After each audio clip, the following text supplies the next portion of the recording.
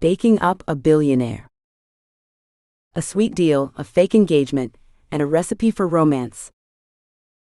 By Win Valentine. I hype. Copyright 2025 by Win Valentine. All rights reserved. No part of this publication may be reproduced, stored, or transmitted in any form by any means, electronic, mechanical, photocopying, recording, scanning, or otherwise without written permission from the publisher.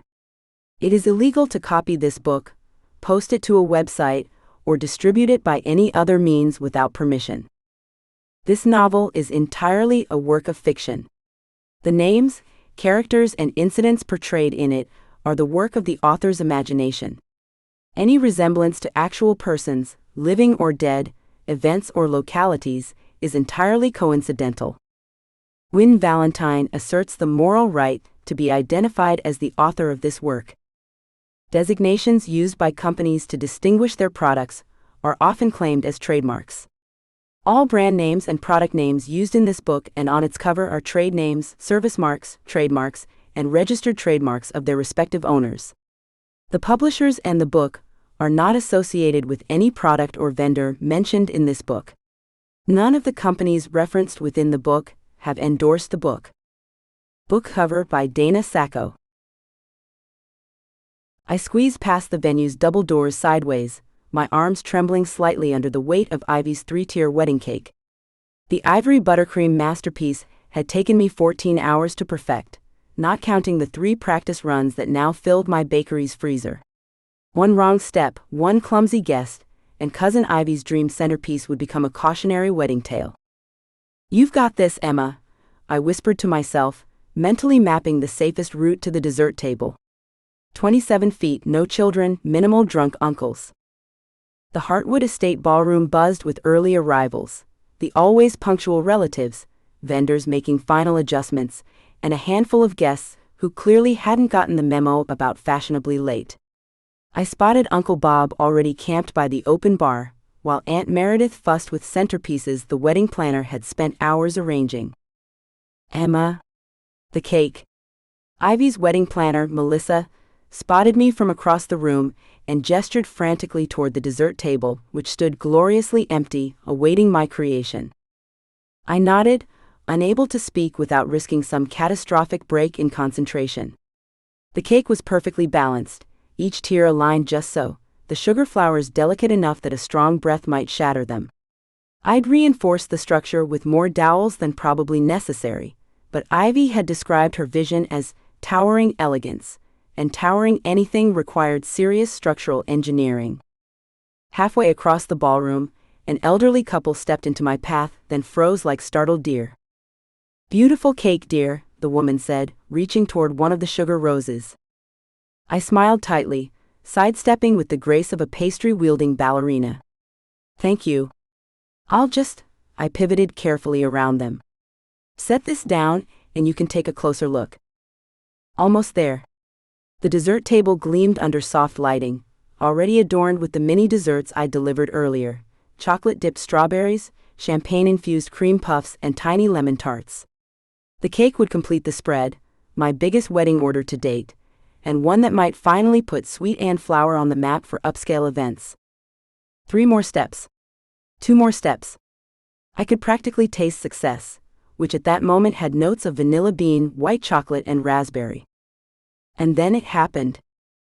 A tall figure, absorbed in whatever earth-shattering news lit up his smartphone screen, stepped backward directly into my path. I caught a glimpse of broad shoulders in an impeccably tailored suit before my survival instincts kicked in. "Watch out!" I yelped, trying to sidestep. He didn't hear me. Or didn't care. Either way, his solid frame collided with my carefully balanced stance. Time slowed in that bizarre way it does during disasters. The cake wobbled but, testament to my excessive doweling, held firm as I stumbled. Unfortunately, the dessert table didn't fare as well. My elbow caught the edge of the display, sending an artistic arrangement of treats into the air like sugary shrapnel. Chocolate-dipped strawberries arced gracefully. Cream puffs took flight. A champagne flute tipped, its contents creating a sparkling parabola that seemed to hang suspended before finding its perfect target, the back of the stranger's pristine suit jacket. I somehow managed to set the cake down safely, before turning to face the carnage. The man stood perfectly still, shoulders tense as strawberry juice made artistic trails down his jacket. A cream puff had lodged itself in his pocket. Champagne dripped from his sleeve onto his Italian leather shoes. When he finally turned around, I found myself staring into the coldest blue eyes I'd ever seen. Recognition was immediate and unwelcome. Marcus Lancaster, tech billionaire, notorious playboy, and apparently Ivy's VIP guest, looked like he was calculating exactly how many of my bakeries he could buy and burn to the ground. He plucked the cream puff from his pocket with 2 fingers, holding it as if it might bite him.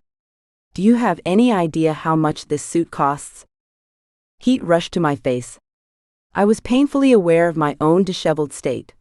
Frosting streaked my arms, cake batter had dried under my fingernails despite my thorough scrubbing, and I definitely just felt a sugar flour crunch under my shoe.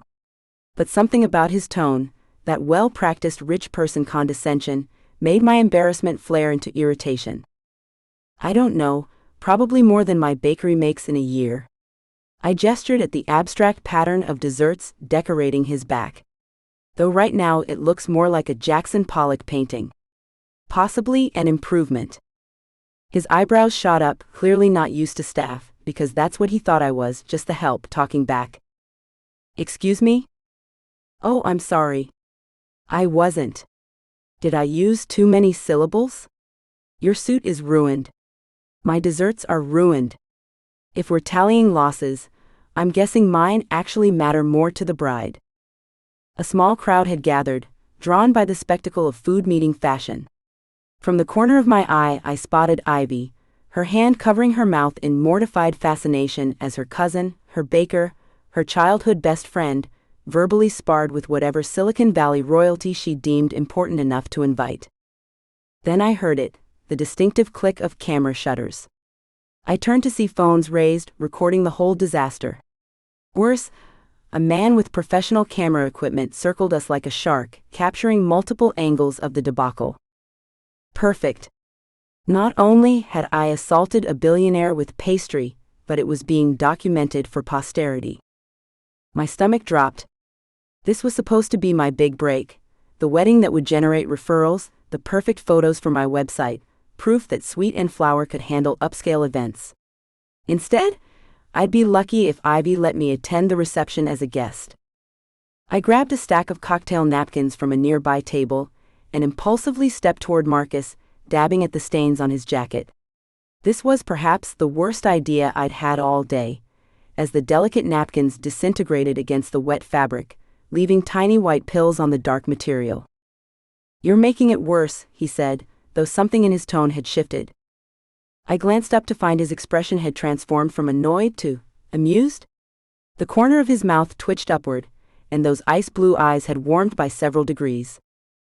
"Well, maybe entitled billionaires should watch where they're going, instead of expecting the rest of us to magically dissolve into the background," I muttered, still futilely dabbing at a chocolate stain that was spreading like a Rorschach test across his lapel. My hands shook slightly, as the full reality of the situation crashed over me. This wasn't just any wedding. It was Ivy's wedding, my closest relative, the cousin who was more like a sister. And I just cream-puffed her VIP guest, while insulting his spatial awareness and fashion sense. Marcus leaned in close enough that I could smell his cologne. Something expensive and subtle that made me suddenly conscious of the vanilla extract I dabbed on my wrists earlier. "You know," he said, his voice low and teasing, "most people would be apologizing right now, not critiquing my walking habits." His proximity scrambled my brain cells. Up close, I noticed how his eyes crinkled slightly at the corners, how there was a tiny scar near his temple, how his 5 o'clock shadow looked deliberately perfect rather than accidental. It was unfair how good he looked, even splattered with dessert. I took a step back, willing my face not to flush. "I'm sorry your suit got in the way of my delivery," I said with a curt nod that absolutely did not qualify as an actual apology. With as much dignity as I could muster, which wasn't much considering the state of my apron, I retreated to the kitchen, aware of curious stares following my exit. Behind me, I heard a deep chuckle that somehow managed to raise the hair on the back of my neck. The kitchen staff barely looked up as I burst through the swinging doors. I grabbed a clean towel and furiously scrubbed at the frosting on my arms, as if I could erase the last 5 minutes along with the buttercream. That went well, I muttered to myself, peeking through the small window in the kitchen door. To my surprise, Marcus Lancaster hadn't stormed off to demand compensation for his ruined suit. Instead, he stood in the center of a growing crowd, gesturing enthusiastically as he recounted what had just happened. I couldn't hear his words, but the crowd's reaction was clear, laughter, not scorn. He mimicked what must have been my expression of horror, then the trajectory of flying desserts, somehow making the disaster sound entertaining rather than catastrophic. I plucked a smashed cream puff from a tray of casualties and stuffed it into my mouth, stress eating as I watched him work the room. He was good, charming in that practiced way of men who are used to being the center of attention. Even Ivy was giggling now, her initial horror apparently forgotten, as Marcus Lancaster, dessert destroyer, weaved the incident into an amusing anecdote. Then something unexpected happened. He laughed, not the controlled chuckle I'd heard earlier, but a genuine head-thrown-back laugh at something Ivy said. The sound carried even through the kitchen door, warm and surprisingly authentic. I ignored the weird flutter in my chest. Probably indigestion from the cream puff. "Traitors," I mumbled as Ivy linked her arm through his, leading him toward the bar. Probably offering him the most expensive whiskey to compensate for his strawberry-stained jacket. I turned away from the window and leaned against the stainless steel counter, trying to regain my composure. This was fine. The cake had survived. The dessert table could be rearranged. Ivy wasn't mad. And Marcus Lancaster would forget all about the clumsy baker who'd assaulted him with pastry as soon as he found his next yacht party, or whatever billionaires did on Saturday nights. "Emma?" The kitchen door swung open, and Lila, my best friend and self-appointed moral support for the evening, slipped inside. "Oh my God." "I know," I groaned, covering my face. "You just threw food at Marcus Lancaster." Her voice contained entirely too much delight. "I didn't throw it. Physics threw it. I was an innocent bystander." "You called his suit a Jackson Pollock painting." She grinned. "To his face." "Yes, thank you for the recap." I grabbed another damaged cream puff. "I was there." "Do you have any idea who that is?" Lila's eyes were wide with a mixture of horror and glee. "That's the Marcus Lancaster.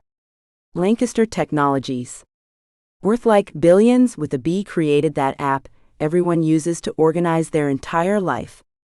"Good for him," I said through a mouthful of cream puff. "Maybe he could invent an app that warns people when they're about to back into someone carrying a wedding cake." Lila snorted. "He's single, you know. Always on those most eligible bachelor lists." I rolled my eyes so hard it was practically audible. "Oh, perfect. I'll just head back out there covered in frosting and ask if he wants to grab coffee sometime. After I finish paying for his dry cleaning bill, which will probably require me to sell a kidney." "You'd have cute babies. Tiny little billionaire bakers." I threw my towel at her. "Stop matchmaking and help me salvage what's left of the dessert table. I need to fix this before the rest of the guests arrive." Lila sobered slightly. "Actually, that's why I came to find you. Ivy sent me. The photographer wants to get some shots of you with the cake. For the wedding album." "Right now?" I glanced down at my stained apron. "Right now." She handed me a clean apron from a hook by the door. "Ivy insists. Says the cake is perfect, and she wants to document it with its creator." Warmth spread through my chest. Despite my spectacular collision with her VIP guest, Ivy still wanted me in her wedding photos. Some cousins would have banished me to the kitchen for the duration of the reception. I quickly traded aprons and tried to smooth my hair, which had begun escaping its once neat bun hours ago. "How bad do I look?" I asked Lila. She tilted her head, considering. Like an adorable pastry chef who's had a rough day, but still managed to create the most beautiful wedding cake I've ever seen. You're contractually obligated to say that as my best friend. Doesn't make it less true. She straightened my necklace. Ready for your close-up? I took a deep breath and nodded, pushing through the kitchen doors with Lila close behind. The reception was in full swing now, more guests having arrived during my kitchen hideout. The dessert table had been miraculously restored, likely by Melissa's efficient staff, with no evidence of the earlier disaster. As I approached the cake, I spotted the photographer adjusting his lighting. And next to him, looking considerably less dessert splattered than when I'd left him, stood Marcus Lancaster. He'd removed his jacket, revealing a crisp white shirt with subtle blue pinstripes that matched his eyes. The effect should have been disheveled. Instead, he somehow looked even more put together, like the missing jacket was a deliberate style choice rather than the result of a pastry incident. Our eyes met across the room, and the corner of his mouth lifted in what might have been a smirk or a smile. I couldn't tell from this distance, but my cheeks warmed regardless. Ivy rushed over, pulling me into a hug that smelled of expensive perfume and hairspray. Emma, the cake is absolute perfection. Even better than I imagined. I'm so glad you like it, I said, genuinely relieved. And I'm sorry about the incident. Ivy waved away my apology. Don't be silly. Marcus thought it was hilarious. He's been telling everyone how impressed he is that you managed to save the cake while he was doing his best to sabotage your delivery. I blinked in surprise. He said that. He's much nicer than the tabloids make him out to be, Ivy whispered, though her version of whispering could probably be heard 3 tables away. And single. Very, very single. Ivy, I hissed. I just assault him with dessert. I'm pretty sure I'm not his type. You'd be surprised, she said with a wink that made me deeply uncomfortable. Now come on, let's get these photos taken before the cake cutting. Marcus insisted on being in a few shots with the genius baker who can balance a 3-tier cake while under attack. He did not say that. He absolutely did. Ivy dragged me toward the cake, where the photographer was setting up. His exact words were, "I need to document the crime scene with the culprit." That sounded more believable. As we approached, Marcus turned fully toward me, and I braced myself for round 2 of our encounter. But instead of the cold disdain I'd expected, he extended his hand, his expression warm with amusement. I believe we got off on the wrong foot earlier, he said. Or perhaps I should say, I got in the way of the right foot. Marcus Lancaster. I hesitated before taking his hand. Emma Caldwell. Baker. Destroyer of fine suits. Apparently. His handshake was firm, his palm warm against mine. Suits can be replaced, he said, holding my gaze a moment longer than necessary. Artistry like that, he nodded toward the cake, is far more valuable in my opinion. I wasn't sure if he was mocking me or complimenting me, so I settled for a neutral thanks. The photographer directed us to stand on either side of the cake, instructing me to look proud of my creation, while Ivy joined us, beaming with bridal happiness. I tried to focus on the cake rather than the man standing opposite me, but I couldn't help stealing glances. He caught me looking and raised an eyebrow, the ghost of a smile playing on his lips. Perfect, the photographer called. Now, Mr. Lancaster, if you could move in a bit closer to Ms. Caldwell. Yes, like that. Maybe put your arm around her shoulder? Great chemistry, you two. Before I could protest, Marcus had smoothly shifted to my side, his arm settling lightly around my shoulders. He smelled like cedar and something citrusy, with faint undertones of chocolate. A reminder of our earlier collision.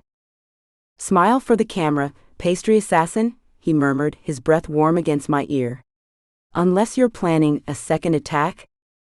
I turned toward him, ready with a retort, just as the camera flashed. Perfect. The photographer grinned. That's one for the album. I had a feeling I knew exactly what he'd captured. Me, looking up at Marcus Lancaster with what was probably a mixture of indignation and unwanted attraction, while he gazed down at me with that infuriating half-smile. It was going to be a long night. I stared at the headlines like they were personally insulting me, which they absolutely were. Billionaire's dessert disaster, screamed one particularly artistic alliteration, complete with a photo of me looking down at my ruined Tom Ford suit with an expression that could only be described as murderous aristocrat. Fantastic! The sleek conference room at Lancaster Enterprises headquarters, normally my domain of control and power, felt uncomfortably like a principal's office today. My PR team sat around the mahogany table, looking like they'd just been told Christmas was canceled. Which, given what those headlines would do to our fourth quarter projections, wasn't far from the truth. Theo, my assistant and professional harbinger of bad news, slid a steaming cup of coffee across the table toward me with the practiced precision of someone who knew exactly how much caffeine stood between me and a complete meltdown. "Congratulations, boss," he said, not even trying to hide his smirk. "You've managed to turn wedding cake into front-page news. The cream puff incident is trending on 3 platforms." I narrowed my eyes at him. "If you're enjoying this, Park, I can find you a position in our Siberian office." "You don't have a Siberian office." "I'll open one. Just for you." Charlotte, my PR director, and inconveniently my sister, paced at the head of the room like a general surveying a particularly hopeless battlefield. Her Louboutins clicked against the hardwood floor with the rhythm of an approaching execution. "First the yacht party scandal," she said, ticking off on her perfectly manicured fingers, "then the model breakup drama, now this. The board is questioning your maturity, Marcus. Investors are nervous." I took a defensive sip of coffee. It wasn't my fault. I was standing there minding my own business when Hurricane Cupcake slammed into me. "Of course," Charlotte said, her tone suggesting I'd just claimed the moon was made of cheese. "It's never your fault. Just like it wasn't your fault when you were photographed jumping from that yacht with the Victoria's Secret models. Team-building exercise. Or when you accidentally drove your Ferrari into that fountain outside the Met Gala. The valet was new." Charlotte pinched the bridge of her nose. "That's never a good sign. Last time she did that, I ended up donating $3 million to a penguin sanctuary." "Marcus," she said with forced patience, "we've scheduled a video call with Harcourt. He's waiting." I nearly choked on my coffee. Harcourt. Now, why didn't you lead with that? Samuel Harcourt was our largest investor, a man who considered smiling to be frivolous and had probably been born in a 3-piece suit. The idea of him waiting on a call was about as likely as me suddenly developing an interest in knitting. "Because I wanted you to understand the severity first," Charlotte replied, pressing a button on the remote that connected us to the video call. Harcourt's weathered face filled the screen, jowls practically vibrating with disapproval. He didn't bother with pleasantries. "Lancaster," he barked, "I've just had my 16-year-old granddaughter explain to me what Cupcake means. Do you have any idea how that feels?" I opened my mouth for some charming retort, but Harcourt steamrolled over me. "We need stability, Lancaster, not more tabloid headlines. Either clean up your act, or we'll reconsider our position in your company." The room went silent. No one threatened to pull investment from Lancaster Enterprises. I'd built this company from the ground up, turned my family's modest business into a technological powerhouse. Yes, I'd had my name and my capital to start with, but everything else was me, my vision, my work, my reputation. My rapidly deteriorating reputation. "Samuel," I said, forcing a calm I definitely didn't feel, "I understand your concerns. This incident was simply a misunderstanding, blown out of proportion by the press. I assure you." "Save it," Harcourt interrupted. "Your assurances aren't worth much these days. I want to see action. You have until the quarterly board meeting to demonstrate that Lancaster Enterprises is led by a mature adult, not whatever," he waved his hand dismissively, "this is. Good day." The screen went black. "Well," Theo said into the silence, "that went well." I shot him a look that would have withered lesser assistants. Theo just raised an eyebrow and slid a tablet across the table. "Your mystery woman is Emma Caldwell, owner of Sweet and Flower in Willow Cove," he said. "Small business, big local following. Press is already camping outside her shop." I looked down at the tablet. There she was, the hurricane in human form who'd crashed into me at the wedding. Emma Caldwell smiled back from her business Instagram page, flour dusting her cheeks, brown eyes warm with genuine delight as she held up some kind of pastry creation. She looked real. Unpolished. Completely out of place in my world. "This is a disaster," Charlotte said, scrolling through more press clippings. "They're calling her the Cake Crusader and Billionaire baking nemesis. The internet loves her. They're casting you as the villain, of course." "Of course," I muttered. God forbid the public sympathize with the guy wearing $3,000 worth of champagne and buttercream. My phone rang, and when I glanced at the screen, I felt a chill run down my spine. With great reluctance, I answered. "Mother." "Marcus." My mother's voice could freeze champagne. "Another scandal?" "The Lancasters do not throw desserts at weddings. We host them." "I didn't throw anything," I said, pinching the bridge of my nose. "I was assaulted with baked goods." "The distinction is lost on the press. Your father would be disappointed." There it was. The trump card. I glanced at Charlotte, who had the decency to look sympathetic. Our father had been gone for 5 years, but Mother wielded his memory like a cudgel whenever we stepped out of line. "I'll handle it," I said. "See that you do." And she was gone. The PR team had devolved into increasingly desperate strategies. One suggested I donate to hunger relief organizations, too obvious. Another proposed I take up baking as a hobby, absolutely not. And a third suggested I date a celebrity chef to soften my image, possibly the worst idea yet. Charlotte silenced them all with a raised hand. "What you need is stability," she said, her expression calculating. "A serious relationship. Someone who makes you look grounded and mature, the opposite of your usual type." I scoffed. "You want me to, what? Find some sensible accountant to parade around town for photo ops?" "That's exactly what I'm saying," Charlotte replied. "Find someone normal. Stable. Someone the public can relate to, who makes you look like you've finally grown up." My eyes drifted back to the tablet, to Emma Caldwell's smiling face, and something clicked. Not just any normal person would do. The public loved a narrative, and what better narrative than the billionaire and the baker? The woman who'd publicly humiliated me, becoming the woman who'd saved my reputation. I stared at Emma's profile picture, flour-dusted apron, genuine smile, worlds away from my usual polished dates. A plan began forming in my mind, one so ridiculous it just might work. Theo, who had been watching me with growing suspicion, leaned forward. "Whatever you're thinking, it's probably a terrible idea. Your I've got a brilliant plan face usually ends with me doing damage control." "When have my ideas ever been terrible?" I asked. Theo pulled out his phone and began scrolling. "Well, there was the time you decided to solve traffic by taking a helicopter to work. Efficient use of resources. The charity bachelor auction, where you bid on yourself. It was for orphans, Theo. And let's not forget the AI assistant you programmed to speak exclusively in Shakespeare quotes. That was innovative."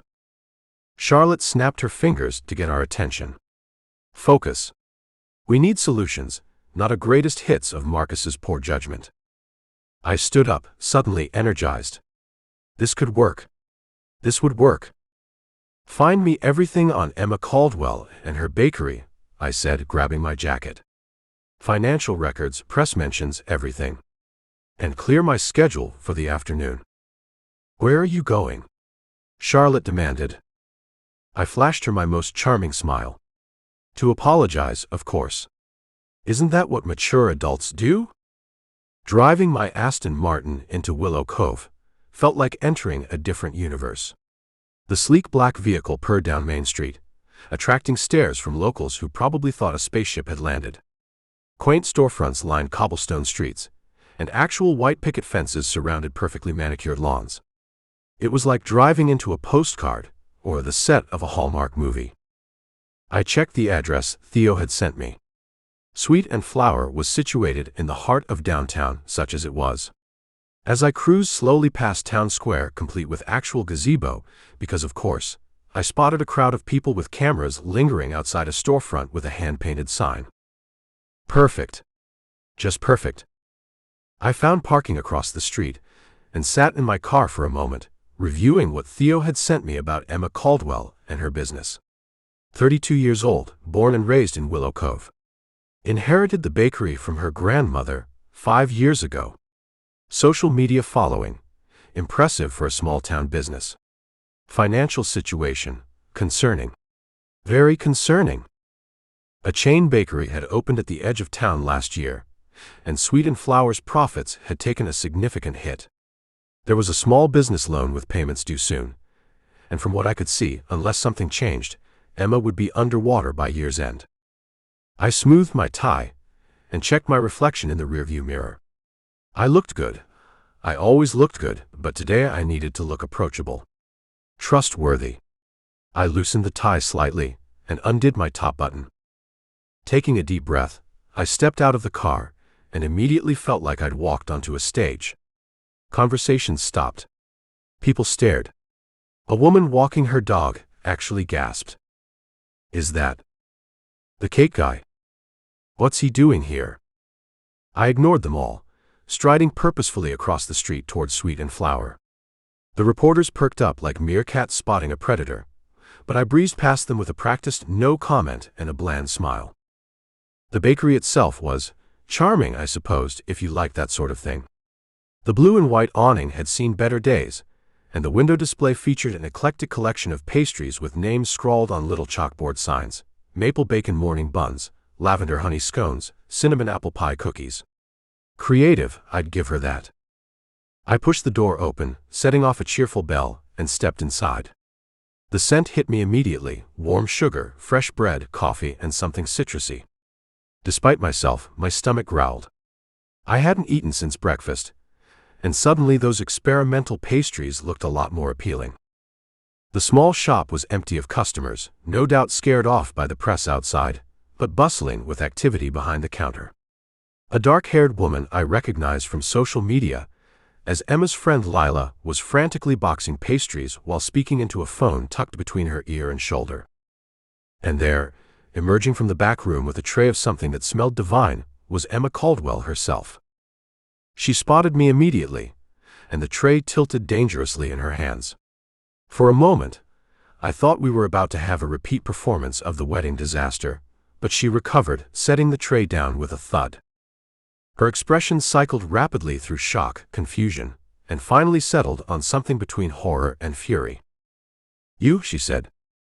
"Me?" I agreed pleasantly. Lila's head whipped around so fast I was surprised she didn't get whiplash. "Holy shit," she whispered, dropping the phone. "It's him. It's actually him." I flashed her my cover of Forbes smile. "Marcus Lancaster. Pleasure to meet you." Emma stepped forward, positioning herself between me and Lila like she was protecting her friend from a predator. Her eyes, a warm brown that reminded me of good whiskey, narrowed suspiciously. "What are you doing here?" she demanded. No swooning, no stammering, not even a hint of the usual effect I had on women. Fascinating. "I came to apologize," I said, which wasn't entirely a lie. "Our meeting at the wedding was unfortunate." "Unfortunate," she repeated flatly. "Yes. And now the press is causing problems for your business." I gestured toward the window, where several reporters had their noses practically pressed against the glass. "That's my fault, and I'd like to make it right." Emma crossed her arms, inadvertently smearing flour across her forearm. She was dressed in jeans and a faded blue t-shirt under a white apron that proclaimed, "Sweet and Flower, life's better with butter." Her hair was pulled back in a messy bun, wisps escaping around her face. She looked nothing like the polished, calculated women I usually surrounded myself with. Nothing about her seemed designed to impress, which, paradoxically, was impressive. "Make it right," she echoed, suspicion radiating from every syllable. "And how exactly do you plan to do that?" I took a step toward her, lowering my voice conspiratorially. "I have a proposition for you, Miss Caldwell." "A proposition," she repeated, taking a step back.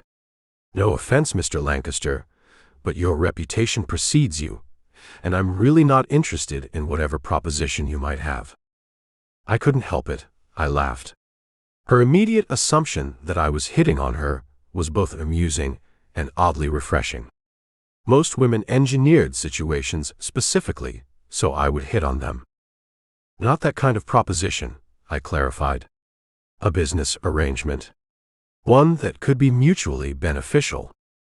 Marcus Lancaster in my bakery, talking about mutually beneficial arrangements is the literal definition of a red flag, she said, but I noticed she hadn't thrown me out yet.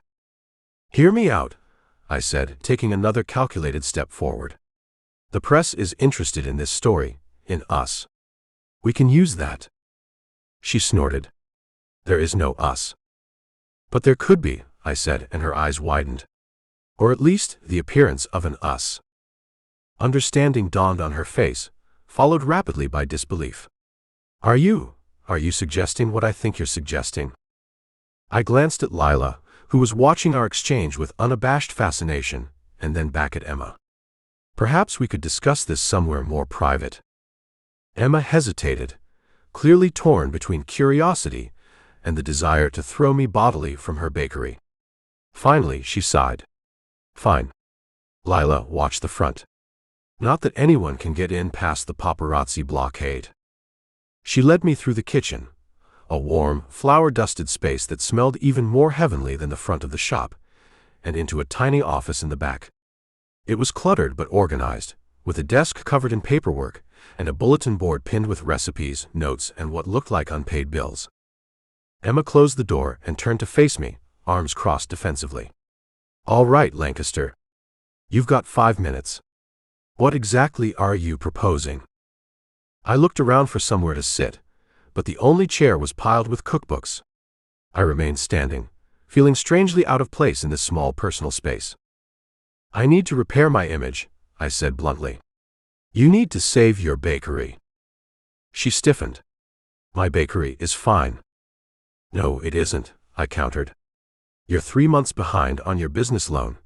Your profit margins have shrunk by 32% since Crumb and Crust opened at the edge of town, and your electricity bill has a red final notice stamp on it." I nodded toward the bulletin board, where said notice was plainly visible. Her cheeks flushed. "Have you been spying on me?" "I've been doing my research. That's what successful business people do before proposing a deal." "I'm not interested in being one of your deals, Lancaster." I held up a hand. "Just hear me out. What I'm suggesting is a temporary arrangement. A fake relationship." "Absolutely not." "That benefits us both," I continued as if she hadn't spoken. "The press already thinks there's something between us. The photos from the wedding are suggestive." "Suggestive of what?" "Mutual loathing." "Sexual tension," I corrected. "The way you're looking at me in those photos, well, let's just say it's open to interpretation." She made a strangled sound. "You are unbelievable." "So I've been told," I agreed. "But I'm also offering you a solution. 3 months. That's all I'm asking. 3 months of pretending to date me, accompanying me to some events, allowing the occasional photo op. In return, I'll ensure Sweet and Flour not only survives but thrives." Emma stared at me like I'd suggested we rob a bank together. "You want me to pretend to be your girlfriend for 3 months? Me? The woman who dumped dessert all over you. The woman you threatened to sue." I winced at the reminder. I never actually threatened to sue. That was implied at best. "You asked for my business insurance information. A precautionary measure." She threw up her hands. "This is insane. You are insane." "Possibly," I conceded. "But I'm also desperate. And if I'm reading those bills correctly, so are you." That hit home. I saw it in the way her shoulders slumped slightly, in the quick glance she cast at the paperwork on her desk. "What exactly would ensuring my bakery thrives entail?" she asked cautiously. I fought to keep the triumph from my face. She was considering it. "Financial backing, for starters. Clearing your debt. Capital for improvements, expansion if you want it. Media coverage, positive coverage for Sweet and Flour. My PR team is excellent at their job when not dealing with my social complications." Emma narrowed her eyes. "And what would you get out of this, besides a temporary shield from bad press?" "Smart woman. My largest investor is threatening to pull out if I don't demonstrate stability. I need to appear settled, mature. Dating a small business owner, a baker with strong community ties, it changes the narrative. From what to what? From reckless billionaire playboy to reformed businessman finding love with small-town baker. The public loves a redemption story, especially one with a romantic angle." Emma shook her head slowly. "This is crazy. You don't even know me." "I know enough," I said. "You're hardworking, creative, passionate about your business. You speak your mind. You weren't intimidated by me at the wedding, and you're not intimidated now. That's refreshing." She studied me for a long moment, and I had the disconcerting feeling she was seeing straight through my practiced charm to something underneath, something I usually kept carefully hidden. "And after 3 months," she asked finally, "we have an amicable parting of ways. You keep the financial benefits. I keep my company's stability. We both move on." I could see her weighing the pros and cons, the practical baker calculating the ingredients of this bizarre proposal. "I need to think about it," she said finally. That wasn't a no. I allowed myself a small smile, not the practiced one I use for business deals, but something more genuine. "Of course," I agreed, pulling a business card from my pocket and setting it on her desk. "My private number is on there. Call me when you've decided." I turned to leave, but paused at the door. "Oh, and Emma. One more thing." She raised an eyebrow. "Yes. Those maple bacon morning buns in your display case, how much for a dozen?" For the first time since I'd walked into her bakery, Emma Caldwell smiled, a small reluctant twitch of her lips that nonetheless transformed her face. "For you, Lancaster," she said.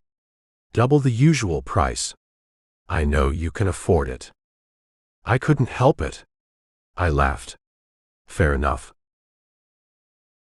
I froze mid-squeeze, my piping bag suddenly feeling like a live grenade in my hand as the bell above the door jingled. The cheerful sound might as well have been a funeral toll when I saw who walked in. Marcus Lancaster. In my bakery. Looking like he'd stepped out of a magazine cover, while I had flour in my hair and what was definitely a smudge of chocolate on my left cheek. Mrs. Henderson, our town's 80-year-old gossip queen, audibly gasped and fumbled for her phone with arthritis-stricken fingers. Mr. Paulson nearly choked on his bran muffin. Even old Dr. Wallace, who claimed to have never watched television since 1987, seemed to recognize the billionaire playboy currently strolling across my worn wooden floors like he owned the place. "Is that?" Lila whispered beside me, abandoning the display case she'd been arranging. "Unfortunately," I muttered, quickly wiping my hands on my already disaster-zone apron. A futile effort, really. There was no making myself presentable in 5 seconds, and frankly, why should I bother? The man had ruined my cousin's wedding for me with his ridiculous entitlement. Marcus approached the counter with the easy stride of someone who'd never been told no in his life. His suit was different than the one I'd decorated with cream puffs and champagne. This one a deep charcoal that probably cost more than my monthly rent. His eyes, an irritatingly perfect blue, scanned my little bakery with an expression I couldn't quite read.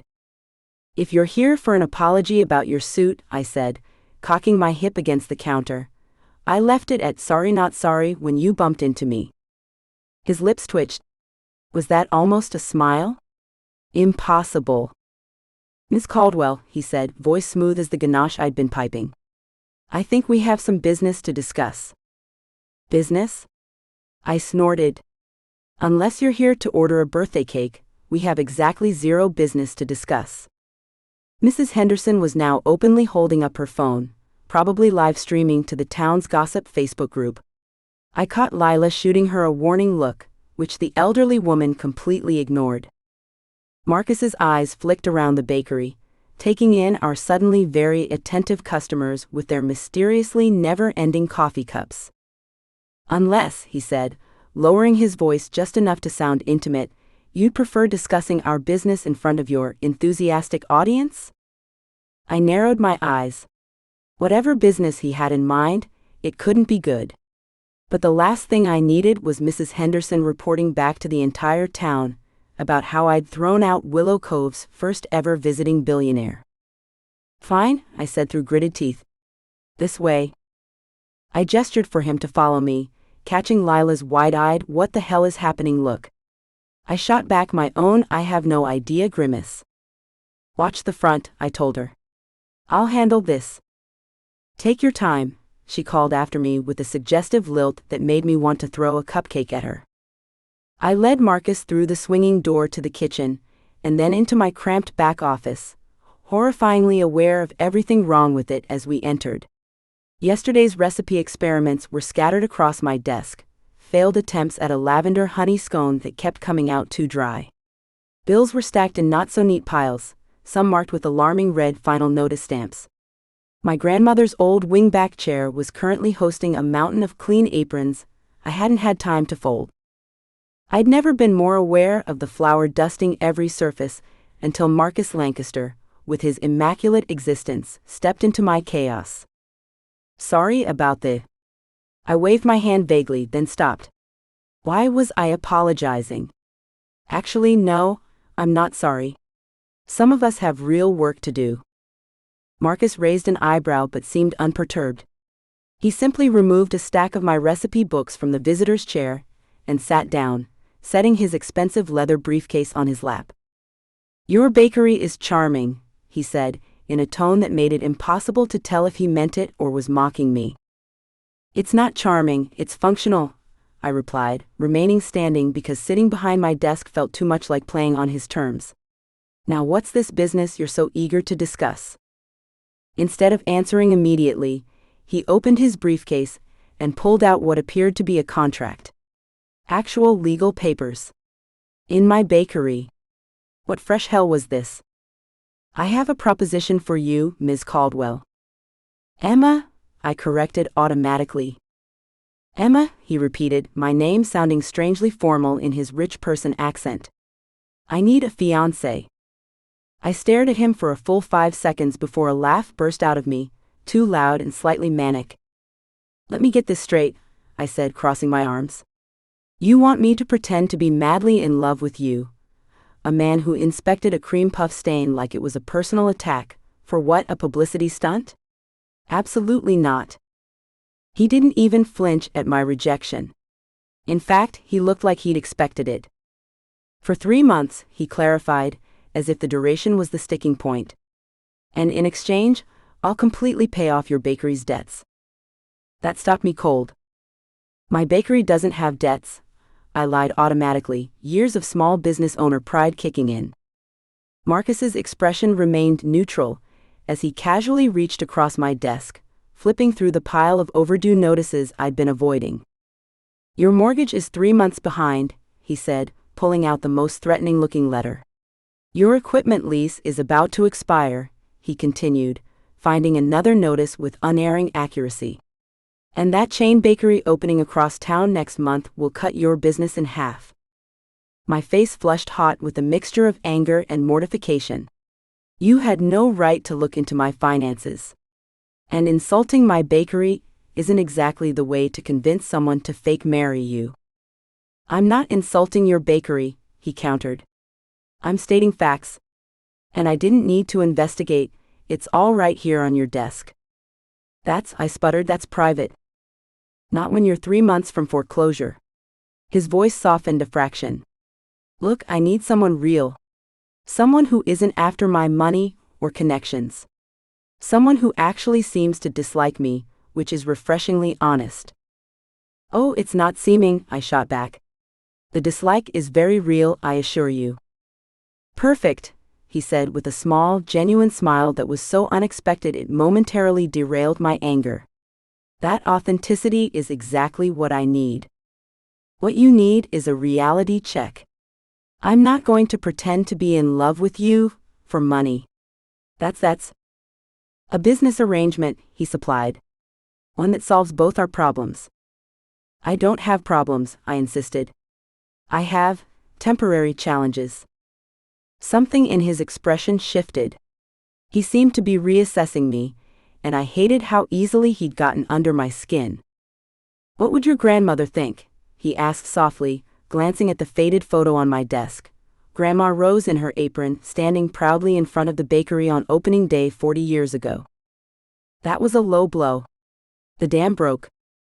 Don't you dare bring my grandmother into this. I exploded. You have no idea what I'm dealing with. The flour costs have doubled in 6 months. My industrial mixer is making a noise that the repair guy says means it's on its last legs. The chain bakery across town is already advertising 50-cent coffee and $2 muffins. I can't compete with that. I've tried everything, theme days, special orders, baking classes, but this town only has so many people, and they only need so many cakes. I was breathing hard, horrified that I'd just spilled all my actual problems to Marcus Lancaster of all people. He just sat there, taking it all in with those calculating blue eyes. I promised her, I added, my voice quieter now. I promised Grandma Rose I wouldn't lose this place. That I'd keep sweet and flour in the family. The silence that followed was heavy. Marcus set the contract on my desk and leaned forward, his expression surprisingly gentle. 3 months, he said again, but without the cold business tone. You play the part, I fix my image with investors, you keep your bakery. Simple transaction. I stared at the contract, hating that I was actually considering it. Why me? There must be 1,000 women who'd love to fake date a billionaire. That's precisely the problem, he replied. I need someone with no ulterior motives, someone genuine. Someone who clearly isn't impressed by me or my money. Well, you've got that part right, I muttered. After the wedding incident, the press already thinks there's something between us. We're just leaning into it. I picked up the contract, flipping through pages of legal jargon. You've really thought this through, haven't you? I wouldn't be where I am if I didn't plan thoroughly. I closed my eyes, picturing Grandma Rose's disappointed face if I lost her bakery. Then I pictured myself holding hands with this arrogant billionaire on some red carpet while cameras flashed around us. The things we do for family legacy. If, and that's a big if, I agreed to this insanity, I would have conditions, I said slowly. Marcus's face brightened, sensing victory. Name them. No controlling my bakery. This place stays exactly as it is, my recipes, my rules. No improvements or efficiencies or whatever corporate nonsense you might think of. Agreed? No excessive PDA. I'm not going to maul you in public just for the cameras. He actually chuckled at that. Define excessive. I glared at him. You know exactly what I mean. Hand-holding, maybe the occasional cheek kiss. That's it. We'll need to be somewhat convincing, he countered. But I respect your boundaries. What else? I get final say on any public appearances. I still have a bakery to run.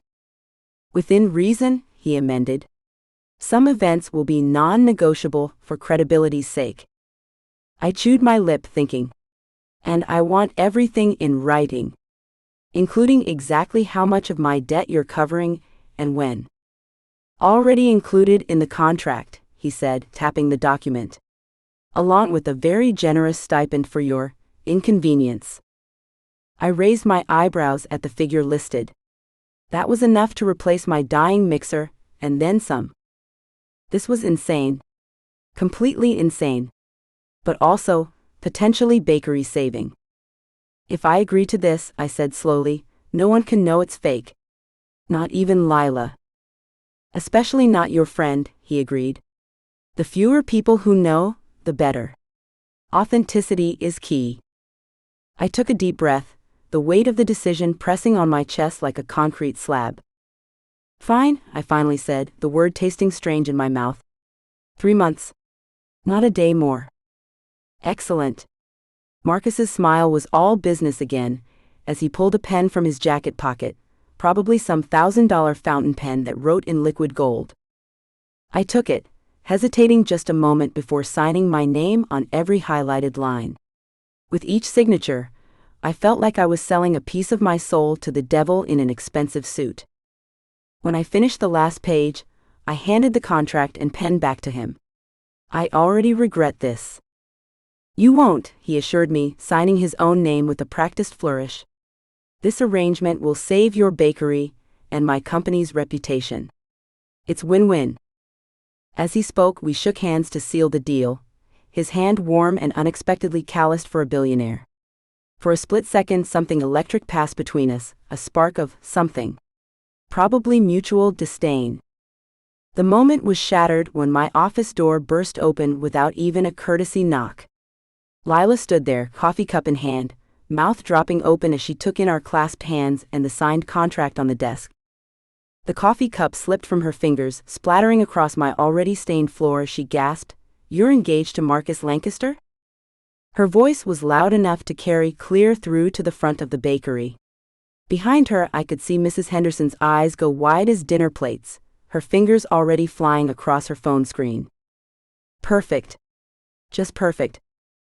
Marcus released my hand and turned to Lila with an easy smile. We were hoping to announce it a bit more formally, but yes. Emma has made me the happiest man in the world. I tried not to visibly gag at his saccharine tone. Instead, I forced what I hoped was a besotted smile. It was unexpected.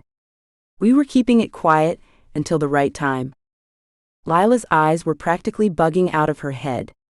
But the wedding? You hated him. You said he was an entitled? Love and hate, Marcus cut in smoothly, wrapping an arm around my waist. Such a fine line between them, don't you think? I stiffened under his touch, then forced myself to relax. This was the deal. This was what I'd signed up for. It all happened so fast, I added weakly. Lila looked between us, her expression morphing from shock to calculation to suspicious delight. Well, this explains the fancy car out front and the reporters. Reporters? I squeaked. Oh yeah, there's like 3 vans outside now. Word travels fast. She grinned, entirely too pleased with this development. Your secret billionaire romance is about to become very unsecret. I turned to Marcus, panic rising in my chest. His arm tightened around me reassuringly as he murmured near my ear, "I'll handle it.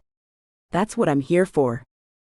His breath was warm against my skin, sending an involuntary shiver down my spine that I immediately tried to suppress. Well? Lila clapped her hands together. Don't let me interrupt the happy couple. I'll just go tell everyone out front that you're busy, planning the wedding. She backed out of the office, closing the door with an exaggerated wink. The moment she was gone, I extracted myself from Marcus's arm. This is a disaster.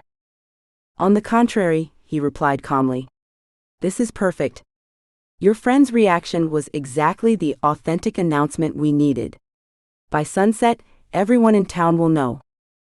That's what I'm afraid of, I groaned, dropping into my desk chair. You don't understand Willow Cove. By tomorrow morning, half the town will have opinions about our wedding colors, and the other half will be planning our baby shower. Good, Marcus said, looking entirely too pleased. The more invested they are, the more convincing our story becomes. I buried my face in my hands. What have I gotten myself into?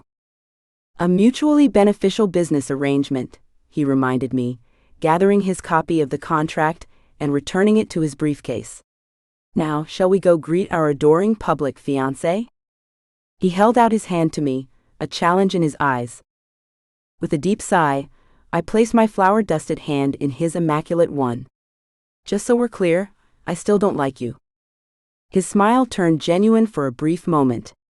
I wouldn't have it any other way. As we prepared to face the crowd and cameras outside, one thought kept circling in my mind. 3 months of pretending to love Marcus Lancaster might just be harder than saving my bakery had ever been. I woke to the buzzing of my phone I squinted at the screen. 5:45 a.m. Whoever decided this was an acceptable time to text deserved to be banned from telecommunications for life. The screen displayed Emma Caldwell. Of course. Who else would disrupt my sleep at this ungodly hour? I swiped open her message and saw what looked like an essay. Basic Marcus facts. Memorize these immediately. 1. My birthday, May 17th. 2. How we met. At Ivy's engagement party, no mention of cake incident. 3. My favorite flower, peonies. I hate them, but my fake self loves them. 4. First date, dinner at Le Cirque, your suggestion obviously. 5. My allergies, strawberries. If you accidentally feed me these, I will end you. 6. Why you proposed. You were captivated by my authenticity. Use this exact phrase. 7. What you love about me, my baking, obviously, my honesty, my independence. I groaned and scrolled down. The list continued with another dozen specifics, including her parents' names, her college major, and the name of her childhood pet goldfish, Sir Bubbles. I texted back, it's not even 6 a.m. Do you ever sleep? Her reply was instant, bakers don't sleep. We rise. Like bread. Before I could respond, another message appeared. Breakfast at Betty's Diner, 8 a.m. Entire town will be watching. Dress casual. Define casual, I replied. Not whatever designer monstrosity you're planning. No cufflinks. No tie. Jesus, Marcus, just look normal for once. I glanced at the suit I'd already laid out for today. A Tom Ford custom piece in navy with subtle pinstripes that would pair perfectly with my platinum cufflinks. Scowling, I texted back, I'll handle my own wardrobe, thanks. Your funeral. Don't say I didn't warn you. Betty's Diner was exactly what I'd expected from a place called Betty's Diner. Red vinyl booths. Chrome accents. A counter with spinning stools. The faint smell of bacon grease that had probably seeped into every surface since the Reagan administration. What I hadn't expected was the immediate, deafening silence that fell the moment I pushed open the door. The bell jangled cheerfully, the only sound in a room where at least 20 people had been mid-conversation. Every head turned. Every fork paused. Every coffee mug hovered, suspended, halfway to lips. I straightened my shoulders, adjusted my custom suit jacket. Yes, I'd worn the Tom Ford. I wasn't about to start dressing like a lumberjack just because I was pretending to be engaged, and made my way to an empty booth. The silence persisted for approximately 3 more seconds before erupting into a hurricane of whispers. I could practically feel their eyes drilling into my back as I slid into the booth. A plump woman with hair dyed an improbable shade of red approached, coffee pot in hand. Her name tag read Betty in a curly font, and she wore the expression of someone who'd just caught a fox in her henhouse. Well, well, well, she said, filling my mug without asking. If it isn't Emma's fancy man. Good morning, I replied, reaching for the menu. She snatched it away. Oh, honey, you don't need that. I know exactly what a man like you wants. She winked and filled my mug. Coffee for Emma's fiancée? She likes hers with 2 sugars and a splash of vanilla, but you'd know that already, wouldn't you, honey? The question hung in the air between us. A test. The diner had gone quiet again. Of course, I said smoothly. Though she switches to Earl Grey if she's had a particularly stressful morning. The bergamot calms her nerves. Thank God for Emma's ridiculous text. I'd actually retained something useful. Betty's eyes narrowed slightly, then she broke into a wide smile. All right then. What'll it be? Our specials are written on the board, but Emma's partial to our blueberry pancakes. Then blueberry pancakes it is, I said, working to match her overly familiar tone.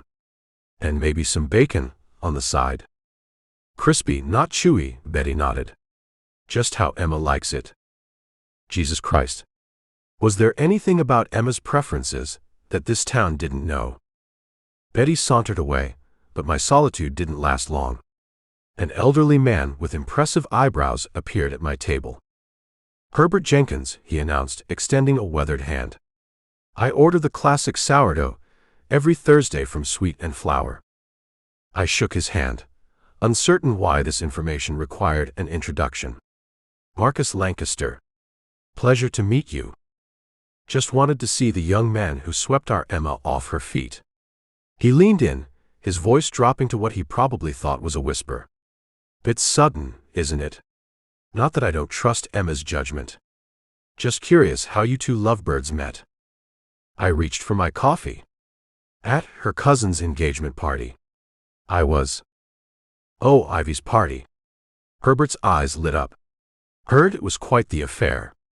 Shame about that cake incident." I nearly choked on my coffee. "Cake incident? I don't recall." "Herbert Jenkins, stop harassing the poor man." A woman in her 60s shooed him away and slid into the booth across from me. "Marge Wilson, I run the flower shop. Just wanted to personally thank you for the order. Peonies are out of season, but I'm having them shipped in specially." I blinked.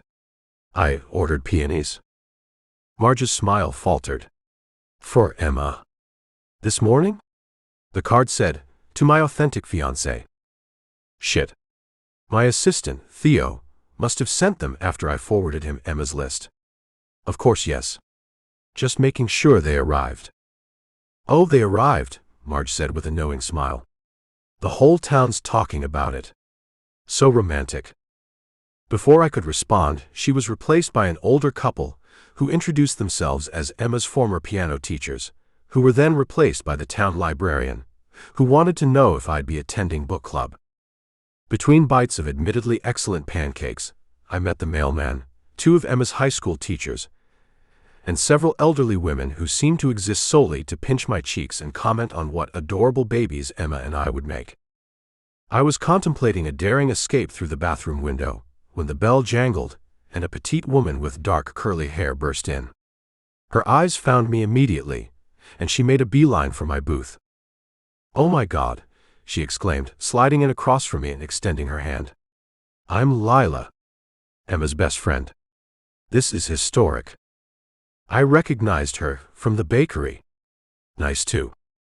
"This is exactly like my vision board for Emma," she interrupted, her voice carrying throughout the diner. "I've been manifesting a whirlwind romance for her for years. Tell me everything about how you fell for her."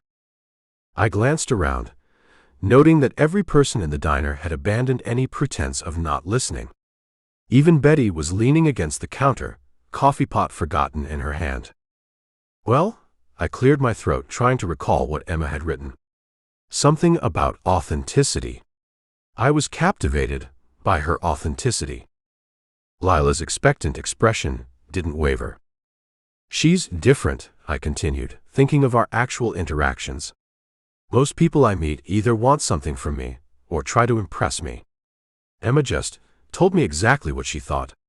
I found myself smiling slightly. It's refreshing to meet someone who couldn't care less about my net worth. "So it was love at first sight?" Lila prompted, leaning forward eagerly.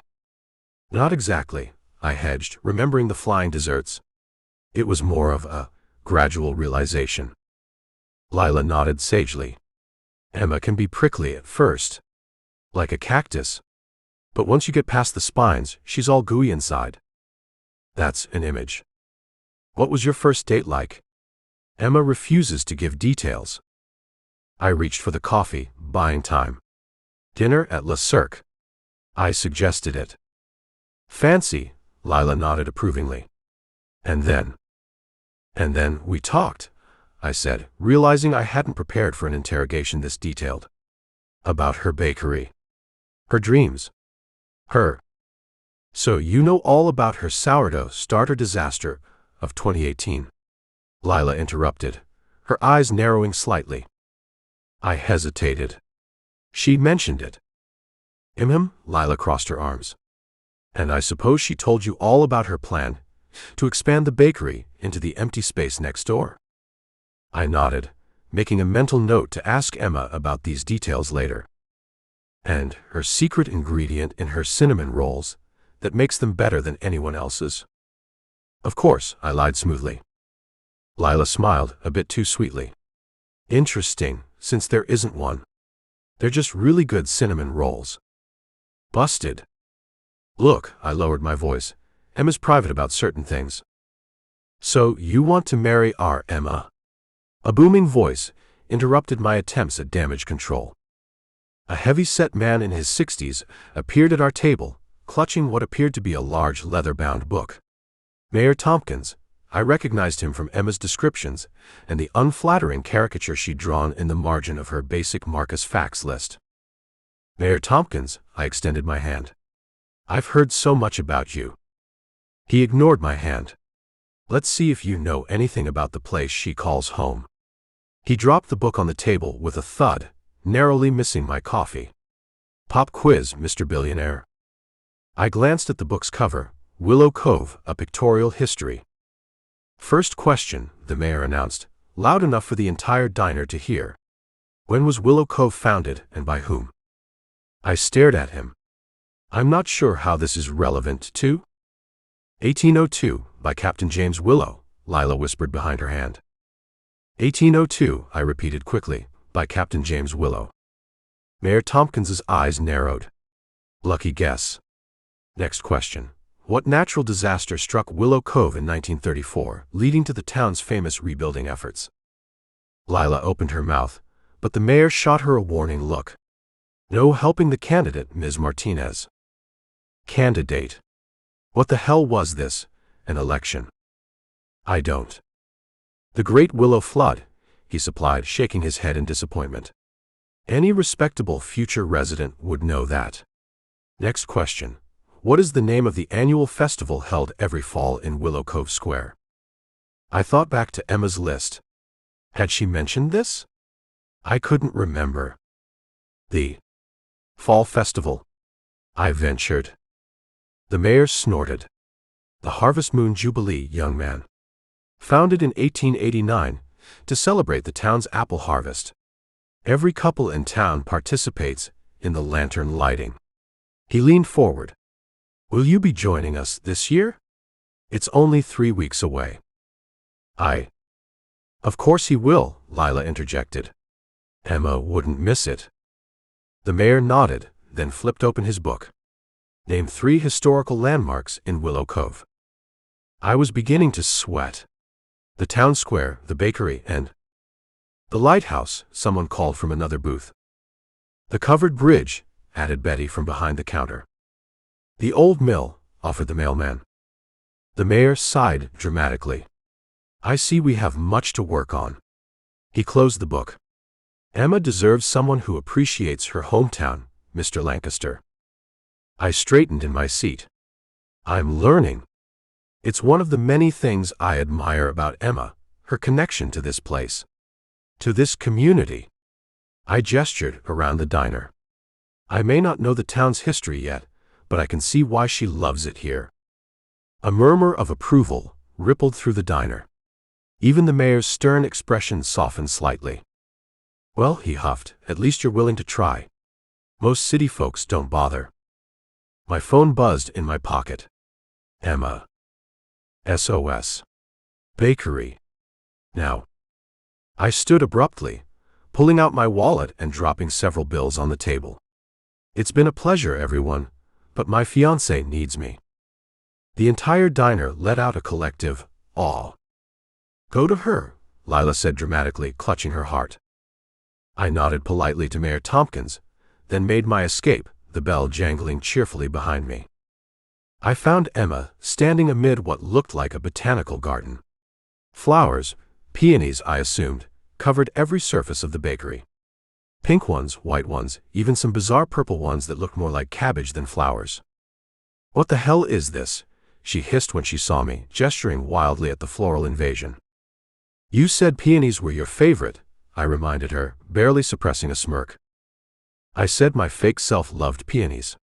I didn't expect you to buy out every florist in New England. She grabbed a card from one of the arrangements. To my authentic fiancé, Are you kidding me?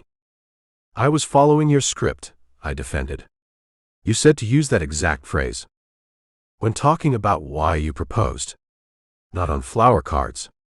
The entire town thinks you're some kind of romantic hero now. She groaned, running a hand through her already messy hair. Mrs. Wilson brought engagement cookies to congratulate us on our cookies. Whatever that means. And Mrs. Abernathy expects us for dinner on Thursday. I couldn't help but laugh. I just survived the Spanish Inquisition at the diner, with your friend Lila as the chief interrogator and Mayor Tomkins quizzing me on town history. Emma winced. He did the history book thing. He hasn't done that since Jessica Parker brought home that guy from Boston in 2015. I failed spectacularly, I admitted. But I think I won some points for trying. Great, Emma muttered, moving behind the counter to adjust something in the display case. Now they'll want to adopt you, instead of run you out of town. Isn't that the goal? For people to believe we're actually engaged. Yes, but, she was interrupted by the jingling of the door. Mayor Tomkins strode in, carrying what looked like an official document. Ah, the happy couple, he boomed. Together, at last. How charming. I moved next to Emma, slipping an arm around her waist. She stiffened, but managed a weak smile. Mayor Tomkins, I greeted him warmly. What brings you here?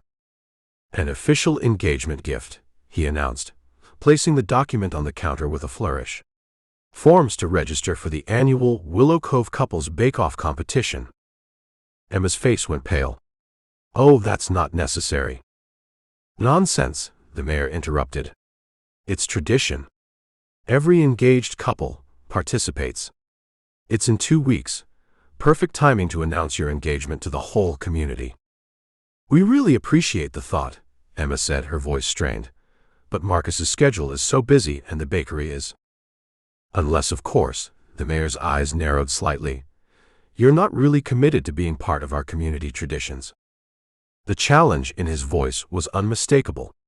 I could feel Emma tensing beside me, but I also recognized the look in Mayor Tomkins's eyes. It was the same look I'd seen in countless boardrooms, someone testing for weakness, for hesitation. We'd be honored, I said firmly, ignoring Emma's sharp intake of breath. I'm sure my fiancée and I will create something memorable. Mayor Tomkins's face split into a wide grin. Excellent. The competition is fierce, but it's all in good fun. The whole town attends the judging. The whole town, Emma echoed faintly. I'll leave you the paperwork, the mayor said, pushing the forms toward us. Just need you to fill out your team name and what you'll be baking. Deadline's Friday. He winked at me. Good thing you're engaged to the best baker in town, Lancaster. He left with a jaunty wave, the bell tinkling behind him. The moment the door closed, Emma whirled on me. Are you insane? She whisper-shouted. You just committed us to a public baking competition. You, the man who probably has never turned on an oven, and me, against every serious couple in town. They're going to know this is fake before you crack your first egg. Relax, I said, picking up one of the forms. How hard can it be? You're a professional baker. This isn't about me, she hissed. This is about you pretending to know your way around a kitchen. The whole point of this competition is that couples work together. It's like a choreographed dance. If one person doesn't know the steps, everyone can tell. I frowned, scanning the form. We have 2 weeks. You can teach me the basics. The basics? Emma laughed, a slightly hysterical edge to it. Marcus, last year's winners, made a 3-tiered opera cake with hand-tempered chocolate decorations and a spun sugar sculpture. The year before that, it was a showstopper bread shaped like the town lighthouse with working LED lights. So we need to go big, I nodded, already formulating a strategy. I can hire a consultant. No. Emma slapped her hand on the form. No consultants. No hiring help. That's exactly the kind of thing they're watching for. This is about proving you understand what's important to me, to this town. I stared at her, genuinely puzzled. It's just a baking competition. She shook her head, exasperation clear on her face. It's not just a competition. It's a tradition. It's a way of showing that we're a team. That's what they're looking for, proof that we work together, that we complement each other. She sighed heavily. They're already suspicious. Mayor Tomkins wouldn't have sprung this on us if he wasn't testing us. I considered this. She had a point. Fine. No consultants. You'll teach me. Emma eyed me skeptically. Have you ever baked anything? And no, watching your personal chef doesn't count. How difficult can it be? It's just following instructions. She snorted. You really believe that? I run a multi-billion-dollar tech company. I think I can handle a cake. Emma rolled her eyes. Fine. Lesson 1 starts tomorrow, 5 a.m. 5 a.m. Bakers rise early, she said with a sweet smile that didn't reach her eyes. Bright and early, honey. And wear something you don't mind getting ruined. Baking is a messy business. I narrowed my eyes. You're enjoying this. Immensely, she admitted. Almost worth all those peonies. I tugged a faded green sweater over my head, took one critical look in the mirror, and flung it onto the rapidly growing pile of rejected clothing on my bed. Nothing? You literally have nothing to wear? Lila's voice came through my phone speaker, a mixture of shock and delight that made me want to hang up on her. Nothing I own says I'm totally qualified to be engaged to a billionaire. Everything screams I borrowed this from my cousin's closet. I held up a floral dress that had seemed cute when I bought it last summer, but now looked like something a kindergarten teacher would wear to a square dance. Which I actually did, for that wedding where I met the billionaire in question, so. Don't panic. This is what best friends are for. I could practically hear Lila's grin through the phone. I'm not panicking. This is my normal voice. I was definitely panicking. You're doing that high-pitched thing you do when you're freaking out. The last time I heard it was when you accidentally used salt instead of sugar in the mayor's birthday cake. I groaned, flopping backwards onto the pile of clothes. This is worse than the salt incident. This is like if I served the salt cake to the president while wearing a garbage bag, and also my pants fell down. Drama queen. Stay put. I'm coming over with reinforcements. Reinforcements? Lila, what does that? But she'd already hung up. I stared at my ceiling, mentally reviewing all the ways tonight could go catastrophically wrong. Marcus Lancaster was taking me, Emma Caldwell, small-town baker and perpetual flower-covered disaster, to a charity gala. With actual rich people. Who would expect me to know things like which tiny fork to use for the tiny food, and how to pronounce words like hors d'oeuvres without sounding like I was clearing my throat? My phone buzzed with a text from the man himself. Car will pick you up at 7. Wear something formal. Blue preferred. I texted back before I could overthink it. Do jeans come in formal? And is flour dusted an acceptable shade of blue? 3 little dots disappeared then. Amusing. See you at 7. Even his texts sounded expensive. 40 minutes later, my doorbell rang. I opened it to find Lila standing there with the biggest garment bag I'd ever seen. A makeup case that looked like it belonged to a professional, and a smile that could only be described as maniacal. My best friend is engaged to Marcus Lancaster, she squealed, barging past me into my apartment. This is better than any romance novel I've ever read. You two are going to be spectacular tonight. Lila, you know this isn't real? Of course it is. The way he looks at you. The flowers. The fact that he's taking you to the Westfield charity gala. Emma, this is the social event of the season. Right. The lie. The very big, increasingly complicated lie that I'd somehow dragged my best friend into, without actually telling her it was a lie. Guilt twisted my stomach as Lila unzipped the garment bag with a flourish, revealing a stunning midnight blue gown that probably cost more than my monthly rent. Where did you get that? I asked, hesitantly touching the silky material.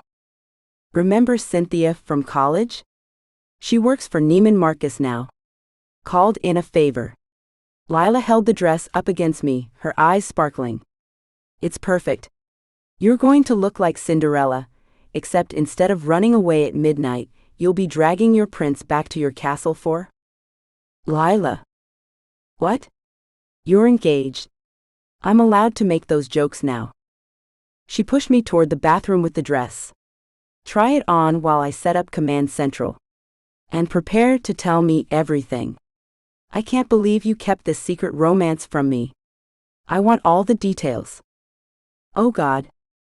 I closed the bathroom door and leaned against it, taking a deep breath.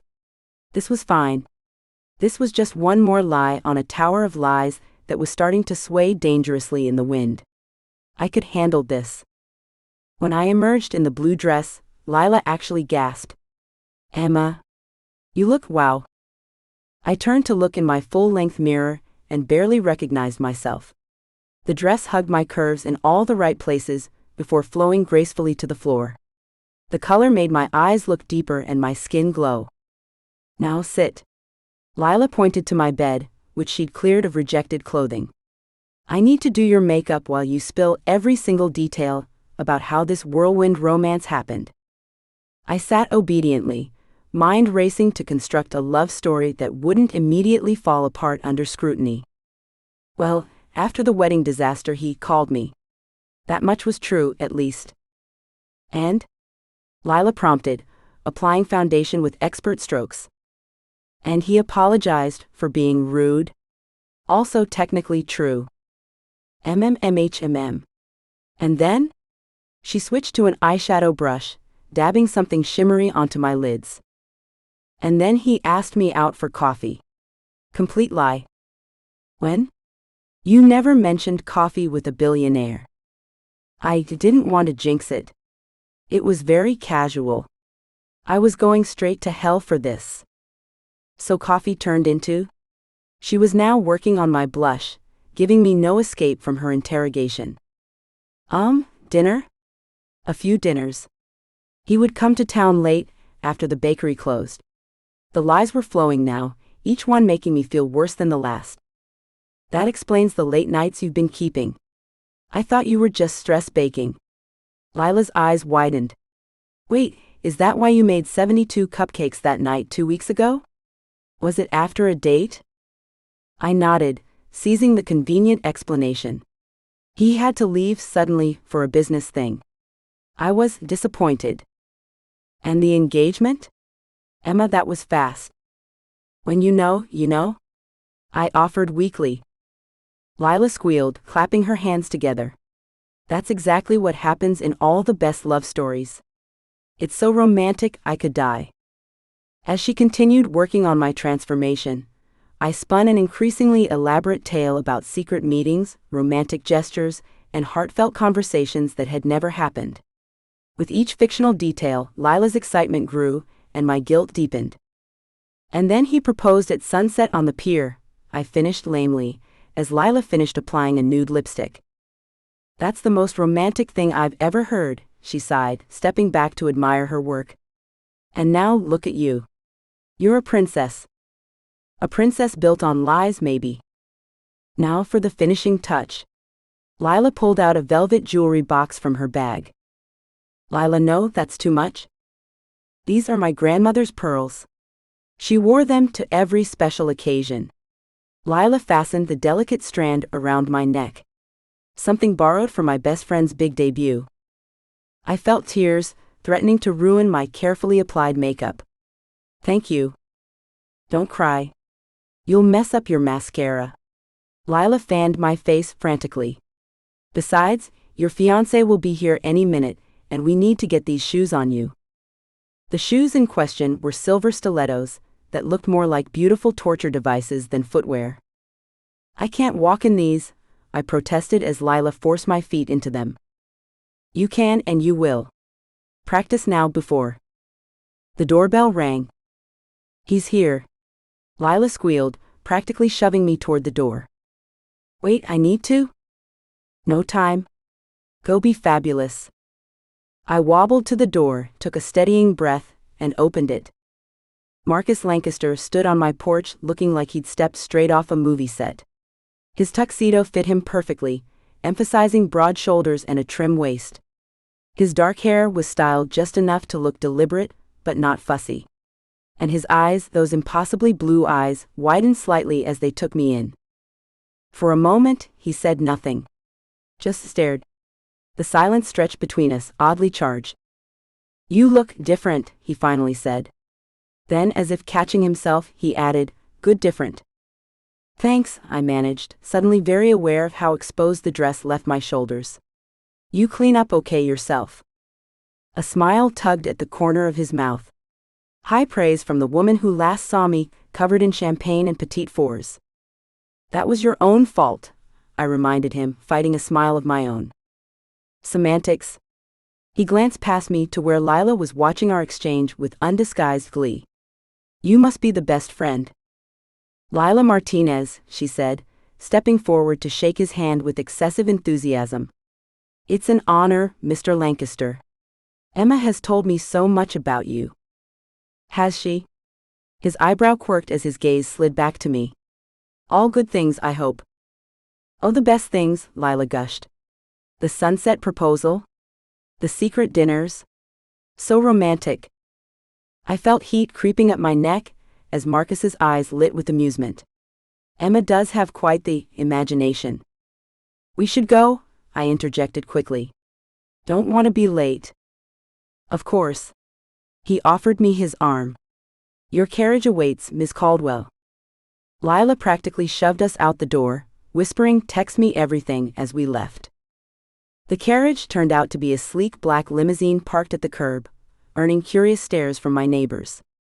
A driver in a crisp uniform opened the door for us. "After you," Marcus said. I climbed in as gracefully as possible, which wasn't very, considering the dress and heels. Once settled inside, I whistled low. "This is excessive." "It's a car, Emma." Marcus slid in beside me, close enough that I could smell his cologne, something expensive and subtle that made my stomach do a weird flip. "It's a living room on wheels," I corrected him, taking in the leather seats, built-in bar, and what appeared to be a small television. As we pulled away from my little apartment, reality settled over me like a heavy blanket. I was actually doing this. Going to a fancy event. On the arm of a billionaire. Pretending to be engaged. "You look nervous," he observed. "Maybe we should have a signal if I'm about to embarrass you, like tugging my ear or spontaneously fainting." That earned me a small laugh. "You'll be fine," says the man who probably learned which fork to use for escargot before he learned to tie his shoes. "The small fork on the outside," he confirmed, eyes twinkling. "And I had a nanny for the shoe tying." "Of course you did." I rolled my eyes but found myself smiling. Marcus leaned forward, surprisingly serious. "There are some people you should know about before we arrive. Theo, my assistant, bald, glasses, perpetually stressed, he knows about our arrangement." "The fake engagement, you mean?" "Yes, the business arrangement. Then there's Charlotte, my sister. She'll be suspicious, so just let me handle her." "Your sister will be there?" That was new information. Family complicated things. "And my mother, Evelyn Lancaster." "Your mother?" I felt the color drain from my face. "You want me to meet your mother tonight?" "Want?" "No. But she'll be there and she'll be curious." Curious like, "How nice to meet you," curious, or curious like, "What gold-digging tramp has tricked my son," curious? His mouth twitched. "The latter most likely." "Great.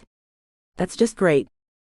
There will also be several investors watching closely. Henderson and Powell in particular, they're the most concerned about my public image." For the next 20 minutes, Marcus briefed me on a dizzying array of names, relationships, and potential conversational landmines. I tried to absorb it all, while simultaneously practicing walking in my heels around the limo's interior, and memorizing which utensils went with which courses. "What about ex-girlfriends?" I asked suddenly. Should I be prepared for any dramatic confrontations? Marcus's face did something complicated. Vivian Blackwood will likely make an appearance. We dated briefly last year. Briefly? 3 months. And it ended when I discovered she was more interested in a merger with Lancaster Enterprises than an actual relationship. Ah, business before pleasure. Something like that. He glanced out the window. We're here. The Westfield Hotel loomed before us, a historic landmark transformed for the evening into a glittering wonderland. Lights illuminated the grand facade, and a red carpet stretched from the curb to the entrance. Photographers lined the way, flashbulbs popping as elegantly dressed couples emerged from vehicles. There are photographers, I whispered, panic rising. Actual photographers. Part of the package. Marcus straightened his bow tie. Ready? No. He smiled, a genuine one that reached his eyes. Just hold on to me and smile. I won't let you fall. Before I could respond, the driver opened our door. Marcus exited first, then turned to offer me his hand. Taking a deep breath, I took it and stepped out into a world I didn't belong in. The camera flashes were blinding. I clung to Marcus's arm, focusing on not tripping as he guided me smoothly up the carpet. He waved casually at the photographers, completely at ease in the spotlight. Lancaster. Who's your date? Marcus, over here. Is this a serious relationship? The questions flew at us, but Marcus merely smiled and kept walking, his hand warm against my lower back.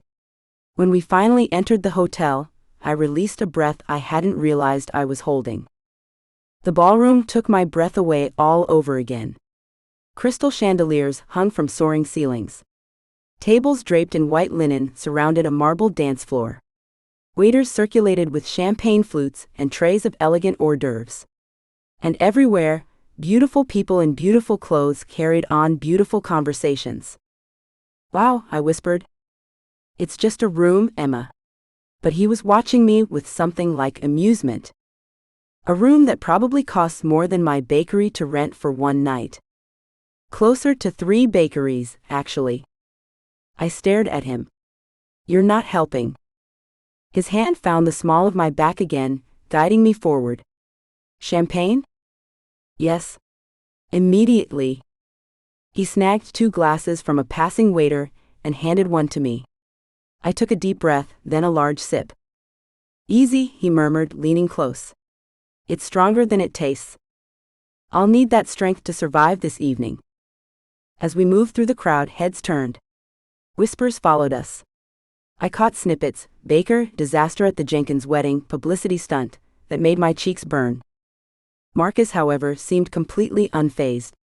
He introduced me to person after person as my fiancée Emma Caldwell, with such practiced ease that I almost believed it myself. His hand never left my back, a steady presence that was both reassuring and unsettlingly intimate. Marcus, darling. A tall, elegant woman with Marcus's blue eyes approached, air-kissing both his cheeks. And this must be the baker I've heard so much about. Mother, this is Emma Caldwell. Emma, my mother, Evelyn Lancaster. I extended my hand. It's a pleasure to meet you, Mrs. Lancaster. She took it briefly, her smile not quite reaching her eyes. Charmed, I'm sure.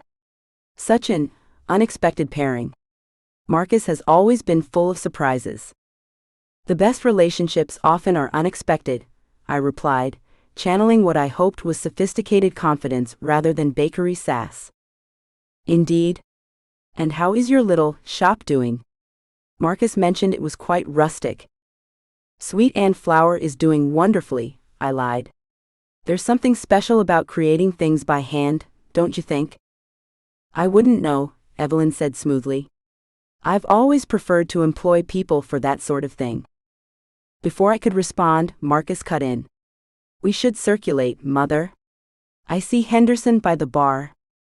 Of course. Lovely to meet you, Emily. Emma, I corrected, but she'd already glided away. That went well, Marcus said. If by well you mean she clearly thinks I'm a gold-digging nobody who isn't worth remembering the name of, then yes, amazing. He laughed softly. For my mother, that was practically a warm embrace. Over the next hour, Marcus guided me through a sea of introductions. Business associates. Society friends.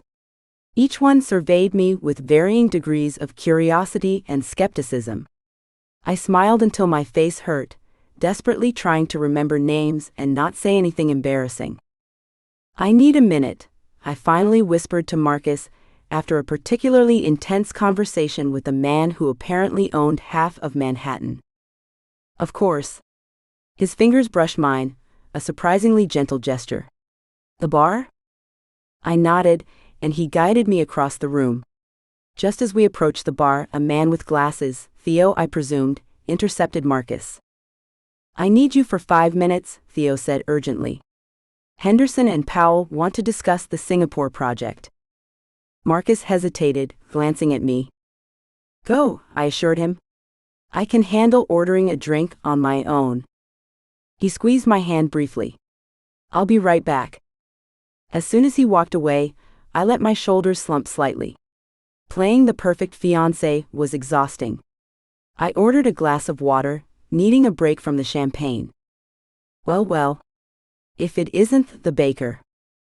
I turned to find myself face to face with a stunning woman in a red dress that probably cost more than my car. Her blonde hair was swept into an elegant updo, and her smile was as sharp as a knife. Hi, I said, immediately on guard. I'm Emma. Vivian Blackwood. She extended a manicured hand. Marcus and I are old friends. Ah. The ex? Nice to meet you, I lied. How fascinating, going from flower to fortune. Her eyes raked over me, assessing. Tell me, was it his wallet or his other assets that sealed the deal? We're all dying to know your secret. I nearly choked on my water. Excuse me? It's just so unexpected. Marcus Lancaster engaged to a small-town baker no one's ever heard of. Her smile remained fixed. You must have quite the special recipe. Just good old-fashioned chemistry, I replied, forcing a smile. Sometimes the simplest ingredients work best together. Quaint analogy. Very on brand for you. She touched my pearl necklace. Interesting choice of accessories. Vintage? They're borrowed from a friend. How resourceful. She took a sip of her martini.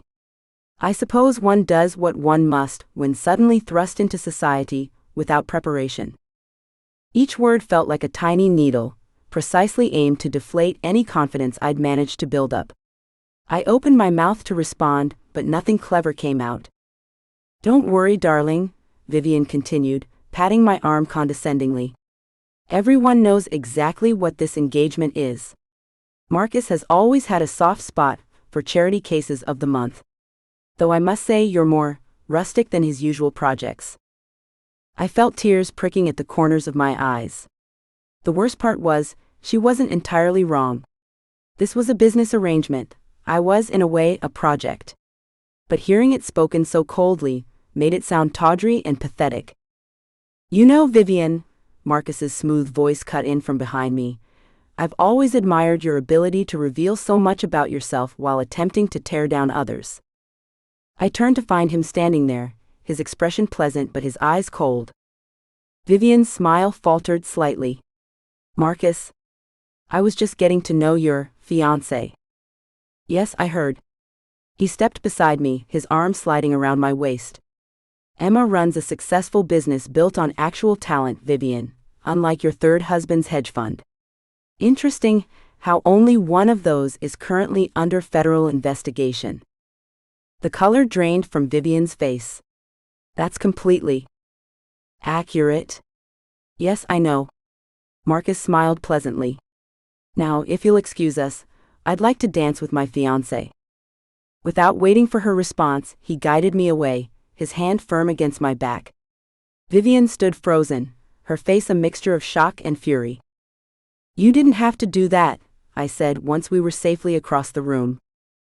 Instead of heading to the dance floor, Marcus led me to a quiet balcony overlooking the city. The cool night air was a welcome relief from the stuffy ballroom. "Maybe I wanted to," he replied, his voice surprisingly gentle. I looked up at him, genuinely confused by the sincerity in his expression. For a moment we stood in silence, the distant sounds of the Gala creating a bubble around us. His eyes searched mine, and I found myself unable to look away. The moment felt real. Too real. Suddenly, flashbulbs popped from below the balcony, photographers capturing what must have looked like an intimate moment between lovers. But we weren't lovers. This wasn't real. Was it? I drove through the empty streets of Willow Cove at 4:45 a.m., watching as the heavy mist clung to the shop signs and blanketed the sidewalks. The town looked almost peaceful, without its usual cast of nosy characters, asking about my intentions with their beloved baker. Not that I could blame them. Showing up in their sleepy little hamlet with a sudden engagement to Emma had raised every eyebrow in a 5-mile radius. My headlights caught the front of Sweet and Flower, where a warm glow already spilled from the windows. I pulled into the empty parking space and killed the engine, checking my reflection in the rearview mirror. I'd chosen casual clothes as instructed, dark jeans and a simple button-down, but it still felt like armor compared to whatever flower-covered ensemble Emma would be sporting. I'd expected to be early. Emma had emphasized 5 o'clock with the kind of seriousness usually reserved for nuclear launch codes. Yet here she was, already working away like some kind of pastry-obsessed vampire who didn't require sleep. The bell above the door jingled as I stepped inside, hit immediately by the rich scent of cinnamon and brown sugar. The bakery was toasty warm, ovens clearly running at full capacity despite the ungodly hour. "Emma." No answer, but I heard muttering from the kitchen. I followed the sound, stopping in the doorway to observe what could only be described as beautiful chaos. Emma Caldwell, my supposed fiancée and current thorn in my side, stood amidst a hurricane of baking supplies. Every available surface was covered with cooling racks of muffins, dozens of them, possibly hundreds. She hadn't noticed me yet, too busy aggressively whisking something in a bowl while talking to herself. Completely professional agreement, maintain boundaries, not just because he smirks like that. She blew a strand of hair from her face, leaving a streak of flour across her cheek. Doesn't mean anything that he defended me to Vivian. I leaned against the doorframe, crossing my arms. "Are we stress baking this morning?" Emma jumped, nearly dropping her bowl. "Marcus, you're early." "So are you. By about 12 batches of muffins, I'm guessing." She glanced around, as if just noticing the muffin army she'd created. I couldn't sleep. The bake-off is in 2 days, and you can barely tell a whisk from a wooden spoon. We're completely doomed. I reached for a muffin, still warm to the touch. "At least we'll lose on a full stomach." "Don't eat that." She snatched it from my hand. "Those are the failures." I raised an eyebrow. "You have failure muffins? They look perfectly fine. The crumb structure is all wrong, and the tops didn't dome properly." She said this like I'd understand why it mattered. Plus, I was experimenting with cardamom, but it's throwing off the balance with the cinnamon. "God forbid we have unbalanced spices," I muttered, reaching for a different muffin. Emma swatted my hand away again. "Those aren't ready yet. And before we start, I need to go over something with you."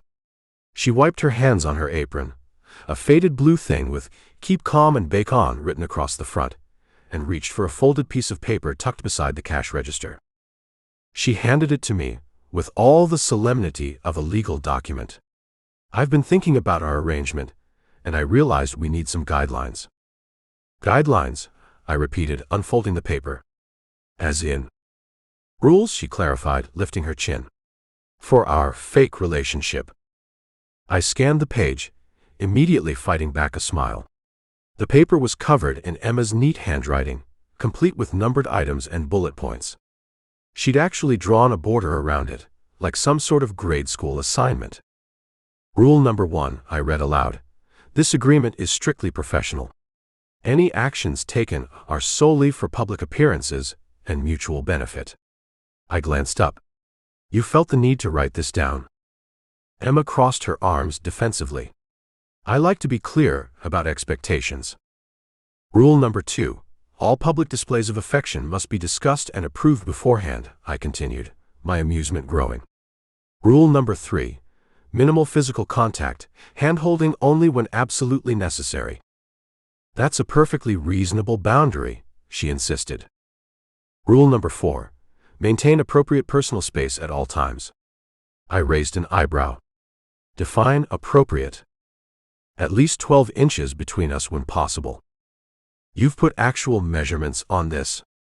Did you bring a ruler, or should I just carry a tape measure? Emma's cheeks flushed pink beneath their dusting of flour. Mock all you want, but boundaries matter. I continued down the list, each rule more specific than the last. Rule number 5. No surprise visits to the bakery without texting first. Rule number 6. No unnecessary compliments. I looked up. What constitutes an unnecessary compliment? Anything that isn't directly relevant to maintaining our cover story. She tucked a strand of hair behind her ear, leaving another flower streak. People in relationships compliment each other, but you don't need to go overboard. So, nice apron is acceptable, but your eyes look beautiful in this light crosses the line. Exactly. She nodded firmly, then narrowed her eyes. Wait, was that? Just an example, I said quickly. Rule number 7. No staring at each other for longer than 3 seconds. I couldn't help but laugh. You're timing our eye contact now. Prolonged eye contact creates intimacy, she explained, as if reciting from some relationship psychology textbook. 3 seconds is the socially acceptable duration for professional interactions. And you'll be counting in your head during every conversation. If necessary. She jutted her chin out stubbornly. I skimmed ahead. No pet names. No romantic gifts without prior approval. No discussions of our arrangement where we might be overheard. The final rule made me snort. Rule number 11. No kissing under any circumstances. That should be self-explanatory, Emma said primly. I reached for a pen, sitting near the register, and added a 12th item to her list in my bold handwriting. When I handed it back, she read it aloud. Rule number 12. No falling in love with each other. She rolled her eyes dramatically. Trust me, that won't be a problem. Just covering all bases, I said innocently. Wouldn't want you developing feelings after spending so much quality time with me. I'd sooner fall in love with your credit card, she retorted, folding the paper and tucking it into her pocket. Now let's get started. The basic bake-off recipe requires... My phone buzzed, Theo's name illuminating the screen. 1 second, I said, holding up a finger. I need to take this. Emma threw her hands up. We've got 2 days to teach you how to bake, and you're taking calls? I stepped away, answering with a terse, this better be important. Good morning to you too, sunshine, Theo replied, entirely too cheerful for this hour. How's small-town life treating you? Milked any cows yet? What do you want, Theo? PR opportunity, he said, immediately switching to business mode. That local magazine, what's it called? Willow Weekly? The Willow Cove Gazette, I corrected. That's it. They want an exclusive interview with you and your rustic baker fiancé. The whole how we fell in love story. Investors will eat it up, local charm, settling down the works. I glanced at Emma, who was aggressively measuring flour into a bowl. When? Tomorrow afternoon. I've already sent them your preliminary approval. Just need you to confirm. Fine. Text me the details. Oh, and Marcus. Theo's voice took on that smug tone I knew too well. Try to sound like you actually like the woman when you're telling your love story.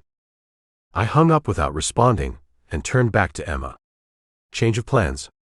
We need to practice our relationship story. The Willow Cove Gazette wants to interview us tomorrow. Emma froze mid-scoop, flour hovering dangerously close to spilling. Interview. As in, asking us questions about our relationship. The one that doesn't exist. That's generally how interviews work, yes. I took the measuring cup from her hand before she dropped it. We need a convincing love story. But we're supposed to be baking. And we will. Right after we figure out how we fell madly in love. I gestured to the stairs at the back of the bakery. Is that your apartment up there? We should sit down and work this out somewhere comfortable. Emma hesitated, clearly reluctant to let me into her personal space. Fine, she finally conceded. But only because this is a PR emergency. And we're still baking afterward. She led the way upstairs to a small but cozy apartment. The living room featured an overstuffed floral couch that had seen better days, a coffee table stacked with cookbooks, and walls covered in framed photos, mostly of Emma with who I assumed were family members and the ever-present Lila. Nice place, I said, surveying the room. Very quaint. It's small but functional, she replied defensively, clearing some magazines from the couch. Not everyone needs a penthouse with a helicopter pad. I don't have a helicopter pad, I clarified, sitting down on the couch. It's just a regular rooftop terrace. Emma rolled her eyes and perched as far away from me as the couch would allow. So, what's our story? We need to build on what people already know, I explained, deliberately shifting a few inches closer to her. We met at your cousin's wedding, which is true. Yes, when you ruined my cake delivery. When you spilled champagne on my suit, I corrected. You bumped into me. I held up a hand. Let's revise. We met at the wedding and had an immediate connection. A connection, she repeated skeptically. What kind of connection? The kind where you couldn't take your eyes off me, and I found your honesty refreshing after years of yes men and social climbers. Emma snorted. That's certainly creative fiction. It's better than I ruined his suit, and he blackmailed me into a fake engagement. Fair point. She tucked her legs underneath her, looking thoughtful. So we met at the wedding, felt this magical connection, and then what? You just happened to track me down in Willow Cove. I couldn't stop thinking about you, I said, sliding incrementally closer. So I found out where you lived, and came to apologize for overreacting about the suit. Emma's eyes narrowed as she noticed my movement, but she didn't comment on it. And I forgave you because underneath my devastatingly handsome exterior, you sensed I was actually a good person who'd been misunderstood by the media. Wow, she deadpanned. Your humility is truly inspiring. I shrugged with a smirk. We're creating a love story here. Go big or go home. Fine. She shifted, accidentally decreasing the space between us. So after your grand apology, we started dating. Long distance at first, with you visiting on weekends. And you occasionally coming to the city, I added, where I showed you the finer points of urban culture. Like what? I thought for a moment. I took you to the symphony. Emma's expression brightened with mischief. And I fell asleep halfway through because classical music bores me to tears. You thought it was adorable. I did not, I protested. Oh, but you did, she insisted with growing amusement. And remember that time you cried during The Notebook? So adorable. I narrowed my eyes. I've never cried during The Notebook. Our readers won't know that, she said sweetly. Just like they won't know how you're terrified of spiders and scream like a little girl when you see one. Two can play this game, sweetheart, I warned. Remember how you once tried to impress me by cooking a fancy dinner, but you set off the smoke alarm and the fire department showed up? Emma's mouth fell open. You wouldn't. And how you secretly listen to boy bands when you think no one's around.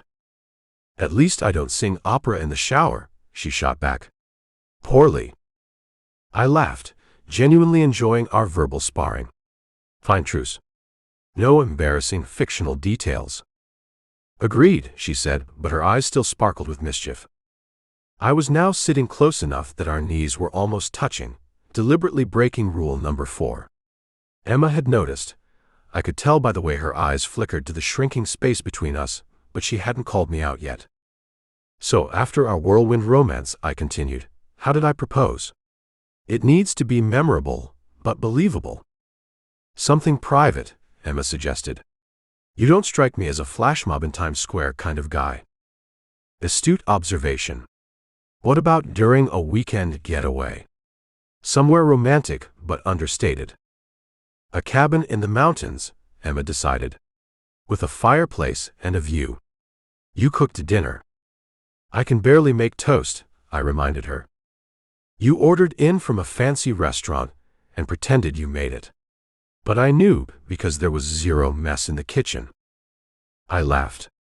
That does sound like something I'd do. Emma smiled, a genuine one that reached her eyes. And you proposed after dinner, nothing flashy. You were actually nervous, which surprised me because you're never nervous. Our eyes met, and for a moment we were creating something that felt almost real. I found myself watching the way her expression softened as she imagined this fictional proposal, how her hands moved animatedly as she spoke. You didn't get down on one knee, she continued, because that felt too formal for us. Instead, you just took my hand across the table and told me you'd never expected to fall in love with someone who challenged you the way I do. My throat felt unexpectedly tight.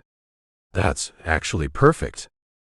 Without thinking, I reached out and tucked a wayward strand of hair behind her ear, my fingers lingering against her cheek a moment too long. Her skin was soft, still bearing traces of flour, a tangible reminder of the real Emma beneath our fictional story. Just making sure we look convincing, sweetheart, I murmured, my voice lower than I'd intended. Emma's breath caught, and I watched as her eyes widened slightly, pupils dilating. Neither of us moved. The playful atmosphere had shifted into something charged and unfamiliar, something that definitely violated rule number 7 about prolonged eye contact.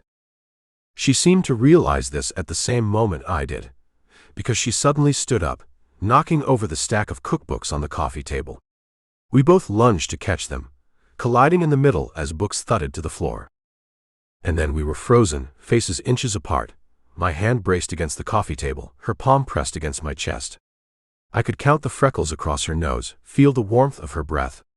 Her eyes dropped to my mouth for a fraction of a second, and I felt something twist in my chest. For one suspended moment, I thought about closing that final distance between us. Then a sharp, insistent beeping cut through the silence, making Emma practically leap backward. The timer, she gasped, scrambling to her feet. The muffins are going to burn. She disappeared down the stairs to the bakery, leaving me kneeling beside the coffee table, feeling strangely off balance. I gathered the fallen books, taking my time to regain my composure before following her. When I reached the kitchen, Emma was pulling a tray from the oven, her movements jerky with nervous energy. She didn't look at me as I entered. Well, I said, keeping my voice deliberately casual, that was close. Good thing we have rule number 8. No kissing unless photographers are present. Wouldn't want to break the rules, would we?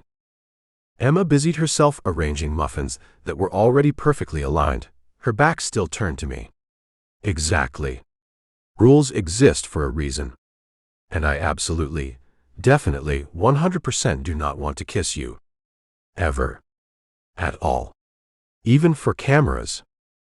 She was rambling, her words coming too quickly, too forcefully. I couldn't see her face, but the tips of her ears had turned pink.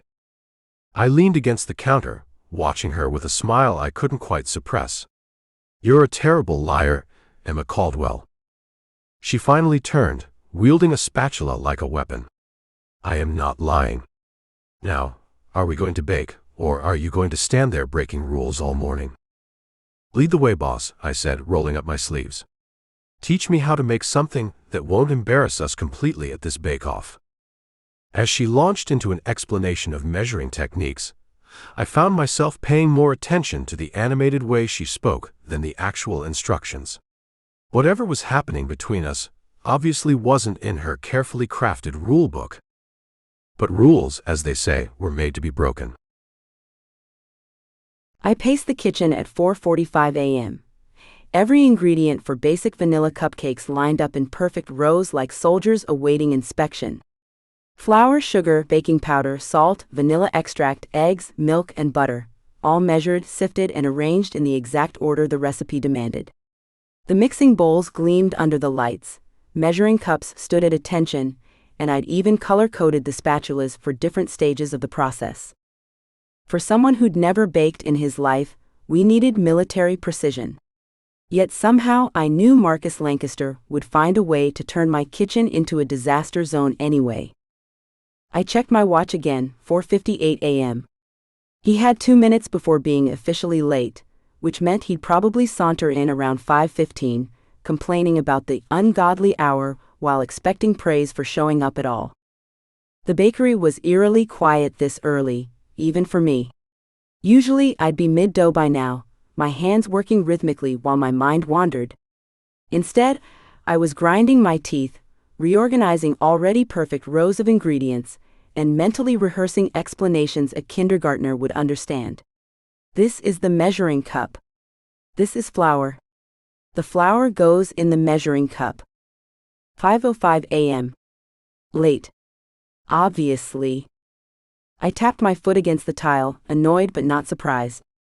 A billionaire CEO probably considered punctuality optional, especially when the appointment involved getting his hands dirty for a small-town bake-off nobody in his world would care about.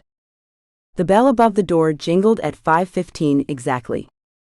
"You're late," I called out without turning around. Traffic was terrible. Marcus's voice carried through the bakery, dripping with sarcasm. So many cars on the road at 5 in the morning in a town with one stoplight. I pivoted, ready to lecture him, but the words died on my lips. He stood in my kitchen doorway wearing what appeared to be a cashmere sweater in a soft charcoal gray, tailored slacks, and leather shoes that probably cost more than my monthly rent. His dark hair was perfectly styled despite the early hour, and he smelled expensive, like cedar and something citrusy, that definitely wasn't my usual scent of vanilla and butter. "Are you," I gestured at his outfit, "planning to change, or did you think we'd be baking in a GQ photoshoot today? What's wrong with this?" He glanced down at himself, genuinely confused. "Everything gets covered in flour when you bake. Everything. Your fancy cashmere will be ruined." "It's not cashmere, it's a wool silk blend." He frowned, then brightened. But I came prepared. With a flourish, he pulled something from behind his back, a crisp white apron, still folded in what looked like gift tissue. He shook it out with a snap, and held it up proudly. Embroidered across the front in elegant navy script were the words, "World's Best Fake Fiancé." "I thought we could use some humor in this situation," he said, grinning like he'd just delivered the perfect punchline. I stared at him. "Are you serious?" "Very. Cost me extra for the rush order." "You can't wear that," I hissed, glancing toward the front of the bakery as if the whole town might be peering through the windows. What if someone sees it? The entire point of this charade is making people believe we're actually engaged. He shrugged. "It's a joke. Couples joke. Not about being fake." Marcus looked at the apron thoughtfully. "Fair point. I didn't consider the meta implications." He folded it and tucked it under his arm. "I'll save it for your place then." I pinched the bridge of my nose. "Just put on this one instead." I grabbed a plain blue apron from a hook and thrust it at him. "And roll up your sleeves, unless you want to explain to your tailor why there's egg white on your cuffs." Marcus accepted the apron with a mock salute. "Yes, chef." "Don't call me that either." "Bossy." "I like it." I turned away to hide the flush creeping up my neck. "Focus, Emma. We're making vanilla cupcakes today. Simple, basic, foolproof." "Sounds boring. Can't we make something more exciting? What about those lava cake things where the chocolate oozes out when you cut them?" I turned to face him, spatula in hand. "We're starting with vanilla cupcakes, because they're the foundation of baking. If you can't make these, you definitely can't make a lava cake." Marcus finally tied the apron around his waist, managing to make even that simple blue cotton look like high fashion. "But I won't be making them." "You will. I'll just stand here and look pretty." Wrong. For the bake-off, we both have to demonstrate skills. Mayor Tomkins will be watching you specifically because he thinks you're lying about our relationship. Which I am? Yes, but he can't know that. I handed him a recipe card. Read this. Memorize it. Love it. Marcus squinted at the card. These measurements make no sense. Why are American recipes so complicated? What's wrong with using weight like the rest of the civilized world? We don't have time for a debate on the metric system. Just follow the recipe exactly. Isn't cooking supposed to be creative? A dash of this, a sprinkle of that? He waved his hand vaguely in the air. I suppressed the urge to stab him with my whisk. That's not baking. Baking is chemistry. Precision matters. If you sprinkle instead of measure, you'll end up with hockey pucks instead of cupcakes. Marcus sighed dramatically. Fine. Where do we start, General Flower? Cute. First, we preheat the oven to 350 degrees. He stared at my professional-grade oven like it was mission control for NASA. Which one is the preheat button? This was going to be a long morning. 45 minutes later, I was seriously reconsidering my life choices. Specifically, the choice to let Marcus Lancaster anywhere near my kitchen. How can someone be this bad at following instructions? I asked the ceiling as Marcus measured sugar for the third time. In my defense, he said, dumping too much sugar into the bowl again, one have people who make food for me. I've never needed to know the difference between whisking and folding. They're completely different techniques. They both involve moving stuff around in a bowl. Seems like semantics to me. I took a deep breath. Whisking incorporates air. Folding preserves air. They are functionally opposite actions. Marcus gave me a blank look. If you say so. The recipe says so.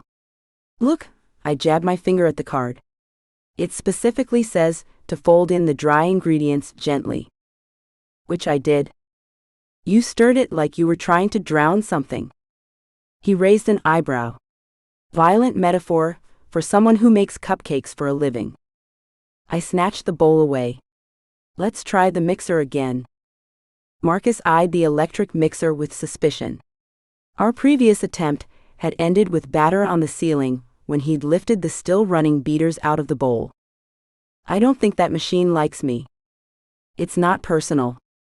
You just need to start slow and gradually increase the speed. I handed him the mixer. Try again. With exaggerated caution, Marcus held the mixer over the bowl. His grip was all wrong, fingers loosely wrapped around the body instead of the handle. No, not like. Too late. He hit the power button, and the mixer sprang to life at full speed, sending a geyser of batter across the countertop, the floor, and most devastatingly, across my favorite apron. Turn it off. I shouted. Marcus frantically jabbed at buttons, somehow increasing the speed before finding the off switch. The beaters gave one final whir before going silent, flinging the last globs of batter onto his cheek and forehead. We stood frozen in shock, surveying the carnage. Batter dripped from the counter onto the floor with soft plops. A streak of it slid slowly down the refrigerator. Against my will, a laugh bubbled up in my chest. What's funny? Marcus asked, wiping batter from his eye with the back of his hand. You? I covered my mouth, trying to compose myself. How can you run a multi-billion-dollar company, but not understand that salt and sugar are different things? They're both white granular substances, he protested. One makes things sweet, the other makes things inedible. I've never had to tell them apart before. He looked so genuinely bewildered that my laughter doubled. Don't they teach basic life skills in Billionaire school? I must have been absent that day. A smile tugged at the corner of his mouth. Besides different skill sets, I can read a quarterly earnings report in under 3 minutes. Very helpful for baking. About as helpful as knowing how to fold egg whites is for corporate takeovers. I shook my head, still fighting laughter. We need to start over. Let me show you how to hold the mixer properly. We mixed a fresh batch, and to my surprise, Marcus paid close attention this time, following each instruction with careful focus. When the batter was ready, I showed him how to portion it into the cupcake liners. Not too full, I warned. They need room to rise.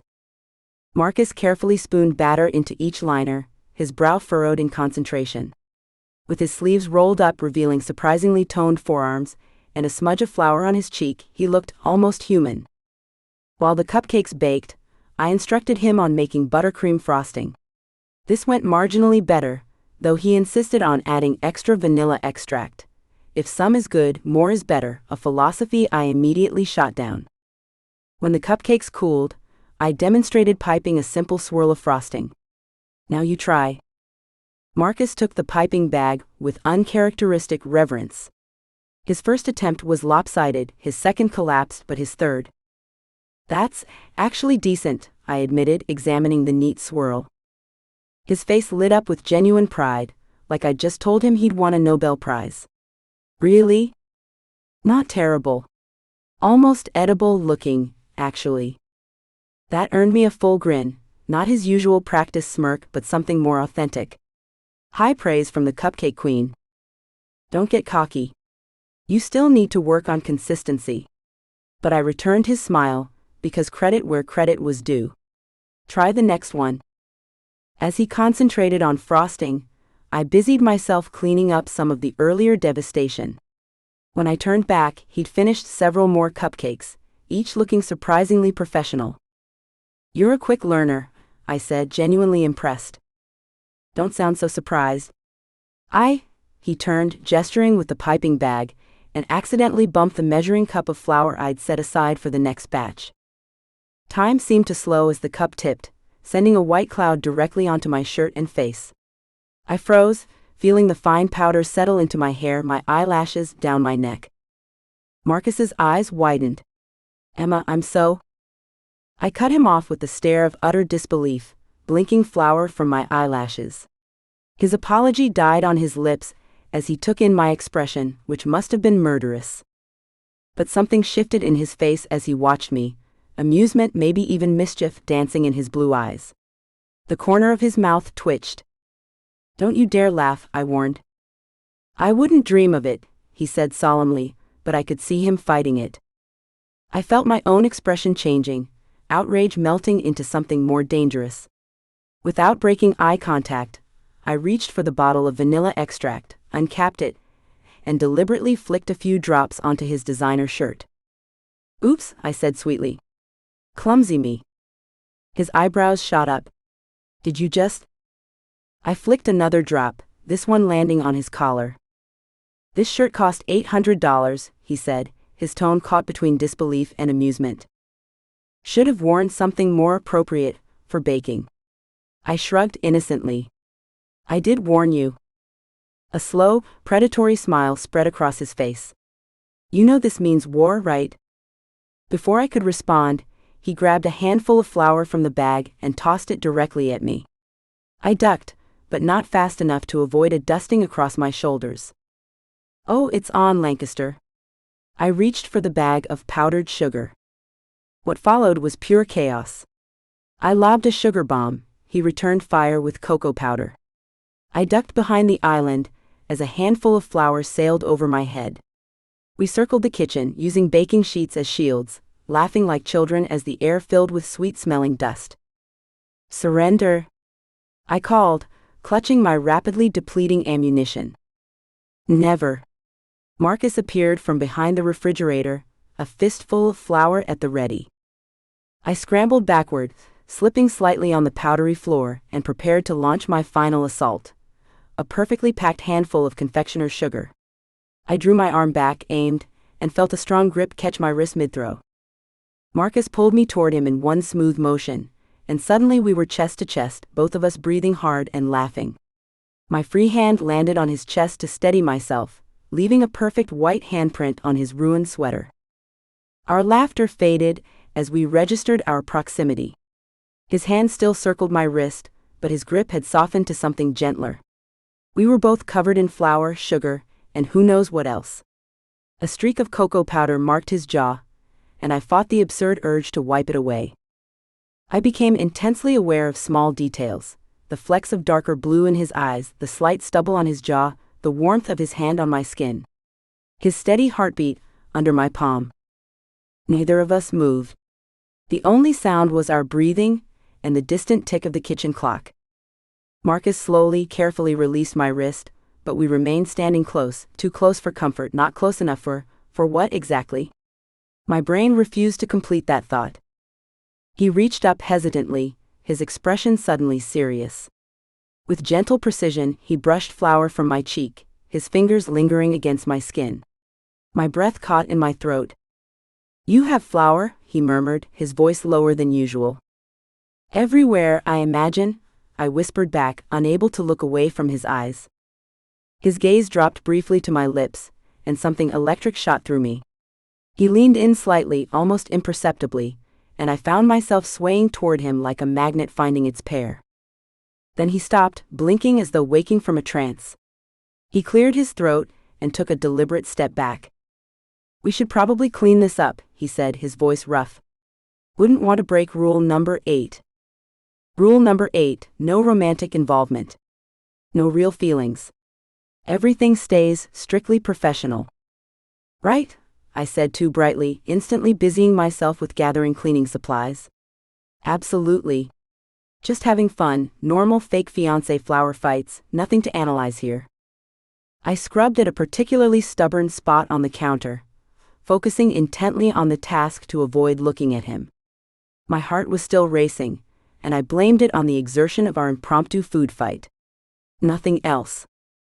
"I think we made progress today," I babbled, filling the awkward silence.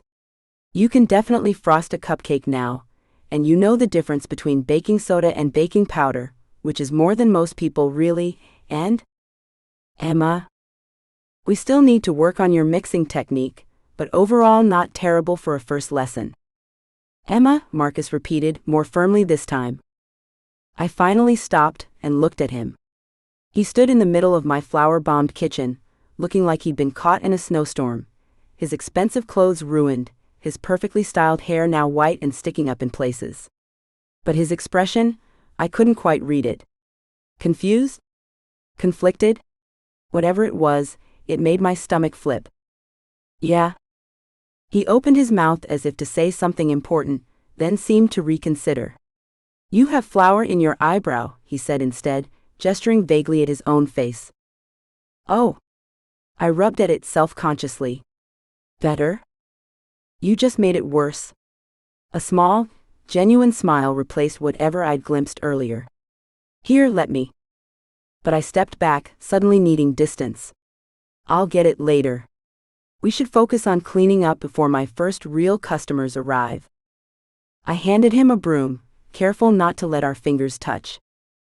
We cleaned in silence for a while, the earlier lightness replaced by something heavier, unspoken. As he swept flour into a dustpan, I noticed him glance at me several times when he thought I wasn't looking.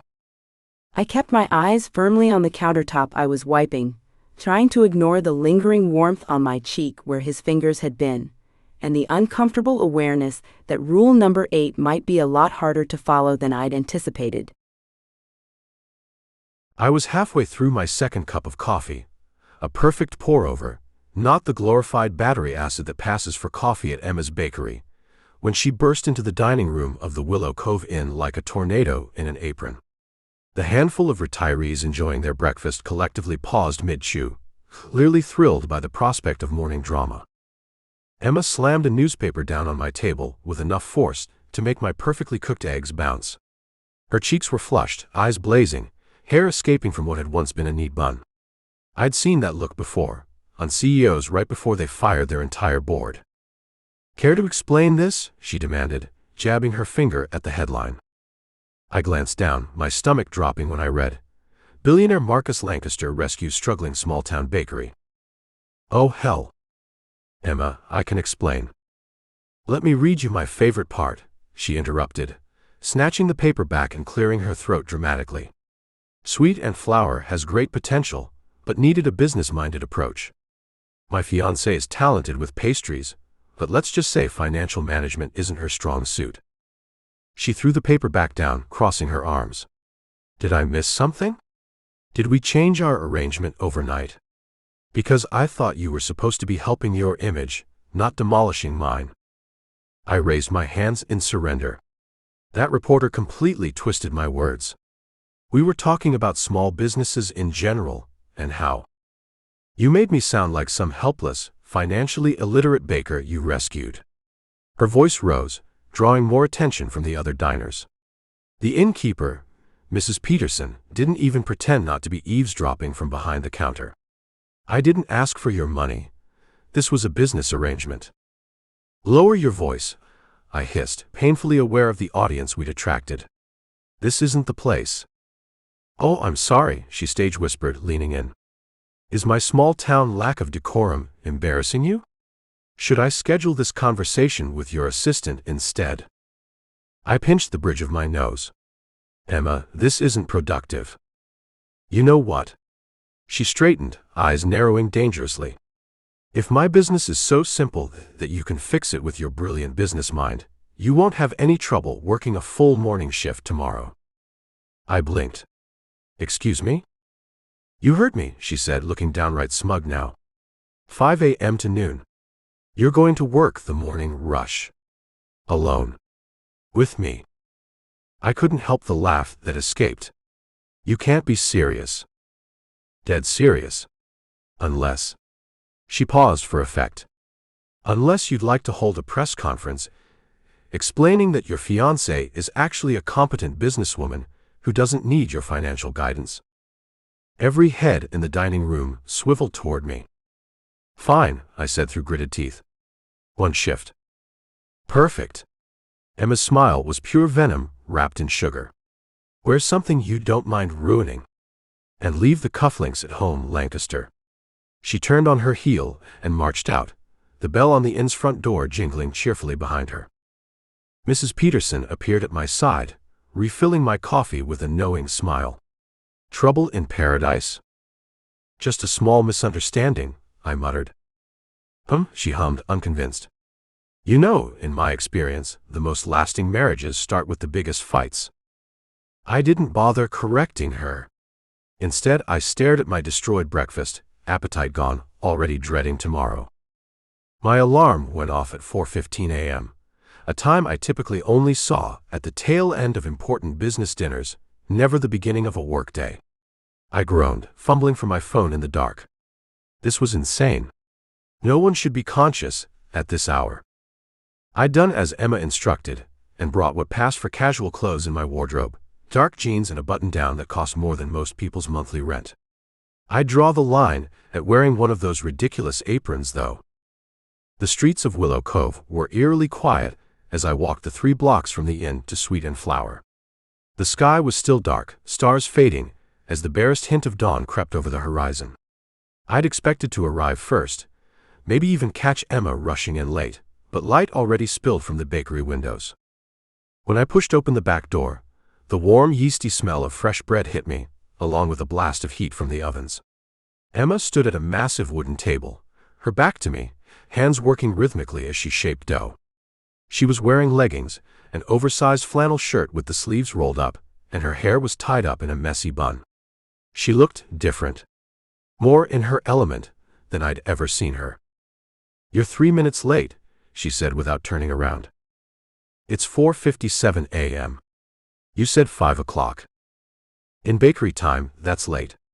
She finally turned, eyeing me from head to toe. Those shoes are going to be ruined. I glanced down at my Italian leather loafers. They're just shoes. Emma snorted. Says the man wearing my monthly rent on his feet. She wiped her hands on her apron, which I noticed with dismay, had a cartoon cupcake with googly eyes on it, and gestured for me to follow her. Let's get this over with. The next 15 minutes were a blur of information. This is the espresso machine. Don't touch any buttons with red labels, unless you want a steam burn that'll make your board members wonder if you've taken up branding cattle as a hobby. The register system is from 2010, and freezes if you press too hard. When that happens, not if, when, unplug it, count to 10 and plug it back in. Mrs. Wilson always wants her scones slightly burned. Mr. Jacobs will ask for his coffee extra hot, but actually means lukewarm. The high school English teacher, Ms. Rivera, always orders a mocha but secretly wants 2 extra pumps of chocolate. Just add them, don't ask. I stared at her. You do this every morning? Before sunrise? For a moment, Emma's hard expression softened. Every day except Mondays when we're closed. Bread starts at 4 a.m., pastries by 4:30, coffee set up by 5. Alone. Usually. Lila comes in at 8, but... She shrugged. It's just me until then. Before I could respond, she thrust an apron into my hands, black, thank God, not covered in cartoon baked goods, and pointed to a sink. Wash up. I need you to measure ingredients for the muffin batters while I finish the croissants. I thought I was working the counter, I said, reluctantly tying the apron around my waist. Emma's smile was pure evil. Oh, you'll get there. But first, you get to see how the magic happens. By 5:30 a.m., my back ached from hunching over measuring cups. Emma worked beside me with practiced efficiency, her movements fluid and assured. She hardly spoke, except to correct me. That's way too much baking powder. Are you trying to make muffins or weapons, or issue new commands? Fold, don't stir, you're making muffins, not cement. By 6 a.m., trays of pastries lined the kitchen and the coffee was brewing. The scent was admittedly incredible, like nothing I'd experienced before. Emma handed me a mug of coffee without asking, exactly how I liked it, black with just a hint of sugar. How did you know? I asked, surprised. She rolled her eyes. You think I haven't noticed how you drink your coffee for the past 2 weeks? I pay attention to details, Lancaster. That's how you run a successful business. The verbal jab stung more than I expected. At 6:29 a.m., Emma flipped the sign on the door to open, and I took my position behind the counter with a crash course in register operations. Remember, Mr. Peterson always pays with exact change that he counts 3 times. Mrs. Young wants her receipt. The mail carrier, Joe, gets a free coffee. It's tradition. How do you keep all this straight?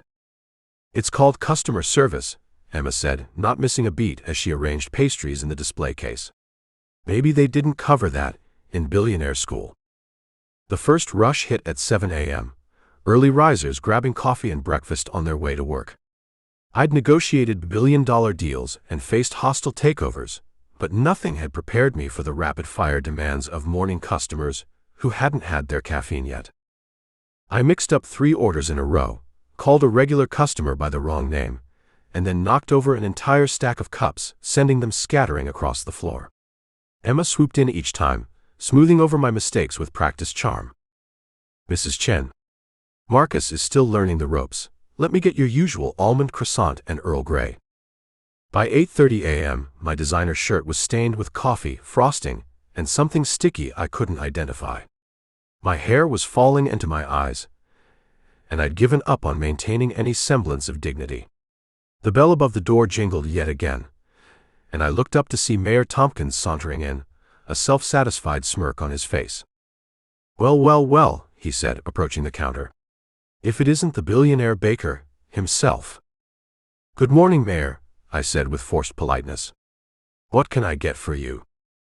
He studied the menu board with exaggerated concentration. I think I'll have a triple shot oat milk lavender honey latte, extra hot, with cinnamon foam and a sprinkle of nutmeg. But not too much nutmeg. And I'd like the lavender to be subtle, not overpowering. I stared at him. That wasn't even on the menu. Is there a problem? He asked innocently. No problem at all, I said, turning to the espresso machine with no idea where to start. Emma appeared at my side, whispering rapid instructions as I fumbled with portafilters and steam wands. By some miracle, I produced something resembling a latte, though the cinnamon foam was more like a sad beige puddle. The mayor made a show of checking his watch as I worked. Interesting technique, Lancaster. I've never seen someone foam milk quite so explosively. I handed him the drink with what I hoped was a confident smile. He took a sip, made a face that suggested I'd served him motor oil, but nodded. Not bad for a first attempt. Perhaps there's hope for you yet. As the mayor took a seat by the window, clearly settling in for the long haul to observe my humiliation, I heard two middle-aged women talking at a nearby table. Have you been to that new chain place yet? Crumbly's? They're opening across town next week. I heard they have those fancy automated coffee machines and pastries shipped in from their central kitchen. Probably cheaper than here. Sweet and flour won't last 6 months once they open. It's sad, but that's progress, I guess. I glanced at Emma, who was helping another customer, but whose tight smile suggested she'd heard every word. Something shifted in my chest, a feeling I couldn't immediately identify. For the next 2 hours, I pushed through with newfound determination. I memorized the orders of the regulars who came in daily, asked Mrs. Wilson about her grandchildren, there were 7 apparently, all gifted, and even managed to make 3 decent lattes in a row. By noon, when Emma finally flipped the sign to closed, I was exhausted in a way I hadn't experienced since my early days building Lancaster enterprises. My feet ached, my back was stiff, and my hands were chapped from constant washing. But strangely, I also felt accomplished. Emma leaned against the counter, arms crossed. You didn't quit. I honestly thought you'd be gone by 9 a.m. I've never quit anything in my life, I replied, wincing as I rotated my sore shoulder.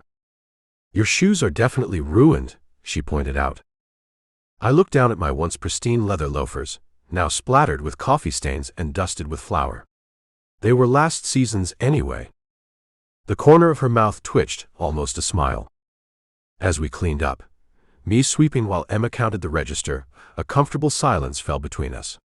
The bakery was peaceful now, sunlight streaming through the windows, highlighting the floating dust particles and giving everything a soft golden glow. You know, I said finally, I owe you an apology. Emma looked up, surprised. That reporter twisted my words, but I shouldn't have been discussing your business at all. I was wrong. She studied me for a moment, then nodded slowly. Apology accepted. I leaned on the broom, feeling uncharacteristically reflective. It's not just baking, it's about community. I underestimated what you've built here, Emma. These people don't just come for the coffee or pastries. They come because you remember their orders, ask about their families, create this space for them. Emma's expression softened, her guard dropping for perhaps the first time since I'd met her. That's actually very perceptive of you.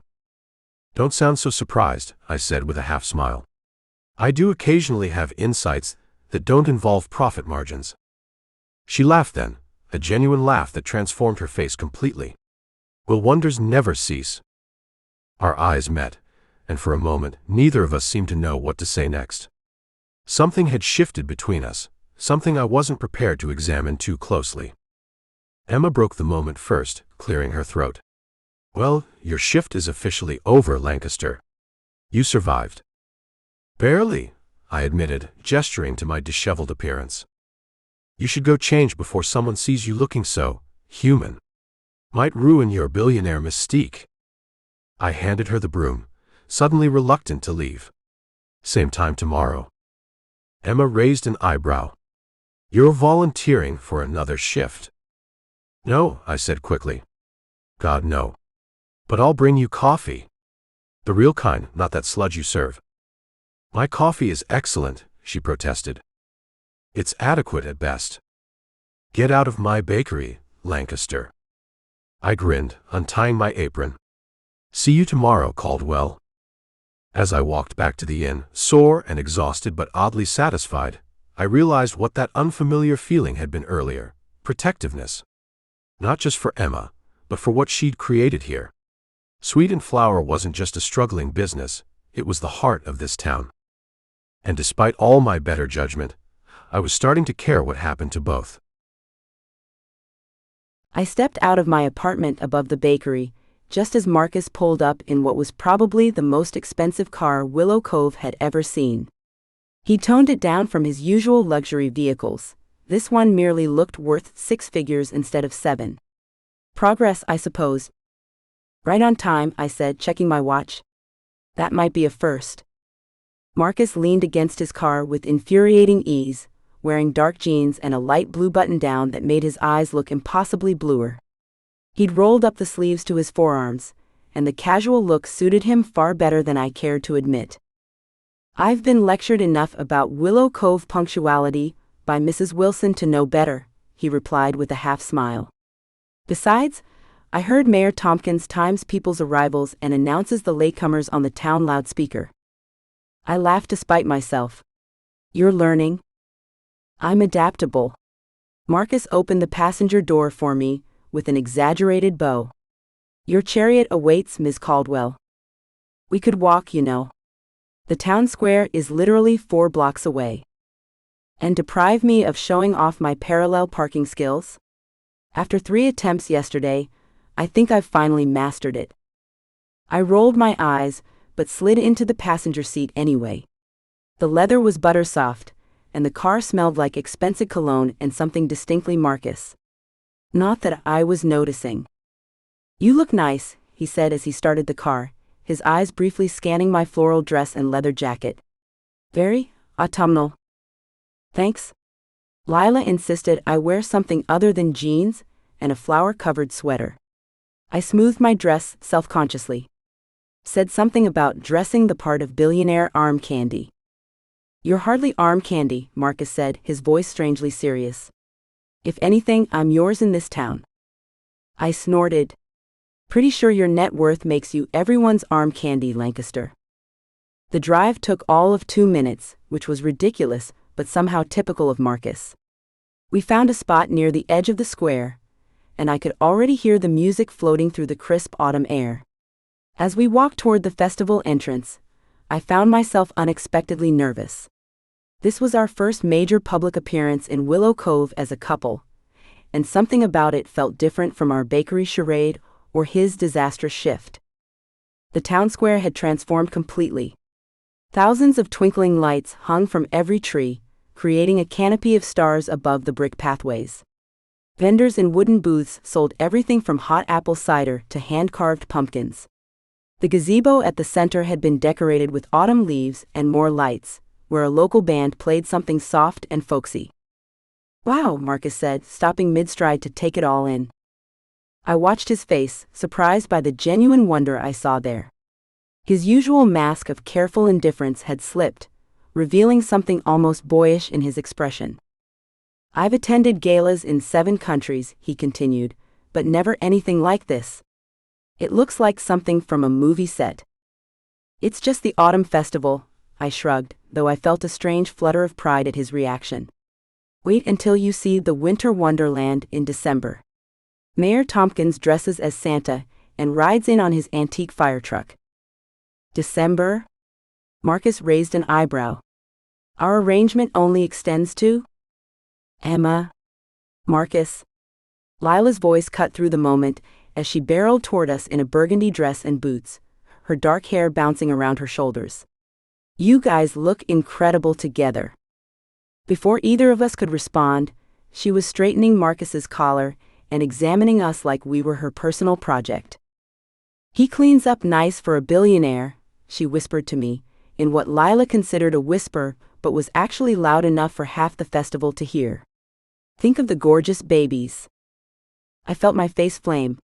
"Lila." "What?" "Just saying what everyone's thinking." She winked at Marcus, who looked annoyingly amused. "The betting pool on your wedding date is up to $300, by the way. I've got my money on a spring ceremony." "There's a betting pool?" I squeaked. "Oh honey, there are 3. Wedding date, first child, and," she glanced at Marcus and cleared her throat, "well, let's just say Mrs. Parsons has some theories about your compatibility." "Kill me now," I muttered. "It's flattering really," Marcus said, sliding an arm around my waist with practiced ease. The weight of it felt simultaneously foreign and familiar. "Though I think spring is a little ambitious, don't you, sweetheart? Emma's always struck me as more of a fall bride." I shot him a glare, but Lila clapped her hands in delight. "I knew it. You're already discussing it. Emma, you've been holding out on me." "We haven't been." "Oh? There's Adam from high school. He's going to be so jealous." I'll catch you two lovebirds later." And with that, she disappeared into the crowd, leaving me mortified. "A fall bride?" I hissed, stepping away from his arm. "Really?" Marcus shrugged, entirely too pleased with himself. "I was helping sell our story. Isn't that what you wanted?" "Not at the expense of giving Lila more ammunition. She'll have monogrammed towels waiting in my apartment by morning." "With what initials, though? Caldwell Lancaster has a nice ring to it, don't you think?" I tried to maintain my glare, but something about the gleam in his eye made it difficult. "You're enjoying this way too much." "Come on, fiancée," he said, offering his arm. "Let's go convince an entire town we're madly in love. How hard can it be?" Harder than I wanted to admit, as it turned out. We hadn't taken 5 steps before we were surrounded by townspeople, all eager to meet the man who'd supposedly captured my heart. Mayor Tomkins appeared with his wife, both wearing identical orange sweaters with pumpkins embroidered on them. "Mr. Lancaster, decided to grace the annual autumn festival with your presence, I see," the mayor said, pumping Marcus's hand enthusiastically. "Has Emma shown you our famous apple cider press yet?" "Been in my family for 4 generations." "Not yet, sir, but it's on our list," Marcus replied smoothly. "Emma's promised me the full Willow Cove experience." "Has she now?" Mrs. Tompkins waggled her eyebrows suggestively, and I fought the urge to hide behind a nearby pumpkin display. As we moved through the festival, I was surprised by how easily Marcus navigated the social minefield of my hometown. When Mrs. Wilson approached, I expected disaster. She'd been particularly critical during his shift at the bakery. "Hello, Mrs. Wilson," Marcus said before I could make introductions. "Still prefer those scones with the extra crisp edges, right?"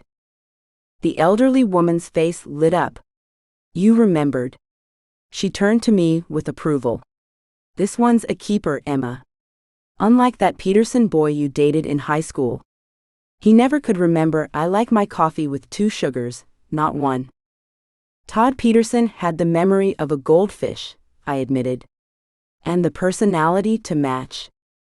Marcus's laugh seemed genuine as Mrs. Wilson regaled him with stories of my high school dating disasters.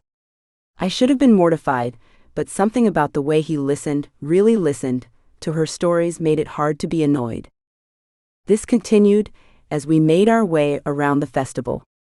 Marcus remembered Mr. Jenkins' preference for chocolate croissants, asked about Mrs. Foster's grandson in college, and even recalled that little Timmy from the elementary school was saving up for a bike. These were details I'd barely registered him noticing during his bakery shift. "How are you doing that?" I asked when we finally had a moment alone near the cider stand. "Doing what?" He passed me a steaming cup of cider that smelled like cinnamon and cloves. "Remembering all these details about people. Their orders, their families." Marcus shrugged, looking almost embarrassed. "It's just business. Know your customers." "But you hate the bakery. You spent your entire shift complaining about the flour in your hair and the coffee burns on your hands." "I never said I hated it." He took a sip of cider, and I found myself watching the way his throat moved as he swallowed. "I said it was harder than I expected. There's a difference." I studied him in the soft glow of the festival lights. He looked different tonight, relaxed in his casual clothing, the perpetual furrow between his brows smoothed out as he laughed at something happening across the square. The mayor was attempting to bob for apples, his bald head gleaming under the lights as he dunked his entire upper body into the barrel. The Marcus standing beside me bore little resemblance to the arrogant CEO who'd stormed into my bakery weeks ago. This version of him seemed almost human. He caught me watching him and raised an eyebrow. "What? Do I have cider on my face?" "No, it's just," I shook my head. "You seem different tonight." "Different good or different bad?" "Just different." He nodded toward a booth selling caramel apples. "Want one?" I eyed the gooey treats. I shouldn't. I've been taste testing pastries all week for the new fall menu. Live dangerously, Caldwell. Marcus was already pulling me toward the stand. Besides, it's fruit. Basically, a salad. Your nutritional logic is deeply flawed, I laughed, but let him buy me a caramel apple anyway. We wandered through the festival, and for the first time since this whole charade began, our conversation flowed naturally. No arguments about his business tactics or my stubbornness. No barbed comments or forced smiles for onlookers. Just talking. About the bakery, about his company, about the time Mayor Tomkins got stuck in the gazebo rafters trying to hang Christmas lights while drunk on eggnog. You're kidding, Marcus said, eyes wide with delight. He was up there for 3 hours. Would have been longer, but Mrs. Tomkins refused to get the ladder until he agreed to replace their carpet. Smart woman. Terrifying woman, I corrected. But yes, smart. Marcus broke off a piece of his caramel apple and held it out to me. Try this. They added something different to the caramel this year. Without thinking, I leaned forward and let him feed me the bite directly. His fingers brushed my lips, and I felt a jolt of something that had nothing to do with sugar. Our eyes met, and for a moment neither of us moved. Then I pulled back, suddenly aware of how intimate the gesture had been. Cinnamon? I said too quickly. They added cinnamon to the caramel. Right? Marcus cleared his throat. It's good. An awkward silence fell between us, and I busied myself watching a nearby child attempt to wrap his small arms around an enormous pumpkin. This was dangerous territory. Marcus was supposed to be playing a role, we both were, but something about tonight felt uncomfortably authentic. The band in the gazebo shifted to a slower melody, the singer's voice drifting softly through the evening air. Several couples moved toward the small dance floor that had been set up in front of the bandstand. Ah, perfect timing, Marcus said, his composure returning as he wiped his hands on a napkin. He extended a hand toward me with exaggerated formality, his eyes twinkling with mischief. May I have this dance, Ms. Caldwell? For authenticity purposes, of course. I hesitated. Dancing seemed like crossing a line, though I couldn't articulate why when we'd already done so much to sell our fake engagement. Maybe because dancing required no words, no clever banter to hide behind. We should probably keep up appearances, I said finally, placing my hand in his much larger one. For authenticity. Marcus led me to the edge of the dance floor, where fairy lights cast everything in a golden glow. He placed one hand on the small of my back, keeping a respectable distance between us, as we began to sway to the music. I rested my free hand on his shoulder, acutely aware of the solid warmth beneath my palm. At first, our movements were stiff and performative, both of us smiling for our audience while carefully maintaining the space between our bodies. I focused on the technical aspects of dancing, counting beats, watching my feet, making sure I didn't step on his undoubtedly expensive shoes. You're thinking too hard, Marcus murmured. Just relax. Easy for you to say. You probably took ballroom dancing lessons from age 5. 7, actually. His lips quirked into a smile. Though this hardly qualifies as ballroom dancing.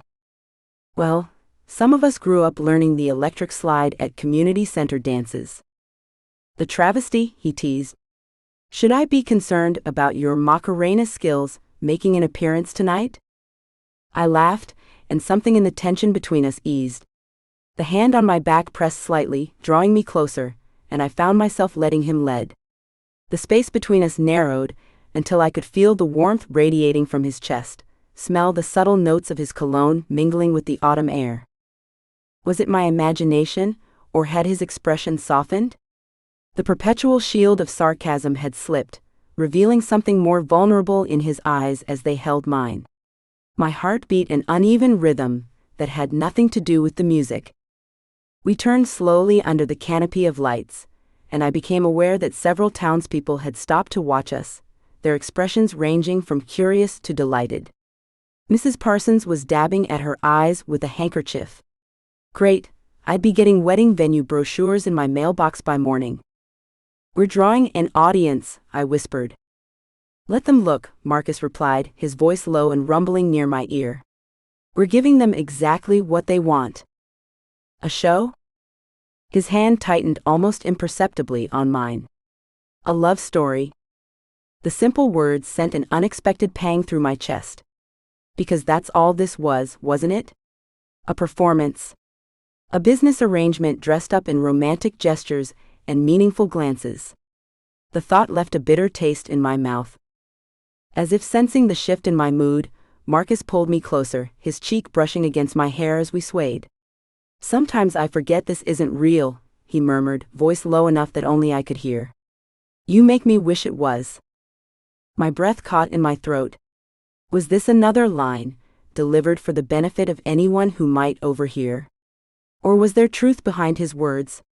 I was afraid to look up, afraid of what I might see, or worse, what I might reveal. Because the terrifying reality was that I wished it too. Somewhere between flower fights and early morning shifts, between arguments and almost kisses, I'd started falling for the real Marcus Lancaster. "Emma?" he prompted when I remained silent. Before I could form a response, a pair of soft hands clasped over mine and Marcus's joined ones. Mrs. Wilkins from the inn stood before us, her eyes shining with unshed tears and her gray hair glowing silver in the fairy lights. "I just wanted to say," she began, voice wobbling with emotion, "how wonderful it is to see true love in our little town. You don't see many real connections these days, but what you two have, it's special." Her sincere words hit me like a physical blow. This kind woman was moved to tears by a lie. The entire town was investing in a relationship built on mutual benefit and careful calculation. And the worst part was that I'd started believing in it too. Started imagining that the softness in Marcus's eyes when he looked at me meant something. "Thank you," Marcus was saying to Mrs. Wilkins, his charm never faltering. "That means a lot to us." But I couldn't maintain the pretense another second. Panic flooded through me as I suddenly saw our situation with painful clarity. I wasn't just playing a role anymore. I was falling for a man who'd made me sign a contract laying out exactly how fake our relationship was. I need some air," I stammered, pulling my hand from his. "Excuse me." I turned and pushed my way through the crowd, ignoring the curious glances and Marcus calling my name. I needed space, needed to remember what was real and what wasn't before I made a complete fool of myself. As I rushed away, I couldn't bring myself to look back at Marcus standing alone under the lights. I didn't want to see the carefully masked expression of disappointment and confusion on his face, or worse, the relief that might be there instead. Because in that moment, surrounded by twinkling lights and autumn magic, I'd realized something far more terrifying than any business deal. The only thing faker than our engagement was the idea that I could get through it with my heart intact. I stared at the crinkled recipe card, like it was a particularly confusing merger proposal. Emma's handwriting looped across the paper in cheerful swirls, occasionally illegible where flour had smudged the ink. "Classic cinnamon rolls," the heading proclaimed, as if this were some simple task and not the culinary equivalent of climbing Everest without oxygen. "How hard can this really be?" I muttered, strategically arranging the ingredients across my kitchen island. The kitchen gleamed with sharp edges and polished surfaces, looking like something from an architectural magazine, which was exactly the point. I'd paid my designer obscene amounts to create the perfect showcase kitchen I'd never actually use. Until today. I smoothed my hands over the crisp white apron I'd had delivered this morning, still creased from its packaging. The material felt strangely restrictive over my worn Harvard t-shirt and jeans, a casual outfit that precisely one person had ever seen me wearing. Well, Theo had too, but my assistant hardly counted. He was practically furniture. I surveyed my arsenal. 3 different types of flour, because the recipe didn't specify which kind. Organic eggs, naturally. European butter, obviously superior. And approximately 16 other items I'd instructed my assistant to purchase after Emma had mentioned the fundraiser bake sale. "Time to show Emma Caldwell that Marcus Lancaster doesn't do half measures," I announced to my empty penthouse. My confidence lasted exactly 12 seconds into reading the instructions. "Proof the yeast? Is that like cross-examining it?" I frowned at the small packet of granules. What evidence are you hiding, little fungus friends? I squinted at the card again.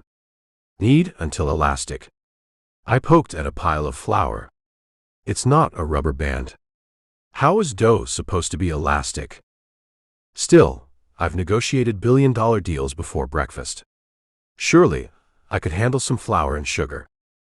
I measured with laboratory precision, adding exactly 1 cup of warm milk to the mixer, the gleaming professional-grade stand mixer that had been unboxed approximately 40 minutes ago, and sprinkled in the yeast. The recipe said to wait 5 minutes, so I set a timer on my watch and stood at attention like it might try to escape. Proofing, I said decisively when small bubbles appeared. Success. I added flour, eggs, sugar, and salt with surgical focus, turned on the mixer, and poof! A mushroom cloud of flour exploded upward, coating my face, hair, and the entire front of my previously pristine apron. I sputtered, hitting buttons wildly to stop the machine, as flour continued to rain down across my imported Italian marble countertops. Son of a... I slammed it off, staring in horror at the devastation. Half the flour was now decorating my kitchen, rather than mixing into dough. I peered into the bowl. The mixture looked nothing like dough. More like soup with floating islands of flour. Add flour until it forms a soft dough, I read aloud, brushing powder from my eyebrows. Very helpful, Emma. Extremely specific. I dumped more flour in, a process that created a second, smaller explosion, and watched as the mixer struggled to incorporate it. Eventually, I had something that resembled, well, nothing edible, but at least it wasn't liquid anymore. Next instruction. Turn dough onto floured surface and knead for 5 to 7 minutes. I stared at the sticky mass, then at my pristine countertop. With a sigh that carried the weight of a man facing his inevitable doom, I dumped the dough onto the marble. It spread like a living creature, oozing across the surface while simultaneously adhering to my hands with supernatural strength. Get off. I shook my hands frantically, succeeding only in flinging small dough projectiles across the kitchen. One landed on my imported Marantz concert speaker with a sad little plop. 20 minutes, and several creative expletives later, I had something that might generously be called dough. It wasn't elastic, unless you counted its remarkable ability to stretch between my fingers in stringy, sticky webbing that refused to be removed by normal means. Cover and let rise for 1 hour, I read, glancing at my watch. This was taking significantly longer than I'd anticipated.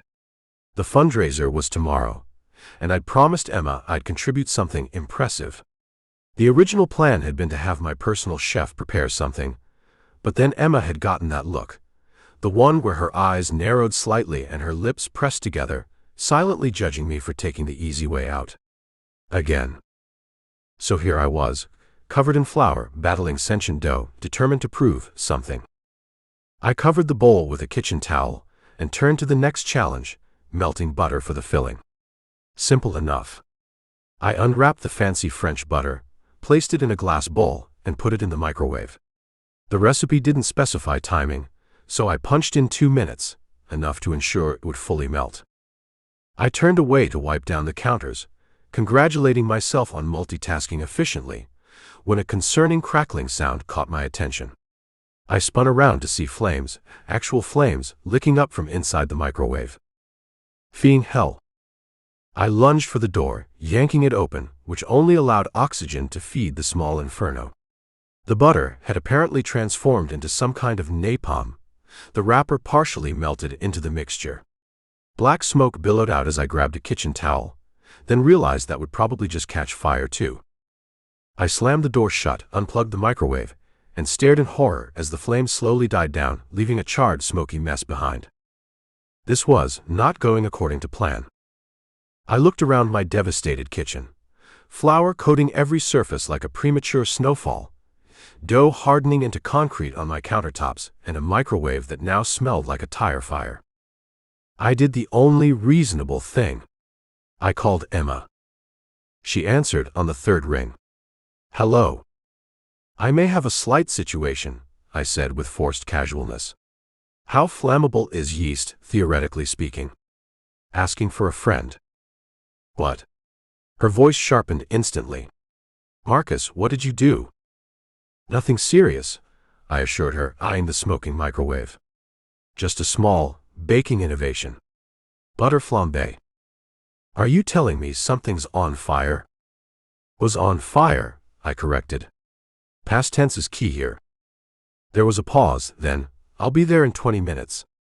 Don't touch anything else. That's not NEC, but she'd already hung up. I surveyed the disaster zone that was formerly my kitchen, then checked on my dough. It had indeed risen, expanding to push up the kitchen towel like something from a low-budget horror movie. Progress, I supposed. Exactly 19 minutes later, my doorman called up. Sir, there's a Miss Caldwell here. She seems concerned. I could practically hear the smirk in his voice. Send her up, James. I'd managed to clean up the worst of the mess, though a fine layer of flour still dusted every surface like evidence from a crime scene. The burned microwave had been unplugged, and the window opened, though the acrid smell lingered. My dough, however, had been successfully rolled, filled with cinnamon sugar, from a second and supervised butter melting attempt, sliced and arranged in a baking pan. They were currently in the oven, looking suspiciously dark around the edges, despite being nowhere near the suggested baking time. The elevator doors opened directly into my penthouse, and Emma burst out like she was expecting to find me engulfed in flames. She wore faded jeans with flower handprints on the thighs, a green sweet and flower t-shirt, and had her hair pulled back in a messy bun. She'd clearly come straight from work. She stopped short, taking in the disaster zone. Her eyes traveled from the flour-dusted counters to my equally flour-dusted person, lingering on what was definitely a streak of cinnamon across my cheek, and the ominously smoking microwave. You actually tried to bake, she said, sounding genuinely shocked. I gestured to the kitchen with a flourish. I didn't just try. I have created something. As if on cue, the oven timer beeped. I grabbed an oven mitt, brand new, tags still hanging from it, and extracted my masterpiece. The cinnamon rolls had morphed into one massive, oddly shaped blob. The outer edges were dark brown verging on black, while the center remained suspiciously pale and doughy. I set the pan on the cooling rack with the reverence of someone presenting the crown jewels. I made them myself, I announced proudly. They're only partially inedible. Emma stared at the misshapen creation, then at my flour-streaked face, and something unexpected happened. She laughed. Not her usual careful chuckle, but a full, uninhibited laugh that transformed her whole face, crinkling her eyes and revealing the dimple in her left cheek that rarely made an appearance. Oh my God, Marcus, she gasped between laughs. What did that poor dough ever do to you? I should have been offended. I had, after all, spent the better part of 4 hours engaged in culinary warfare. Instead, I found myself grinning back at her, inexplicably pleased to have caused this reaction. The dough started it, I informed her solemnly. It was clearly harboring grudges. She wiped her eyes, still smiling. Show me exactly what happened. I want the full tour. I led her through my baking journey, dramatically reenacting the flour explosion. The mixer betrayed me, Emma. Top-of-the-line equipment, and it just turned on me. And the butter inferno. Your instructions failed to mention that butter wrappers are, in fact, flammable. Vital information. And then, I continued, gesturing to the dough still cemented to portions of my counter, this stuff turned sentient.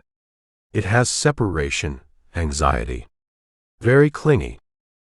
Emma ran her finger along the edge of a particularly stubborn dough patch. You're supposed to flour the surface first, she said, lips twitching. And your hands. That information would have been helpful about 4 hours ago. It's literally the first line of step 3. Details. I waved dismissively, accidentally sending another puff of flour into the air. As Emma helped me clean up, scraping hardened dough from expensive surfaces with a gentleness my kitchen had never known, the conversation shifted. You really didn't have to do this yourself, you know, she said, dropping a handful of dough cement into the trash. I would have been fine with you buying something. I shrugged, focusing intently on scrubbing a particularly persistent spot. You said homemade contributions were more meaningful. Yes, but I didn't expect you to, she gestured at the chaos. Destroy a kitchen worth more than most people's cars? I supplied. Try, she corrected softly. Something about her tone made me look up. She was watching me with an expression I couldn't quite identify, curiosity mixed with something else. I never learned basic things like cooking, I admitted, surprising myself with the confession. Lancaster children had schedules, piano lessons, etiquette training, business preparation. Not exactly space for making cookies with Mom. The words hung between us, unexpectedly honest. I hadn't meant to share that. It sounded pathetic. Poor little rich boy never baked cookies. But Emma didn't laugh or offer pity. She just nodded, absorbing the information. Well, she said finally, rolling up her sleeves, it's never too late to learn. Let's start over. Properly this time. She gave me a stern look. No fires, no mocking. I make no promises about the fires, I replied. But I'll try to restrain my mocking to acceptable levels. She smiled, then began clearing a workspace with efficient movements. We have all the ingredients for another batch, and plenty of time before the fundraiser tomorrow. I'll teach you. You don't have to. I know, she cut me off. I want to. There was something different about her tonight, a softness I wasn't used to seeing. Maybe it was being in my space instead of hers, where she always stood a little straighter, a little more defensive. Here, surrounded by evidence of my spectacular failure, perhaps I seemed less threatening. I found I didn't mind this version of Emma, the one who laughed without restraint, and didn't feel the need to remind me that our arrangement was strictly business. She washed her hands and directed me to do the same, then guided me through measuring the ingredients properly. This time, she demonstrated how to add flour gradually to the mixer. Start on low, Marcus. This isn't the Indy 500, and showed me how to test when the dough was ready. When it came time to knead, she pushed up her sleeves and dusted the counter properly with flour. Like this, she said, pressing the heels of her hands into the dough, then folding it over itself. You're developing the gluten structure. That's what makes it elastic. I tried imitating her movements, but my dough handling was clearly subpar. With a tiny huff of impatience, Emma moved behind me and placed her hands over mine. Like this, she murmured, guiding my movements. Push, fold, turn. Push, fold, turn. I became acutely aware of her proximity, the warmth of her body just inches from mine, the soft scent of vanilla, and something distinctly Emma. Her hands were small but strong, fingers nimble as they directed mine through the motions. For someone who negotiated multi-million-dollar deals without breaking a sweat, I was suddenly finding it difficult to breathe normally. You've got it, she said after a moment, stepping back. Keep going. I continued, hyper-aware of her watchful gaze. Somehow, the dough was actually starting to feel different, smoother, less sticky, and yes, somewhat elastic. How do you do this every day? I asked. It's exhausting. She laughed. You get used to it. Besides, there's something satisfying about working with your hands, creating something from scratch. She paused. I guess it's not so different from what you do, building something from nothing. I raised an eyebrow. Did you just compare my multinational corporation to bread dough? They both rise if you treat them right, she shot back with a grin. Something about the easy banter, the shared task, felt unexpectedly comfortable. We worked side by side, rolling out dough, spreading it with butter, properly melted this time, and sprinkling it with cinnamon and sugar. Our hands occasionally brushed, and each time I noticed Emma's slight hesitation, the moment of contact lingering just a beat too long.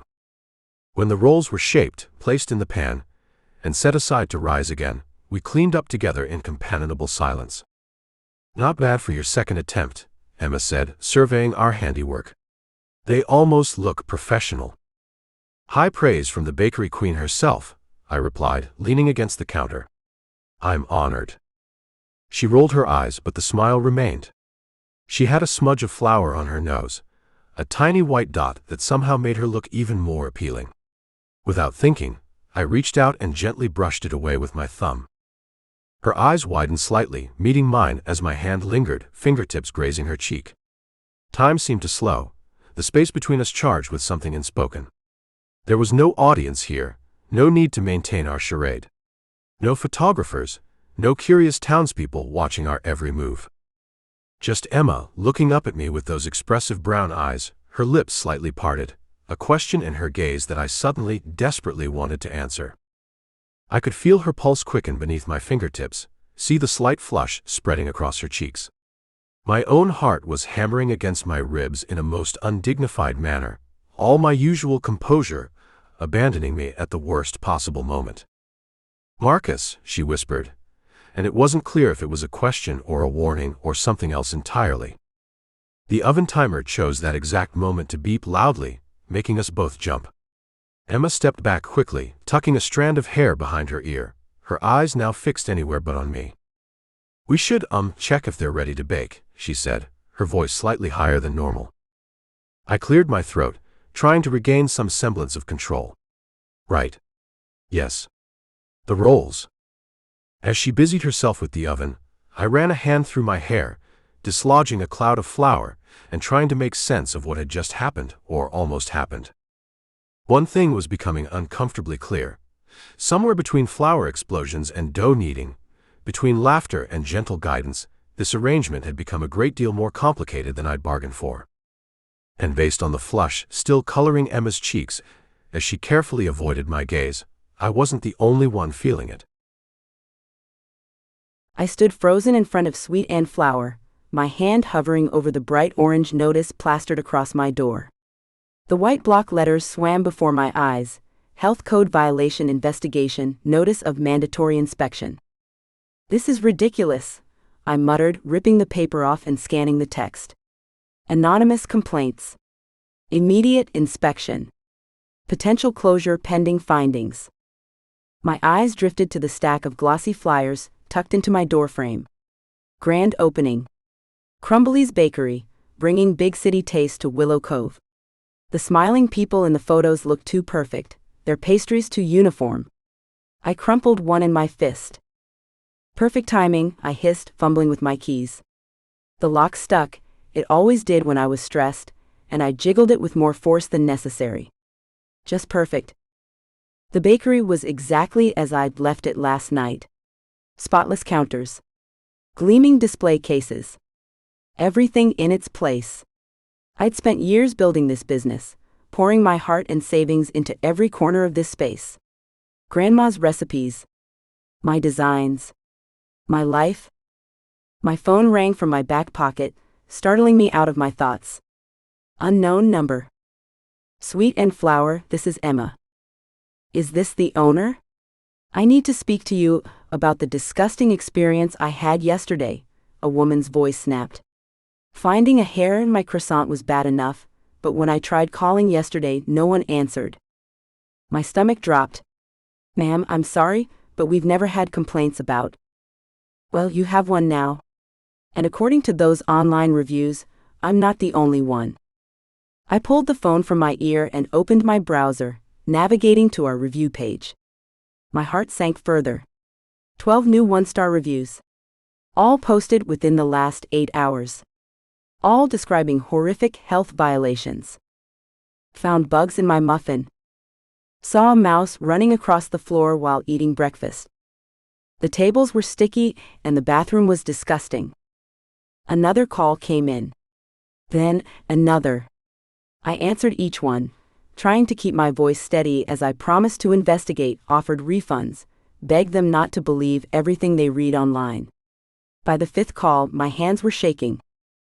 The bell above the door jingled, and Marcus strolled in balancing 2 coffee cups. "Good morning, sunshine," he called out, his smile fading as he took in my expression. "What's wrong?" I wordlessly handed him my phone, opened to the review page, and slapped the health department notice on the counter. His face darkened as he scanned the documents. "When did this happen?" "Sometime after midnight." I gestured to the phone that was ringing again.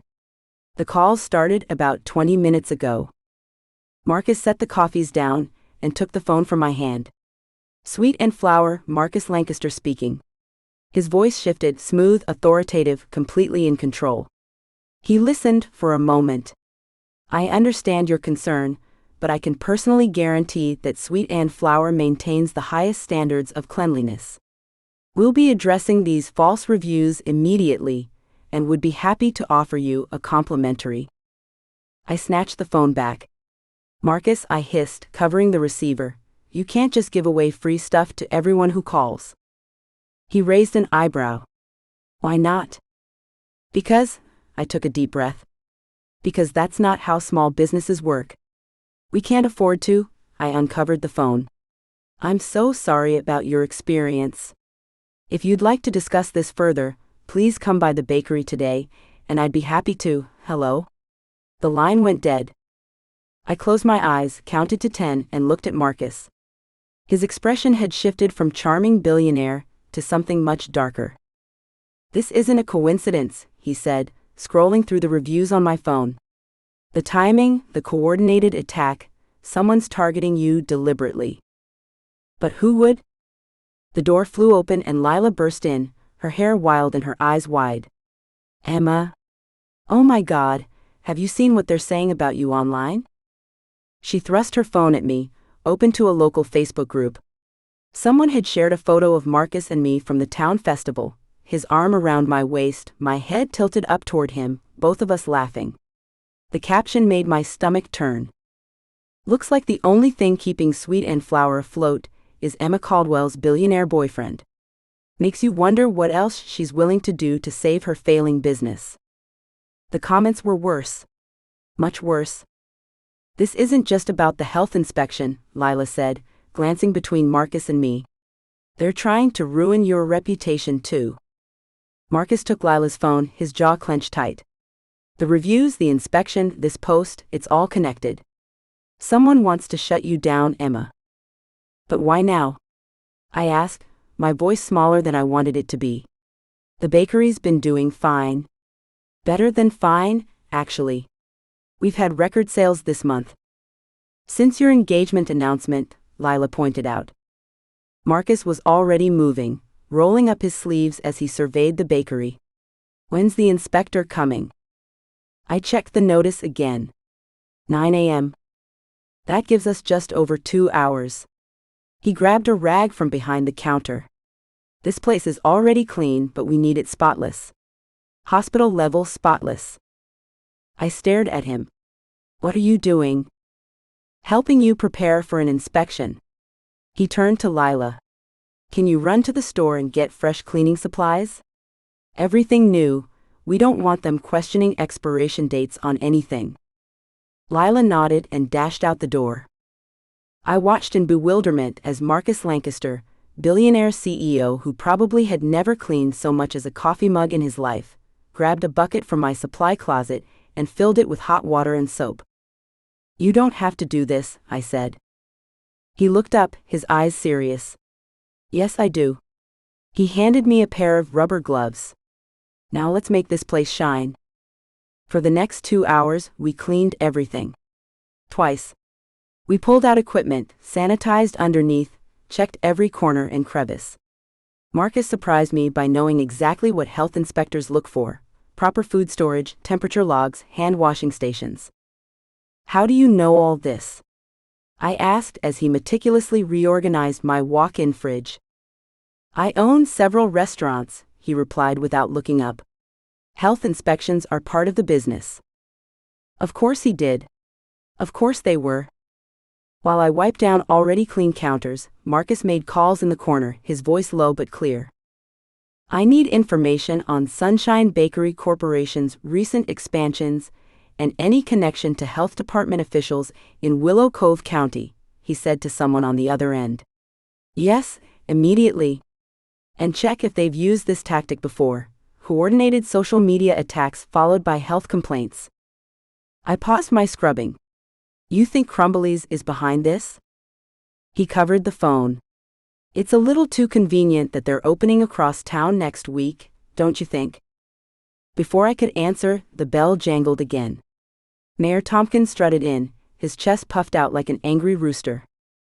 Just caught wind of this inspection nonsense, he announced, waving a copy of the notice. Absolute hogwash.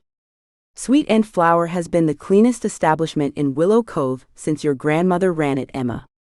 Thank you, Mayor, but... No buts about it. I'll be staying for this inspection. He settled himself at a table, crossing his arms. They'll have to go through me to shut you down. Exactly at 9, a tall woman in a gray pantsuit entered, clipboard in hand. Her eyes swept the empty bakery. We decided not to open until after the inspection, and landed on me. Emma Caldwell? I stepped forward, wiping my damp hands on my apron. That's me. Brenda Wilson, Health Department. She didn't offer her hand. I'm here regarding multiple complaints about unsanitary conditions. Mayor Tomkins cleared his throat loudly. Brenda? Didn't know they'd send you. How's your mother doing? Still recovering from that nasty fall at the church picnic? The inspector's face softened slightly. She's better, thank you for asking, Howard. Good. He gestured around the bakery. Now we all know these complaints are bogus.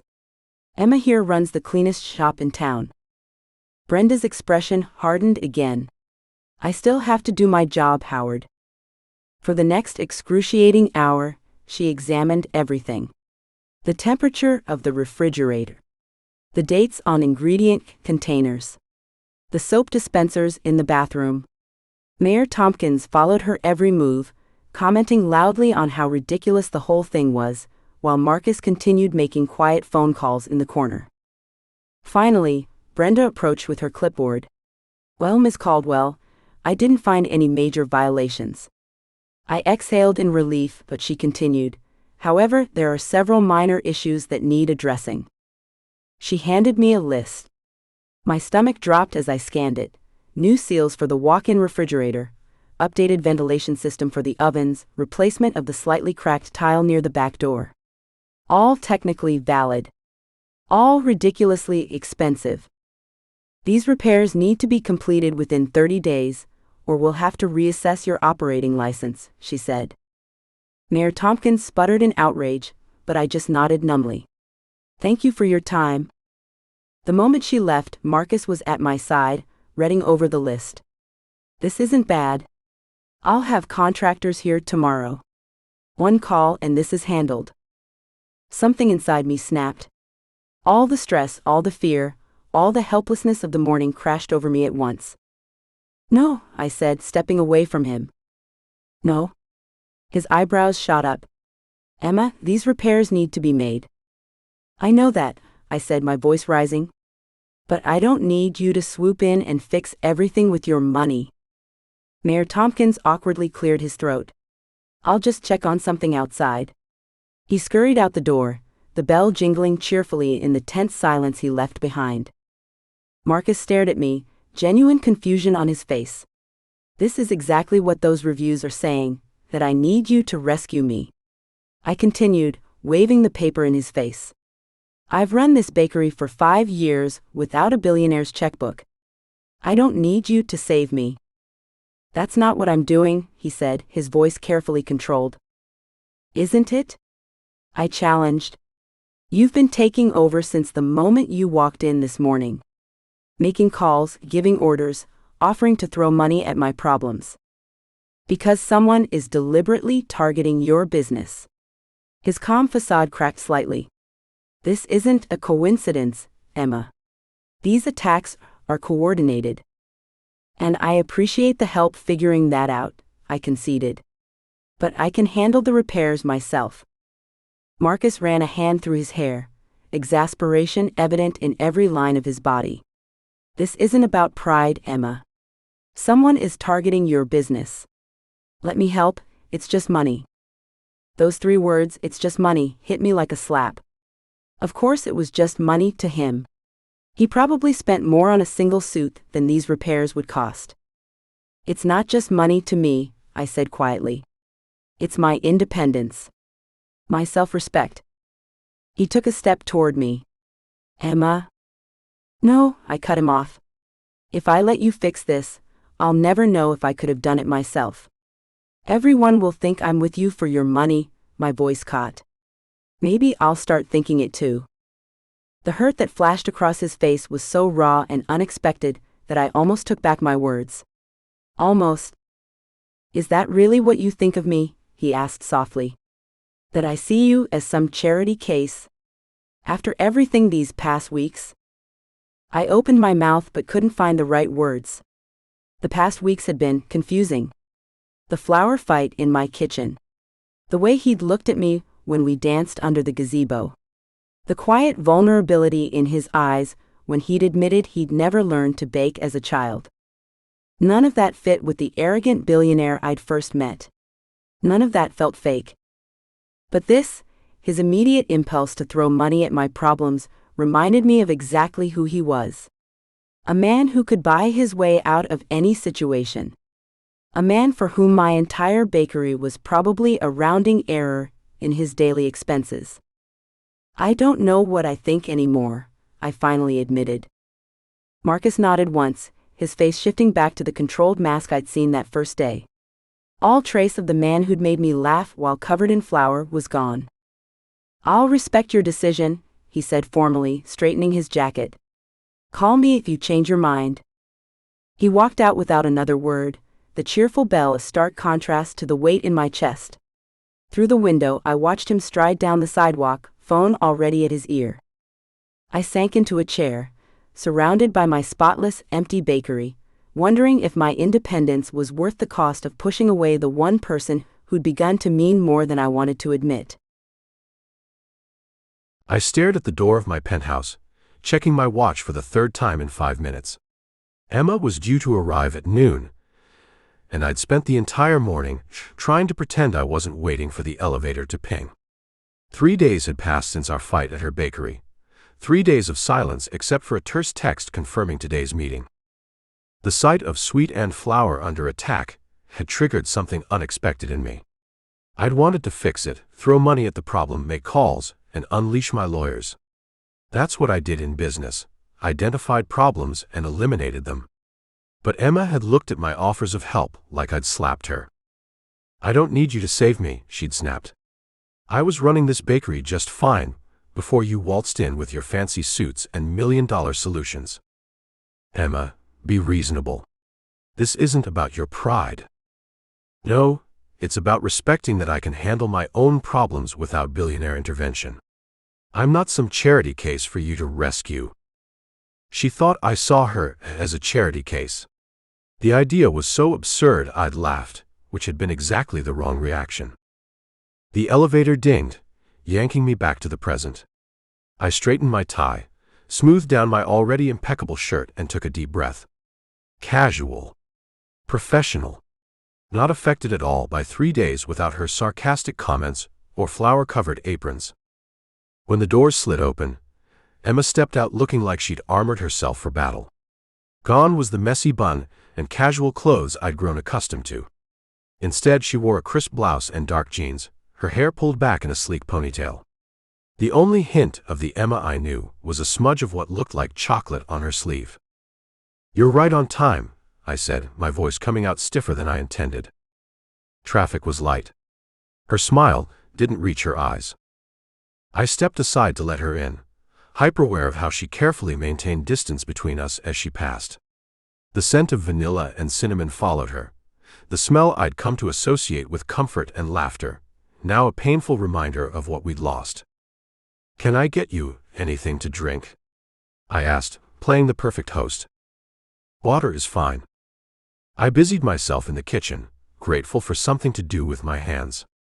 When I returned, Emma had settled herself on the very edge of my sofa, looking like she might bolt at any second. Theo outlined the upcoming events requiring our appearance, I said, handing her a glass of water and a folder. I've marked the ones I consider priorities. Great. Very efficient. She flipped through the pages without really looking at them. We sat in excruciating silence as Emma pretended to read. My eyes drifted to the kitchen counter, where the cake stand still displayed the cinnamon rolls we'd made together. They'd hardened into inedible rocks days ago, but I couldn't bring myself to throw them away. They were tangible evidence that for a few hours everything had been perfect. I caught her gaze following mine to the forgotten pastries, a flash of something, hurt? Regret? Crossing her face before she quickly looked away. The charity gala next weekend is non-negotiable, I said, desperate to fill the silence. The investors will be watching closely. After that there's the Harrington wedding, though we could potentially skip. I'll be there, she interrupted. I promised your assistant I would see this through, and I don't back out of commitments. How admirable. The words came out more sarcastically than I'd intended. Emma's jaw tightened. Let's just get through this meeting, shall we? I have a bakery to run. Of course. Heaven forbid, I take up too much of your valuable time with my billionaire nonsense. That's not what I meant. Isn't it? I couldn't stop myself. Because you've made it pretty clear where we stand. Where we stand is exactly where we agreed to stand from the beginning, in a business arrangement. Emma reached for her water, her fingers trembling slightly. A fake engagement with no real feelings involved. That was the deal, Marcus. As she lifted the glass, her elbow caught the edge of the folder, sending papers and water splashing across my imported marble coffee table. She jumped up with a startled, "Shit," and immediately reached for the scattered papers. Let me? I moved instinctively to help, grabbing for some napkins. I can handle a spill without billionaire intervention, thanks. She snatched the papers away, her cheeks flaming. Something in me snapped. I'd been carefully controlling my emotions for days, maintaining the cool professional facade I'd perfected over years of business deals, but her words hit a nerve. Is this how it's going to be for the next month? I demanded, standing to my full height. Passive-aggressive comments and flinching when I get too close. Because I have better ways to waste my time, Emma. Then maybe we should just call this whole thing off. She stood too, chin raised defiantly. Is that what you want? She faltered, then seemed to find her resolve. This whole engagement was a mistake. I'm not cut out for fake relationships and photo shoots and pretending.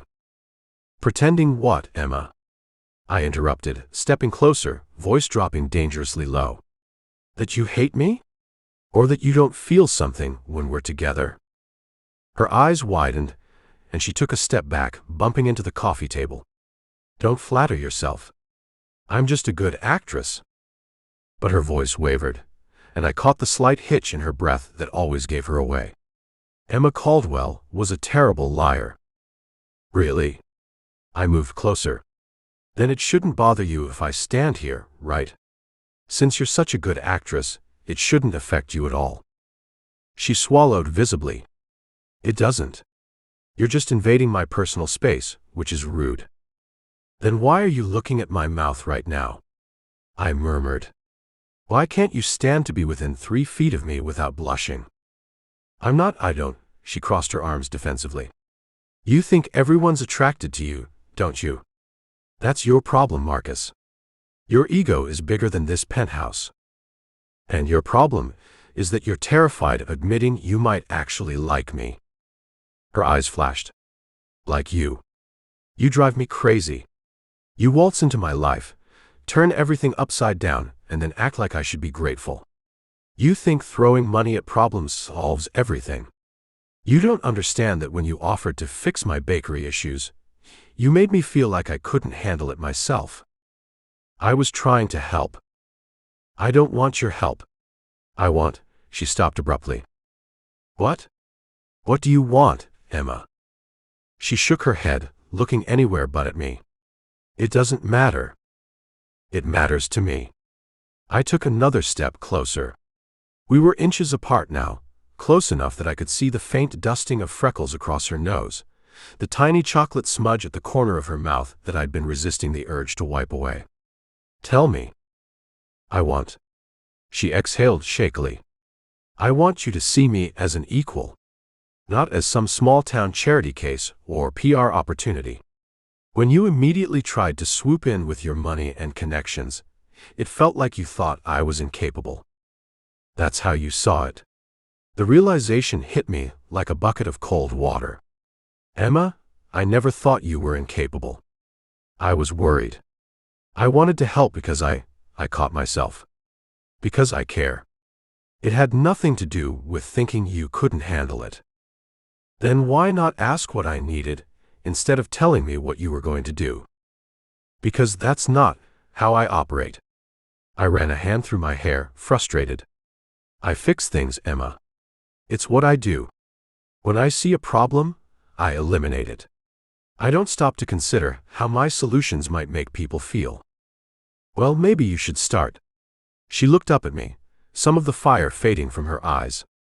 Because people aren't business problems to be solved, Marcus. Her words hit something deep inside me, a truth I'd been avoiding. I'd spent my entire life approaching relationships like business deals, efficient, transactional, with clear objectives and exit strategies. Even this fake engagement had started as just another problem to solve. But somewhere along the way, between flower fights and small-town festivals and early morning baking lessons, Emma had become more than a solution. She'd become essential. I'm sorry, I said softly, surprising myself with how much I meant it. I should have asked what you needed. Emma blinked, clearly not expecting an apology. I thank you. We stood in silence for a moment, the tension between us shifting into something different, less hostile but no less intense. So what do you need? I asked finally. With the bakery situation? She took a deep breath. I need to handle it my way. I need to show Willow Cove and myself that sweet and flour is worth fighting for on its own merits. Okay. Okay. She looked suspicious. Just like that. Just like that. I nodded. But will you at least let me know if there's a specific way I can help? Without taking over. The corner of her mouth twitched. I'll consider it. We fell silent again, but the air between us had changed. The anger had dissipated, leaving behind that familiar electric current that always seemed to pulse between us when we got too close. You still never answered my question, Emma said suddenly. Which one? Her eyes met mine, challenging. If you're so convinced there's something real here, why haven't you done anything about it? You're all talk, Marcus. The words hung between us, a direct challenge I couldn't ignore. My heart hammered against my ribs as I closed the small distance between us, taking her hand in mine. Her skin was warm, soft except for the calluses from years of kneading dough and carrying trays. I tugged her gently toward me, my other hand moving to cup her face, thumb grazing over the smudge of chocolate at the corner of her mouth. Is this what you want? She didn't pull away. Instead, her eyes dropped to my mouth, her lips parting slightly. I could feel her pulse racing under my fingers, matching the frantic beat of my own heart. For one suspended moment, we stood there, a heartbeat away from crossing a line we couldn't come back from. The tension was unbearable, every nerve ending in my body screaming for me to close the distance, to finally discover if she tasted as good as she smelled. But something stopped me. The memory of Emma's face when she accused me of seeing her as a charity case, the hurt in her eyes when she thought I didn't respect her. I couldn't risk her thinking this was just another impulsive decision, something she'd regret when clearer heads prevailed. With more willpower than I knew I possessed, I released her and stepped back, my hands falling to my sides. I won't be another impulsive decision you regret tomorrow, Emma. The words scratched my throat like ground glass. She stared at me, eyes wide and confused, her lips still slightly parted. What? When you decide you want this, if you decide, I need to know it's not because we're caught up in an argument or because you're trying to prove a point. I forced my voice to remain steady. I need to know it's real. Emma's expression cycled through disbelief, frustration, and something that looked dangerously close to hurt. So now you're rejecting me? After practically accusing me of being attracted to you. I'm not rejecting you. I'm giving you time to be sure. That's incredibly presumptuous. She crossed her arms again, but the gesture seemed more protective than angry. How do you know I even want to kiss you in the first place? I couldn't help the small smile that tugged at my mouth. Emma, we both know you were about to kiss me back. Her cheeks flared red. I was not. I was just surprised by your proximity. Right. Of course. We stood in silence, the air between us charged with everything still unsaid. Part of me wanted to throw caution to the wind, to pull her into my arms and show her exactly how unfake my feelings had become. But the rational part of my brain, the part that had built a billion-dollar empire, knew better. I should go, Emma said finally, her voice small. The bakery. Yeah. I nodded, suddenly exhausted. The charity gala is next weekend. I'll have Theo send a car. I can drive myself. Emma. I sighed. Let the car service pick you up. Please. Consider it a practical business expense, not a commentary on your independence. She hesitated, then gave a reluctant nod. Fine. But I'm not letting your stylist dress me again. That last gown was basically a torture device with sequins. A laugh escaped me before I could stop it. Deal. Wear whatever makes you comfortable. Even if it's covered in flour. Especially then, I said, smiling despite myself. It would give the society photographers something to actually talk about. A hint of the old Emma peeked through as she rolled her eyes. You just want to scandalize your mother with your small-town fiancé's fashion choices. It would be a delightful bonus. Something shifted in her expression then, a softness returning to her eyes. I should really go. I know. Neither of us moved. About what just happened, she started. We don't have to talk about it. But, Emma. I met her eyes. It's okay. We're okay. She nodded slowly, gathering her purse and the now damp folder of event information. I walked her to the elevator, hyper-aware of the careful distance between us again, though it felt different now, less about avoidance and more about self-preservation. As the elevator doors opened, she turned back to me. Marcus. Yes. Thank you. For understanding about the bakery. I nodded. For what it's worth, I know you can handle it yourself. I've never met anyone more capable. A smile, a real one this time, curved her lips. I'll see you at the gala.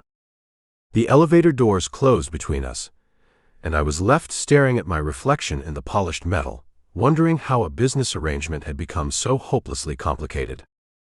One thing was certain, fake or not, this engagement was going to be the death of me. I couldn't breathe. Not because my dress was too tight, although Lila had insisted on cinching the waist of this borrowed emerald gown just a smidge more before I'd left. No, it was the suffocating weight of 100 calculating stares that made my lungs forget their basic function. You belong here just as much as those trust fund babies.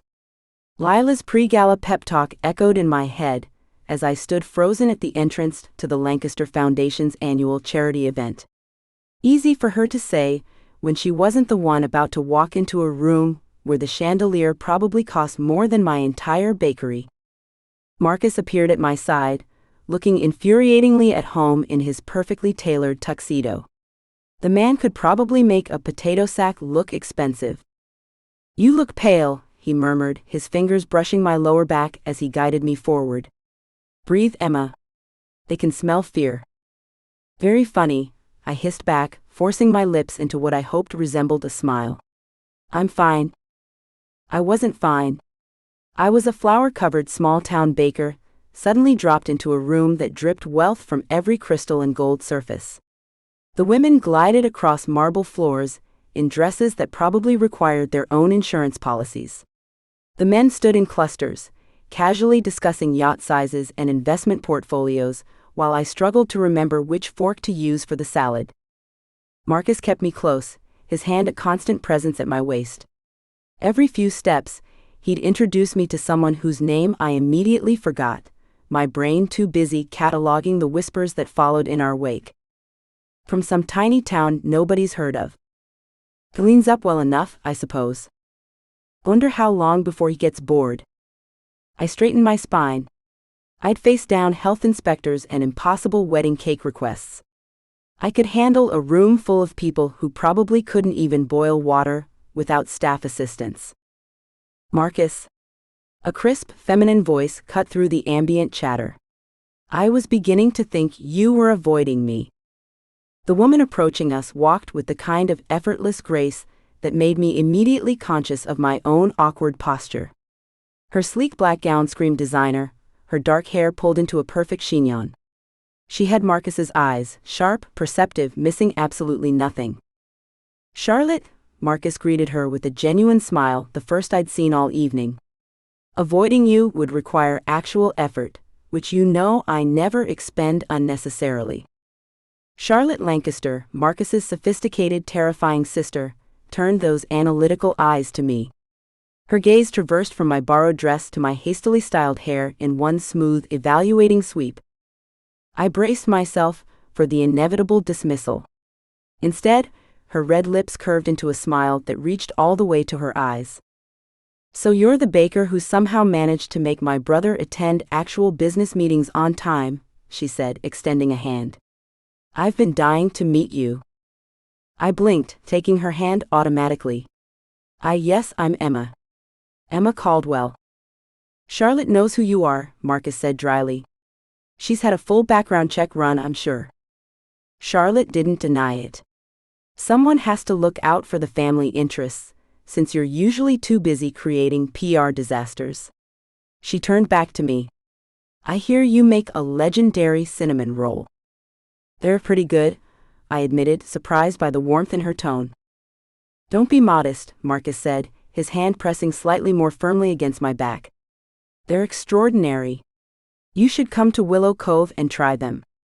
Charlotte raised a perfectly shaped eyebrow. "Willow Cove? You're inviting me to visit small-town America?" "Why not?" Marcus shrugged. "You might learn something about actual human interaction." "Marcus," a voice called from across the room. A silver-haired man in an expensive suit was gesturing urgently. "The Douglas Group is here. We need you." Marcus's jaw tightened almost imperceptibly. "Duty calls." "Emma, will you be?" "I'll keep your fiancée company," Charlotte offered smoothly. "I want to hear more about how she survived engagement to my impossible brother." Marcus hesitated, his eyes meeting mine in silent question. "Go," I said with more confidence than I felt. "I'll be fine." He nodded, squeezed my hand once, and strode away, immediately surrounded by men in suits. The protective bubble of his presence evaporated instantly.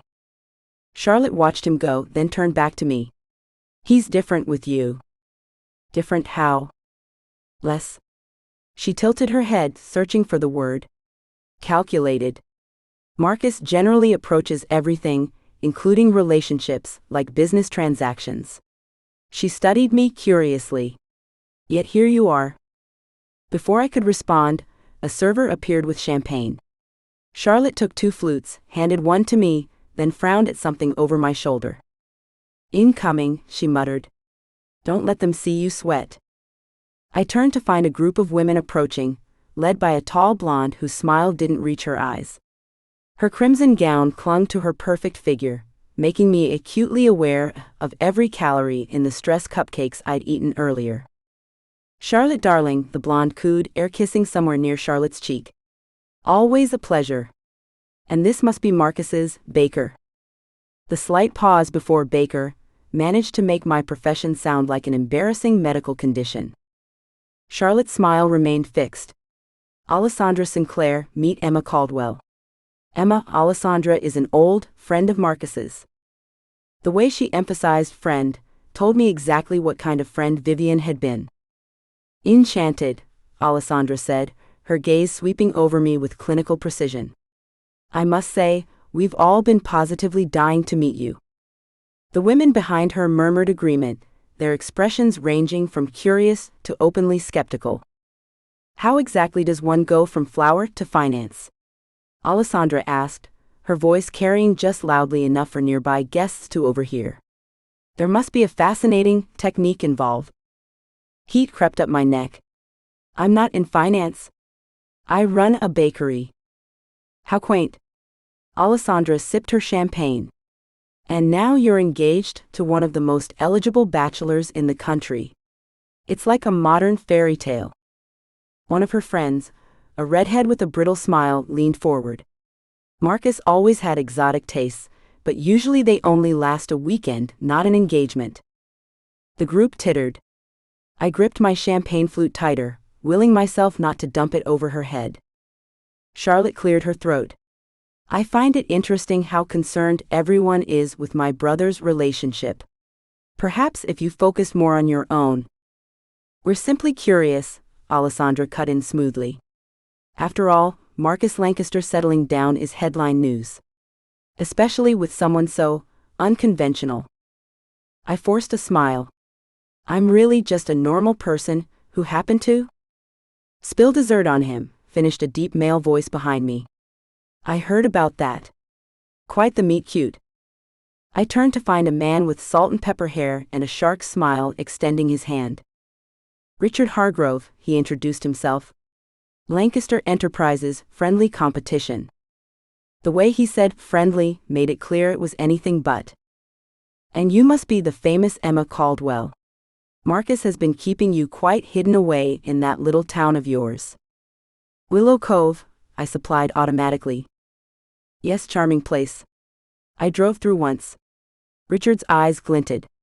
Your bakery, Sweet and Flour, isn't it? Quite the clever name. It would make a charming location for a corporate coffee chain, once the novelty wears off for Marcus. My stomach dropped. Excuse me? Richard, Charlotte warned, perhaps business discussions can wait for another time. Not business, merely observation, Richard replied smoothly. Marcus has always had an eye for valuable properties, though his usual acquisitions are more substantial.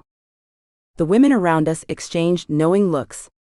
I felt like I was drowning, each thinly veiled insult another weight pulling me under. Please excuse me, I managed, setting down my untouched champagne. I need some air. I turned and walked away as steadily as I could, ignoring Charlotte calling my name. The exit had to be somewhere. All I needed was 5 minutes away from these people who saw me as nothing more than Marcus's latest bizarre acquisition. I was halfway across the room when feedback from a microphone made everyone wince. Richard Hargrove stood on the small stage at the front of the ballroom, tapping the mic with an apologetic smile. Before our next speech, I'd like to congratulate Marcus on his interesting engagement. His voice boomed through the room, stopping me in my tracks. From corporate takeovers to small-town takeovers, diversifying your portfolio with something a bit more rustic? A wave of uncomfortable laughter rippled through the crowd. I stood frozen, mortification burning through me like wildfire as every eye in the room turned my way. In that moment, I would have given anything for the marble floor to crack open and swallow me whole. Then movement caught my eye. Marcus was striding toward the stage, his expression thunderous. He took the stairs 2 at a time and held out his hand for the microphone. Richard relinquished it with a smirk that suggested he'd gotten exactly the reaction he wanted. The room fell silent as Marcus adjusted his cufflinks, a gesture I'd come to recognize as his way of controlling his temper. Thank you, Richard, Marcus said, his voice cool and controlled, for reminding everyone why old money and good taste rarely coincide. Gasps rippled through the crowd. My jaw dropped. Emma Caldwell has built something authentic and meaningful, concepts I realize are foreign to many in this room. His gaze swept across the gathered crowd, lingering briefly on Alessandra's group. While some of you were busy inheriting family fortunes or marrying into them, Emma created a business that's the heart of her community. She employs local people, sources ingredients from local farms, and bakes with more skill and passion than most of you apply to your entire lives. I couldn't breathe. This wasn't part of our arrangement. This wasn't the smooth, calculated Marcus I'd come to know. His eyes found mine across the crowded room, and something in his expression made my heart stutter. The truth is, he continued, his voice softer now, Emma doesn't need the Lancaster name or fortune. She doesn't need me. But I'm beginning to realize how much I might need her. The crowd was completely silent now. I stood rooted to the spot, unable to process what was happening. This wasn't pretend. This wasn't for show. The raw honesty in his voice was something I'd never heard before. Marcus handed the microphone back to a stunned-looking staff member and descended from the stage. The crowd parted as he walked directly toward me, ignoring the whispers that followed in his wake. When he reached me, he took my hand, his thumb brushing lightly over my knuckles. "Dance with me?" he asked quietly. Then, noticing my expression, he added, "Unless you'd rather leave, which I would completely understand." I stared up at him, searching his face for any sign that this was part of the act. I found none.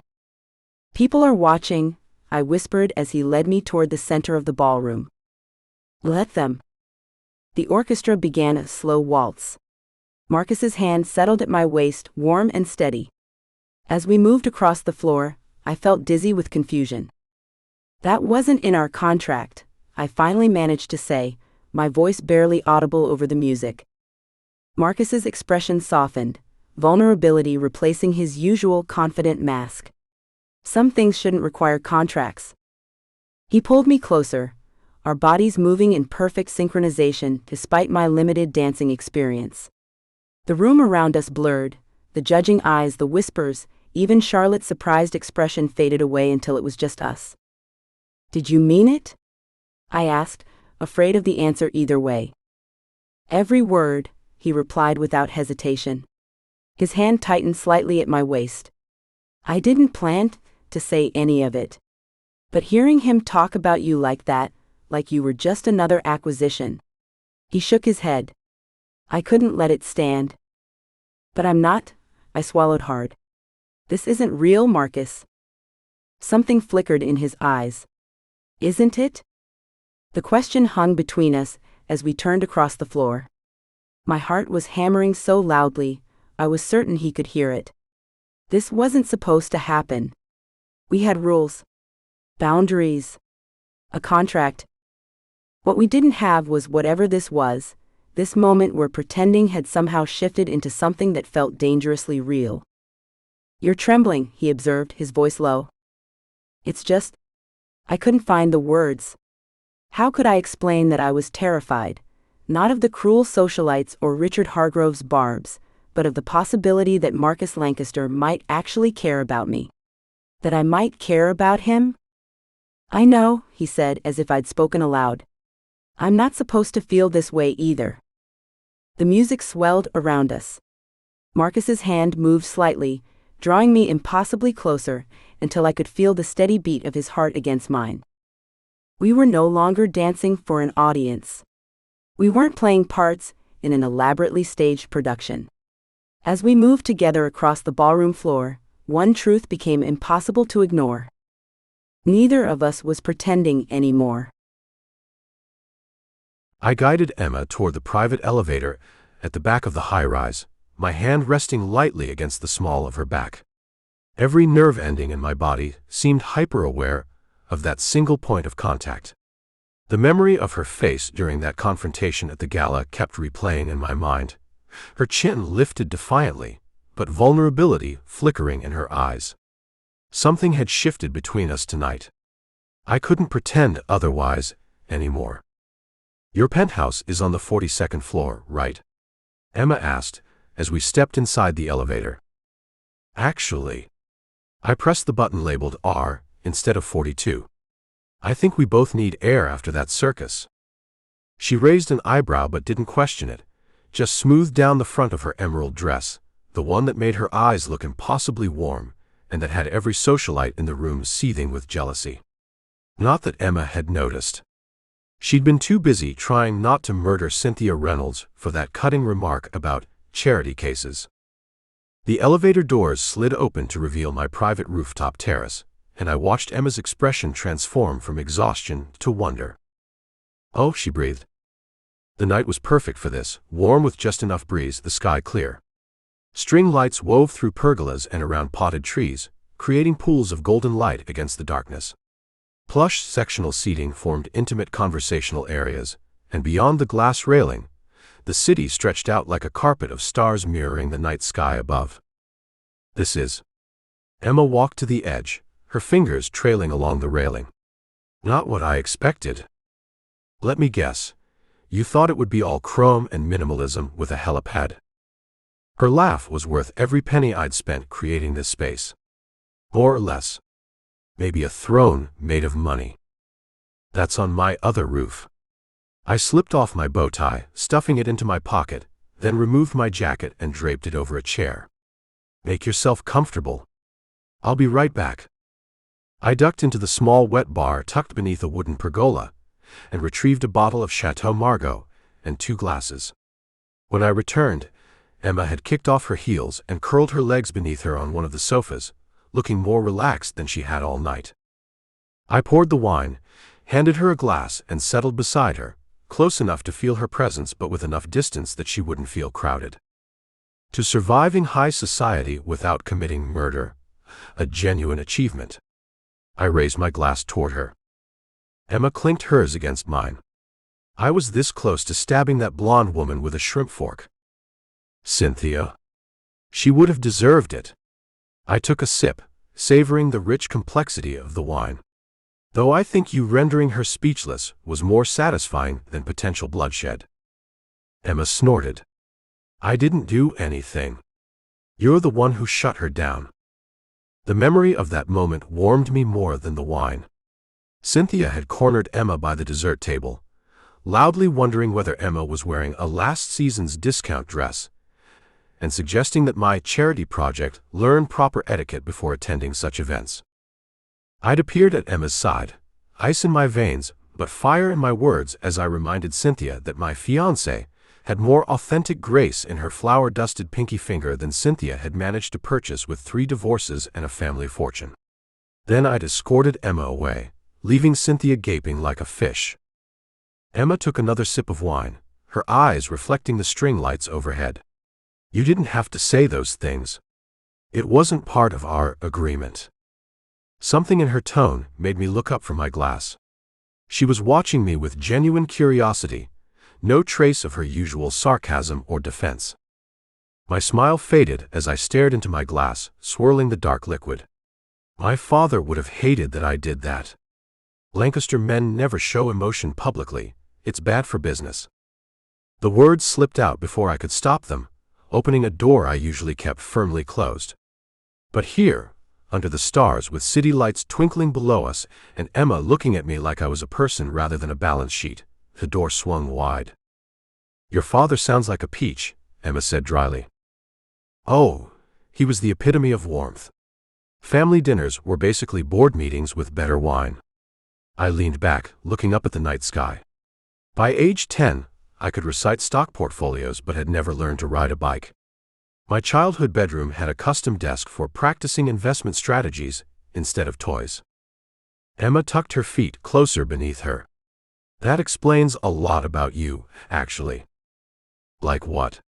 I asked, genuinely curious. Like why you're so terrible at having fun.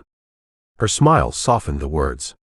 And why you looked so proud of yourself after creating that baking disaster in your kitchen. It was probably the first mess you'd been allowed to make. I laughed, but it caught in my throat. You're not wrong. The wine and the night, and Emma's attentive gaze pulled more words from me. I found myself telling her about weekends spent shadowing my father at Lancaster Corp instead of playing sports, about my mother's glacial perfection, about learning that emotions were acceptable only when they served a business purpose. So I decided to build something of my own instead, I continued, tracing the rim of my glass. I needed to prove I was more than my last name. My father called it rebellion. I called it survival. Is that why your company focuses on sustainable tech? Going against the Lancaster oil and coal empire? I nodded, surprised she'd made that connection. I wanted to build something that mattered, beyond a profit margin. My father thought I was throwing away my legacy on idealistic nonsense. But you're incredibly successful, Emma pointed out. Yes, but not in the way that matters to him. I didn't follow the Lancaster blueprint. I refilled our glasses, suddenly aware I'd been talking about myself for too long. But that's enough family therapy for one evening. Emma shook her head. No, keep going. I like learning. There's an actual person behind the designer suits and imperial attitude. Imperial attitude. I raised an eyebrow, fighting a smile. You strut into rooms like you own them. It's annoying. I usually do own them. She rolled her eyes, but she was smiling. See? Imperial. I laughed, and the sound felt unfamiliar, genuine, not the calculated chuckle I used at business functions. The wine was excellent, the night air perfect, and Emma was looking at me with something other than irritation for once. I found I wanted to keep talking. My parents' marriage was exactly what you'd expect, I said quietly. They had a perfectly orchestrated partnership, financially beneficial, socially advantageous, and completely devoid of actual feeling. I always swore I wouldn't repeat that pattern. Is that why you've never settled down? Avoiding the Lancaster marriage template? I took a long drink before answering. Partly. It's also because most women I meet either want my money or my connections. Or both. And you think I'm different because I was literally forced into this arrangement? Emma's tone was teasing, but there was a genuine question underneath. I met her eyes directly. I think you're different because you've seen me fail spectacularly and didn't seem disappointed. You're the only person on Earth who's met flower-covered, disaster-prone Marcus Lancaster with third-degree cinnamon burn injuries. She laughed softly. You didn't have third-degree burns. My dignity did. Emma tucked a strand of hair behind her ear, her smile fading into something more thoughtful.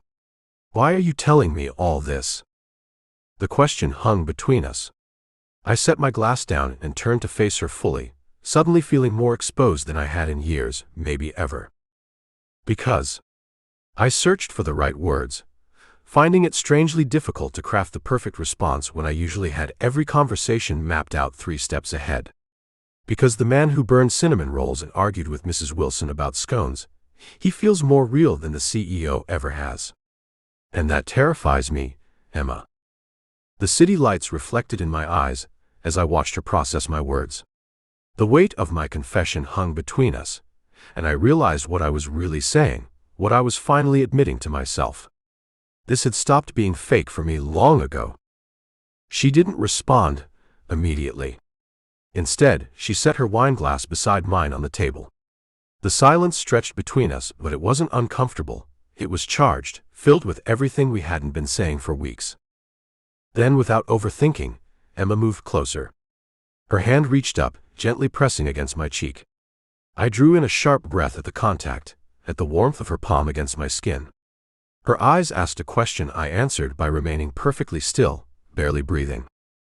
She leaned in and kissed me, softly at first, hesitant, giving me every opportunity to pull away. But I didn't want to pull away. I wanted to pull her closer. My hand found her waist as I returned the kiss, deepening it gradually. This wasn't like our almost kisses before, those charged, interrupted moments full of frustration and denial. This was deliberate, chosen, real. No cameras documented this moment. No audience watched. There was nothing but the stars above, and the undeniable truth that neither of us was pretending anymore. Emma's fingers slid into my hair, messing it up completely, and I couldn't have cared less. I pulled her closer until she was practically in my lap, my arms wrapping around her, as though I'd been waiting to hold her properly for years instead of weeks. When we finally broke apart, both breathless, I rested my forehead against hers. Emma. Marcus. That wasn't in our agreement either, I murmured, not moving away. She laughed softly, her fingers still playing with the hair at the nape of my neck. I'm adding a clause. What clause would that be? The one where we stop pretending this is just business. I pulled back slightly to see her face, to make sure I wasn't misinterpreting. Her eyes were clear, honest, reflecting the same confusion and hope I felt. Are you sure? Because once we cross this line. Emma silenced me with another kiss, this one fiercer than the first. The line's already crossed, Lancaster. Has been for a while. She was right. Some boundary had been dismantled weeks ago, between the flower fights and early mornings at the bakery, between arguments that felt too personal and defenses that kept lowering. I just hadn't been brave enough to admit it. So what now? I asked, my thumb tracing circles against her lower back. Now we figure out what's real and what isn't. Emma's expression turned serious. I need to know something first. Anything. All those things you said tonight about me, about us, were they true, or were you just playing the devoted fiancé? I didn't hesitate. They were true. Every word. Emma nodded slowly, processing. That reporter asked when you knew you wanted to marry me, and you said it was the moment I told you your cinnamon rolls looked like sad, deflated inner tubes. I laughed. That was unusually poetic for me, but yes. Why that moment? I tucked a strand of hair behind her ear, letting my fingers linger against her cheek. Because you didn't care who I was. You didn't tiptoe around my feelings or try to flatter me. You were just real. And it made me want to be real too. The vulnerability in my voice should have embarrassed me, but it didn't. This was Emma, the woman who'd seen me covered in flour, who'd watched me fail at simple tasks like operating a coffee machine, who knew I couldn't frost a cupcake to save my life. She smiled that smile that transformed her entire face. You know this completely complicates our arrangement. I'm aware. And you're okay with that? I pulled her close again, breathing in the scent of vanilla and cinnamon that always clung to her skin. Emma Caldwell, I'm more than okay with it. I'm just sorry. It took a room full of socialites for me to stop being an idiot. She laughed against my lips. You're still an idiot. But you're my idiot now. I think I have been for a while. Her smile softened. Me too. We stayed on that rooftop for hours, talking and not talking, the city lights twinkling below us like we were floating above reality. When Emma finally fell asleep against my shoulder, I didn't wake her. I just pulled her closer, wondering how my carefully structured life had been so thoroughly derailed by a baker with flour in her hair and fire in her eyes. And why, for the first time in my life, the lack of control felt like freedom. I woke up to the first streak of sunlight warming my face, gradually becoming aware of the unfamiliar comfort beneath me. Not my lumpy mattress. Someone warm was pressed against my side, and an arm was draped heavily across my waist. Oh no. My eyes flew open as memories crashed back like a wave. The gala. The stars. The rooftop. The kiss. The kiss. Marcus Lancaster was sound asleep beside me, his normally perfect hair rumpled, his expression softer than I'd ever seen it. We were curled together on one of his ridiculous designer loungers, a cashmere throw blanket tucked around us. Somehow we'd fallen asleep here after talking until I squinted at my phone, 4:30 in the morning. What have I done? I studied his face, the sharp jawline that was usually clenched in boardroom tension now relaxed. His long eyelashes. The slight part of his lips that I now knew were surprisingly soft and... Stop it, Emma. 30 days. That's all that was left on our contract. 30 more days of pretending, and then Marcus Lancaster would stride right back to his billion-dollar empire, leaving me and my flour-dusted aprons far behind. Because that's what happened when the novelty wore off. And I was definitely a novelty to him. I carefully extracted myself from his embrace, holding my breath when he stirred slightly. When he settled back into sleep, I exhaled shakily, gathering my ridiculous borrowed designer shoes and clutch. This wasn't real. It couldn't be real. People like Marcus didn't actually fall for people like me, they just enjoyed the novelty until it wore off. And then what? I'd be left with a bakery and a broken heart. I grabbed a monogrammed notepad from his side table. Of course his notepad was monogrammed, and scribbled a quick note. Early morning, bakery emergency. Had to run. I stared at it, the excuse feeling hollow even as I wrote it. But what else could I say? Thanks for the kiss, but I'm terrified you'll break my heart once you realize I'm just a small-town baker with flour permanently stuck under her fingernails? I placed the note on the pillow where my head had been, hesitated, then slipped out the door before I could change my mind. That's 7 dozen chocolate chip, 3 dozen snickerdoodles, and what are these, ginger snaps? I didn't look up as Lila's voice cut through my baking fugue state. I was elbow deep in another batch of dough, flour dusting every surface of Sweet and Flour's kitchen, including me. Molasses spice, I muttered, aggressively creaming butter and sugar together. The ginger snaps are cooling by the window. Emma, Lila said slowly, it's 7:30 in the morning and you've made 11 batches of cookies? This is ridiculous pastry volume. What happened? I kept mixing, refusing to meet her eyes. Nothing happened. You're stress baking at DEFCON 1 levels. The last time you made this many cookies was when your grandmother passed away. She crossed her arms. Spill. Now. The mixer whirred loudly, drowning out my thoughts. What was I even making anymore? I couldn't remember. I stabbed the off button and stared at the bowl. I kissed Marcus, I whispered. I'm sorry, what? I couldn't hear. I kissed Marcus. The words exploded out of me, echoing in the quiet bakery. I kissed him, Lila. On his stupid fancy rooftop under the stars, after he told me about his childhood and looked at me like I mattered. And now I'm completely screwed because... I choked on the words, whisking flour into my mixture with unnecessary force. Because you have feelings for your fiancé? Lila asked, confused. I'm missing the catastrophe here. The engagement is fake, Lila.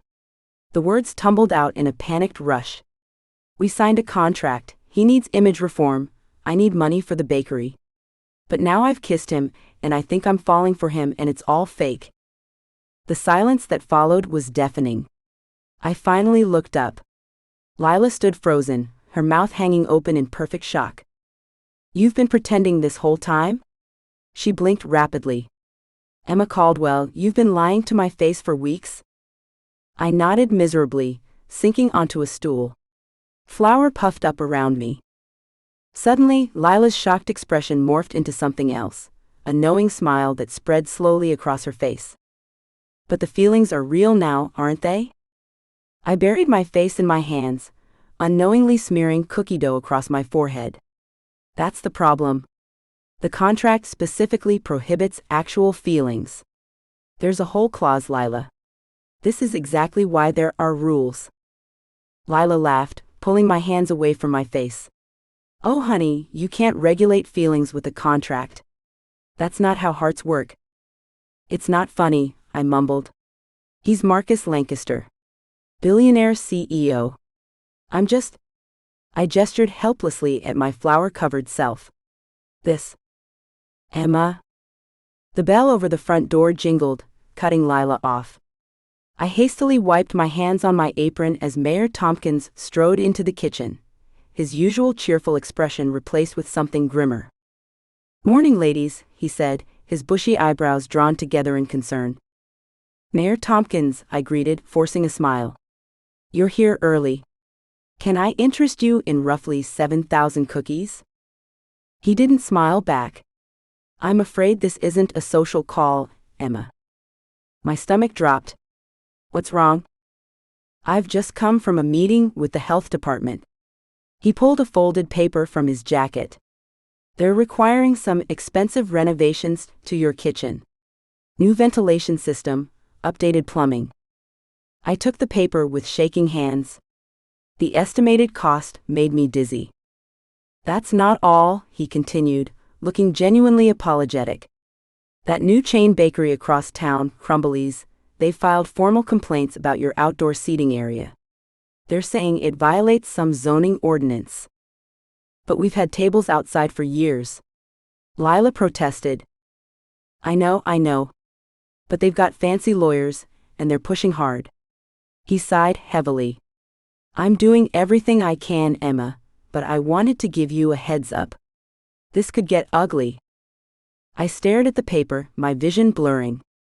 How long do I have? 2 weeks to submit plans for the renovations. As for the seating area, they want it gone by Monday. Monday. 3 days from now. The outdoor seating was half our summer business. Thank you for letting me know, I managed, my voice sounding distant even to my own ears. After the mayor left, I remained frozen, staring at nothing. Lila squeezed my shoulder. Emma? Are you okay? My phone buzzed in my pocket, startling me. I pulled it out, my heart stuttering when I saw 4 text messages from Marcus. Good morning. Sleep well? Just checking if your bakery emergency is under control. Emma? You okay? I'm coming to check on you. Be there in 20. Oh God, I groaned. He's coming here. Good. Lila said firmly. Tell him what's happening. He can help. I don't need his help. I snapped, then immediately deflated. I'm sorry. I can't face him right now. Emma, Lila said, grabbing my shoulders, you need to tell him the truth. About everything. What truth? That I'm falling for him, but I'm terrified because our entire relationship is built on a business contract? Or that my bakery is failing and I might lose everything anyway? Both. All of it. The bell over the door jingled again, and my heart stopped. I knew without looking that it was him. I could feel his presence, that ridiculous magnetic pull that had been getting stronger every day. Just tell him, Lila whispered urgently, then slipped out through the kitchen's back door, the traitor. I turned slowly, still clutching the health department notice, to find Marcus standing in the doorway. His expression was a complicated mix of concern and hurt when our eyes met, and I visibly tensed. He looked infuriatingly good, for someone who'd spent the night on outdoor furniture. His hair was slightly tousled in a way that probably cost most people hundreds at a salon, and he'd changed into a fresh shirt and jeans. Marcus Lancaster in jeans was still a novelty that did unfair things to my pulse rate. Hey, he said softly. Hi, I replied, suddenly fascinated by a spot on the floor. An awkward silence stretched between us, thick with unspoken words. About last night, he finally started. We got caught up in the moment. I cut him off, the words rushing out before I could stop them. It was a long evening, emotions were high. It didn't mean anything. From the storage room, I heard Lila's outraged gasp. But I couldn't look at Marcus. I couldn't bear to see relief in his eyes, or worse, pity. When he didn't immediately respond, I risked a glance up and instantly regretted it. The flash of genuine pain in his expression hit me like a physical blow. But it was gone so quickly, replaced by his practiced ease, the billion-dollar smile that never quite reached his eyes, that I almost convinced myself I'd imagined it.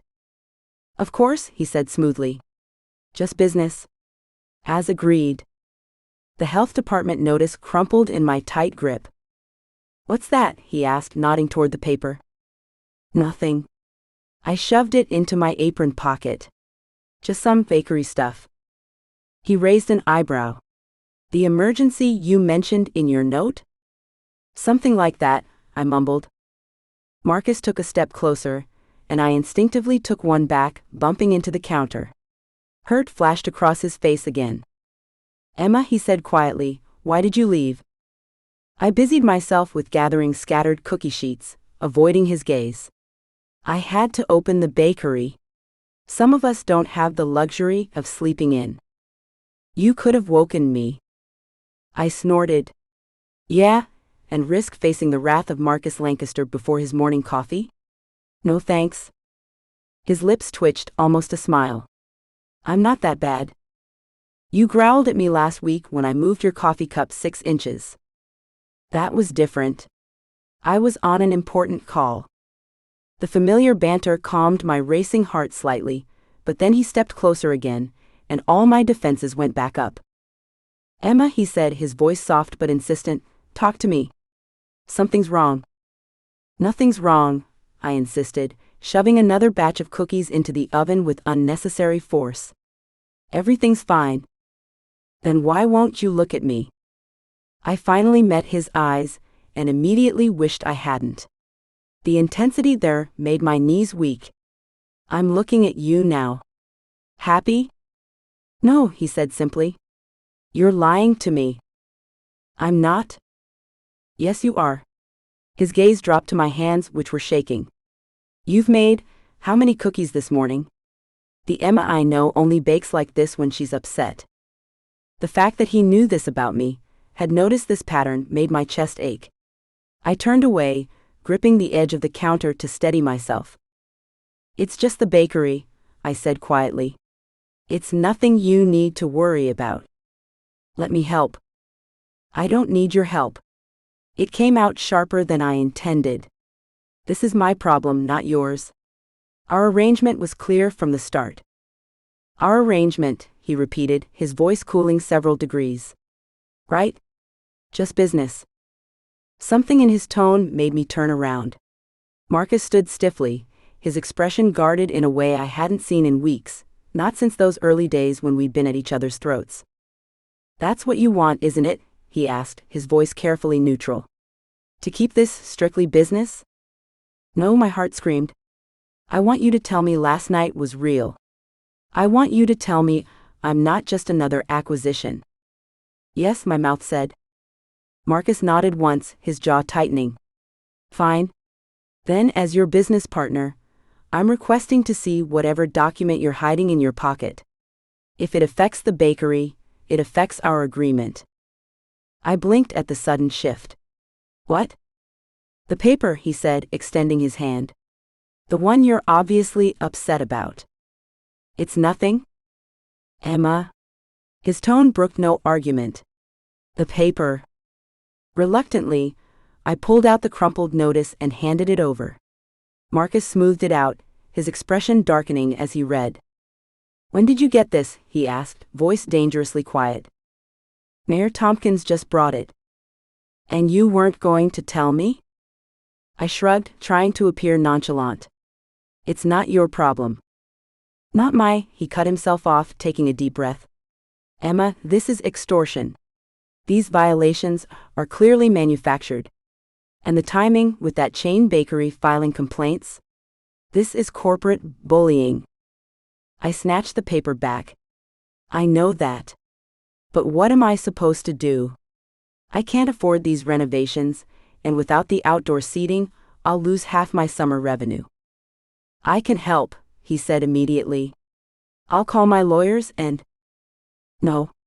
I interrupted. I don't want your money or your lawyers. Why not? His frustration was palpable. What's the point of this whole arrangement if you won't let me actually help you? Because I don't want to owe you more than I already do. The words burst out before I could stop them. Because every time you solve my problems, it just reminds me that this is all temporary. That soon you'll be gone, and I'll be right back where I started, but with the added bonus of... I stopped myself, horrified at how much I'd revealed. Marcus went very still. The added bonus of what, Emma? I shook my head, turning away to check on cookies that weren't even close to done. Emma? His voice was softer now, almost gentle. The added bonus of what? A broken heart, I whispered so quietly I wasn't sure he'd heard. The silence stretched between us, heavy with the weight of what I'd just admitted. I couldn't bear to turn around, to see pity or worse, indifference in his eyes. Is that what you think? He finally asked. That I'll just walk away when the contract ends? I whirled around, anger suddenly replacing embarrassment. Won't you? Come on, Marcus. Let's be honest. I was a convenient solution to your PR problem. I'm not the kind of woman men like you end up with. Men like me, he repeated flatly. Yes. Billionaire CEOs don't marry small-town bakers. They have their fun, they enjoy the novelty, and then they move on to someone more appropriate. Appropriate, he echoed, his expression darkening. And who exactly gets to decide what's appropriate for me? I threw up my hands. The entire world. Your investors. Your mother. Society. Take your pick. And what about what I want? He demanded, stepping closer. Does that factor into this equation at all? What do you want, Marcus? I asked, suddenly exhausted. Because I honestly don't know anymore. For a moment, he looked like he might say something important, something that would change everything. But then his phone rang, shattering the moment. He checked it and his expression hardened. "I have to take this," he said, already switching into business mode. "But this conversation isn't over, Emma." He stepped outside to answer the call, and I sagged against the counter, emotionally drained. Lila peeked out from the storage room. That was intense. I glared at her. "How long were you eavesdropping?" "Long enough to know you're an idiot if you let that man walk away." She crossed to me, wiping a smudge of flour from my cheek. "Emma, I've known you your entire life, and I've never seen you look at anyone the way you look at him." "It doesn't matter how I look at him," I said miserably. This was never meant to be real. Through the window, I could see Marcus pacing on the sidewalk, his expression grim as he spoke on the phone. Even from here, I could tell something was wrong. "What do you think that call is about?" Lila asked, following my gaze. "Probably his actual life," I sighed. "The one that exists completely separate from this fantasy we've been playing at." The timer dinged, and I pulled out another batch of perfect cookies that no one would eat. As I slid them onto the cooling rack, Marcus burst back through the door, his face tight with anger. "What's wrong?" I asked, my problems momentarily forgotten. "That was Theo," he said, running a hand through his hair. "The deal with Apex Investments is falling apart. Apparently, my personal distractions are making them nervous." "Personal distractions," I repeated. "You mean me?" "It doesn't matter." He waved it off with a dismissive gesture that I didn't believe for a second. "I need to head back to the city for a few days to handle this." "Of course." I nodded stiffly. "You should go." He hesitated, clearly torn. "I can have my legal team look into these health code violations while I'm gone. They're completely baseless." "Marcus," I said firmly, "go deal with your company. I can handle this." "Emma? Please." I couldn't deal with his concern right now. Not when I was barely holding myself together. "Just go." He stared at me for a long moment, something unreadable in his eyes. Then he nodded once and turned to leave. At the door he paused, looking back over his shoulder. "For what it's worth," he said quietly, "last night meant something to me." And then he was gone, leaving me standing in a kitchen full of cookies, wondering if I'd just made the biggest mistake of my life. I stood in the lobby of the plaza, listening to Richard Hadley, chairman of Apex Investments, drone on about fiduciary responsibilities and optics concerns through my phone speaker. My finger hovered over the end call button as I stared out at the rain-slicked Manhattan streets. "Lancaster? Are you even listening?" Richard's voice sharpened. "This deal represents 30% of our projected annual growth. 30%.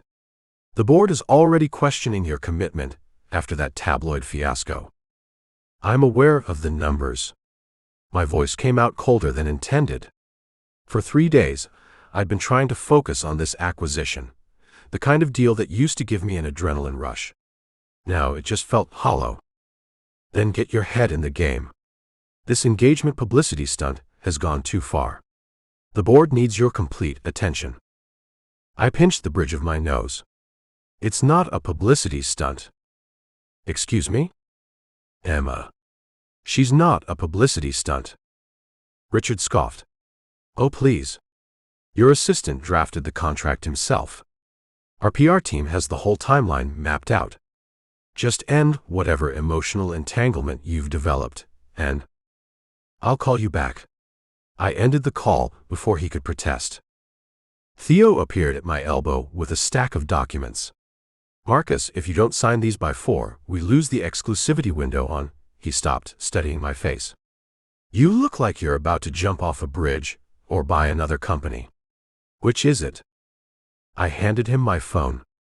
"Cancel my meetings for the week." His eyes widened. "Including the Apex acquisition team?" "They flew in from Tokyo specifically to—" "All of them." "Did someone die?" "Are you dying?" Theo's voice rose with each question. "The last time you canceled meetings, it was because you had double pneumonia, and even then you took calls from your hospital bed.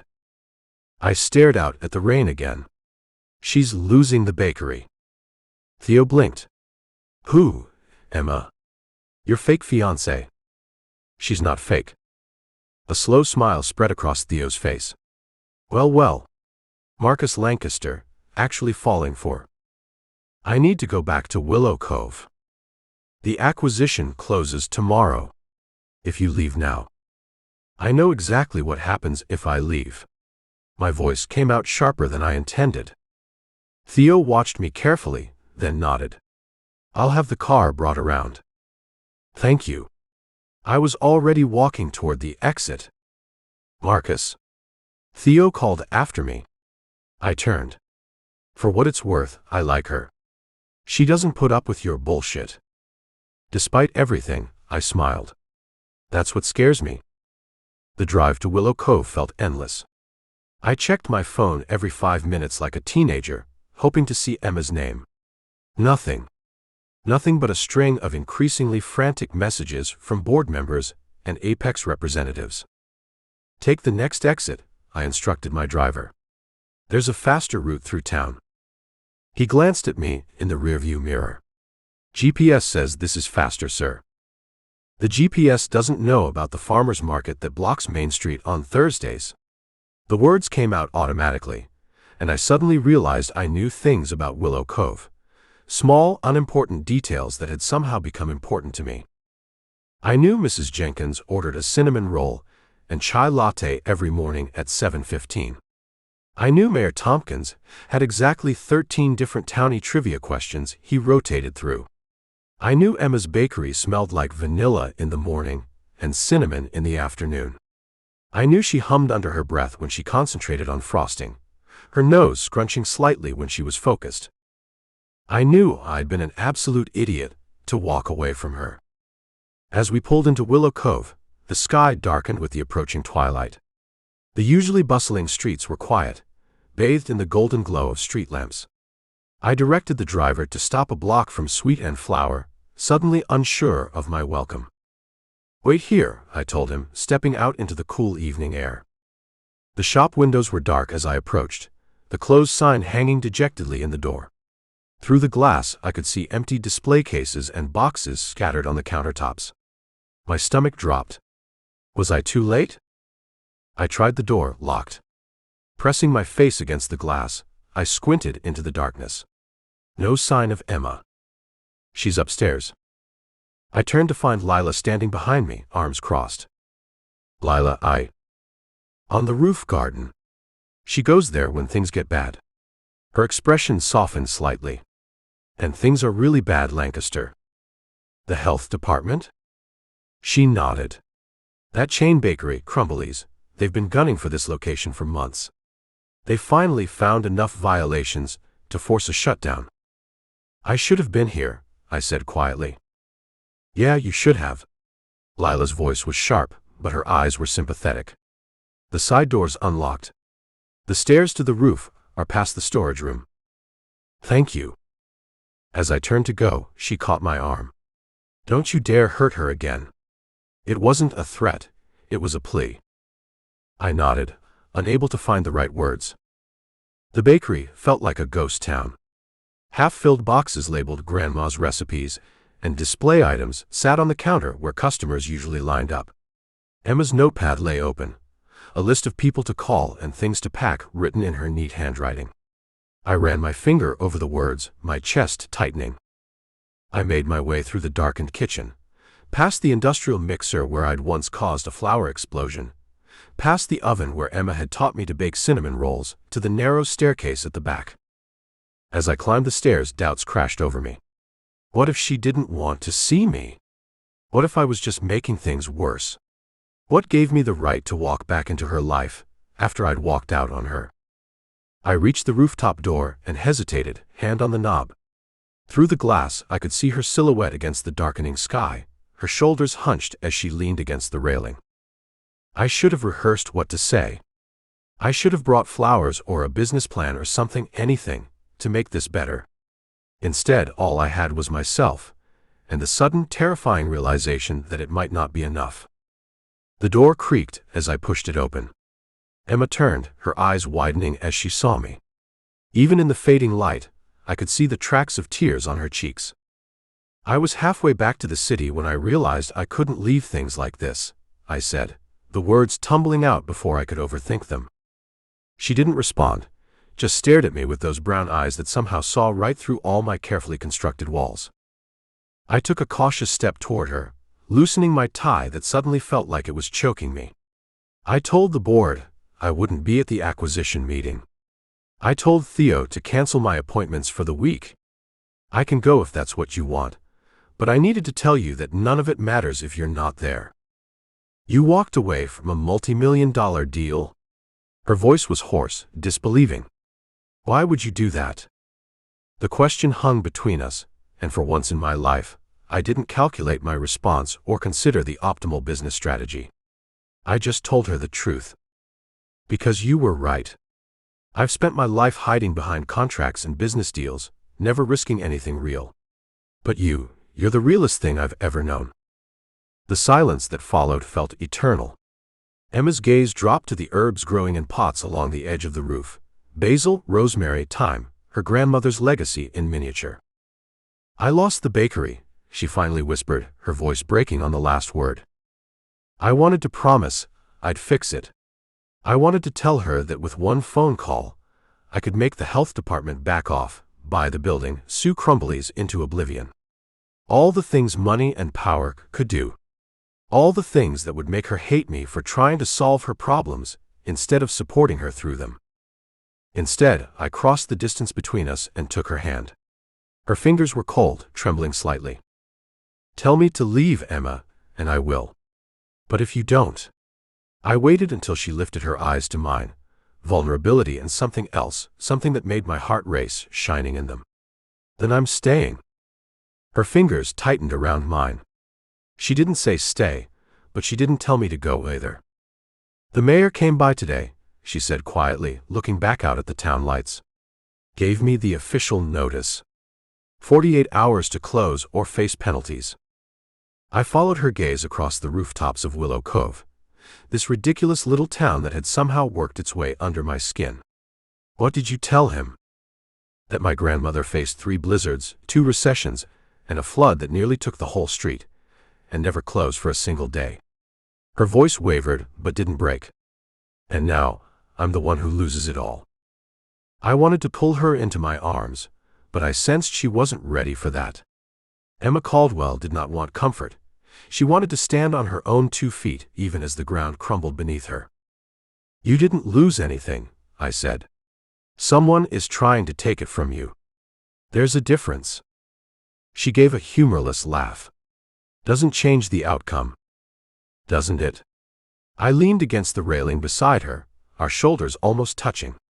"Emma, in the business world, I've seen companies destroyed by hostile takeovers, by market crashes, by bad luck. But I've also seen companies fight back, reinvent themselves, find another way. This isn't a Fortune 500 company, Marcus. It's just a small-town bakery. No, it's not just anything. It's your heritage. It's your dream. It's a place where Mrs. Jenkins gets her daily cinnamon roll, and Mayor Tomkins holds court, and kids get their first job, and..." I ran a hand through my hair, frustrated by my inability to articulate what I'd come to understand. "It's the heart of this town, Emma. And you're the heart of that bakery." She turned to face me fully then, searching my face as if looking for the catch, the hidden angle. "When did Marcus Lancaster start caring about small-town bakeries and the people who run them?" "Around the time a stubborn baker dumped a tray of petite fours on my Armani suit and refused to be impressed by my apology check." I risked a small smile. "Or maybe it was when she made me work the morning shift, and I realized there's more to life than board meetings and stock options." The ghost of a smile crossed her face. "You were terrible at the morning shift."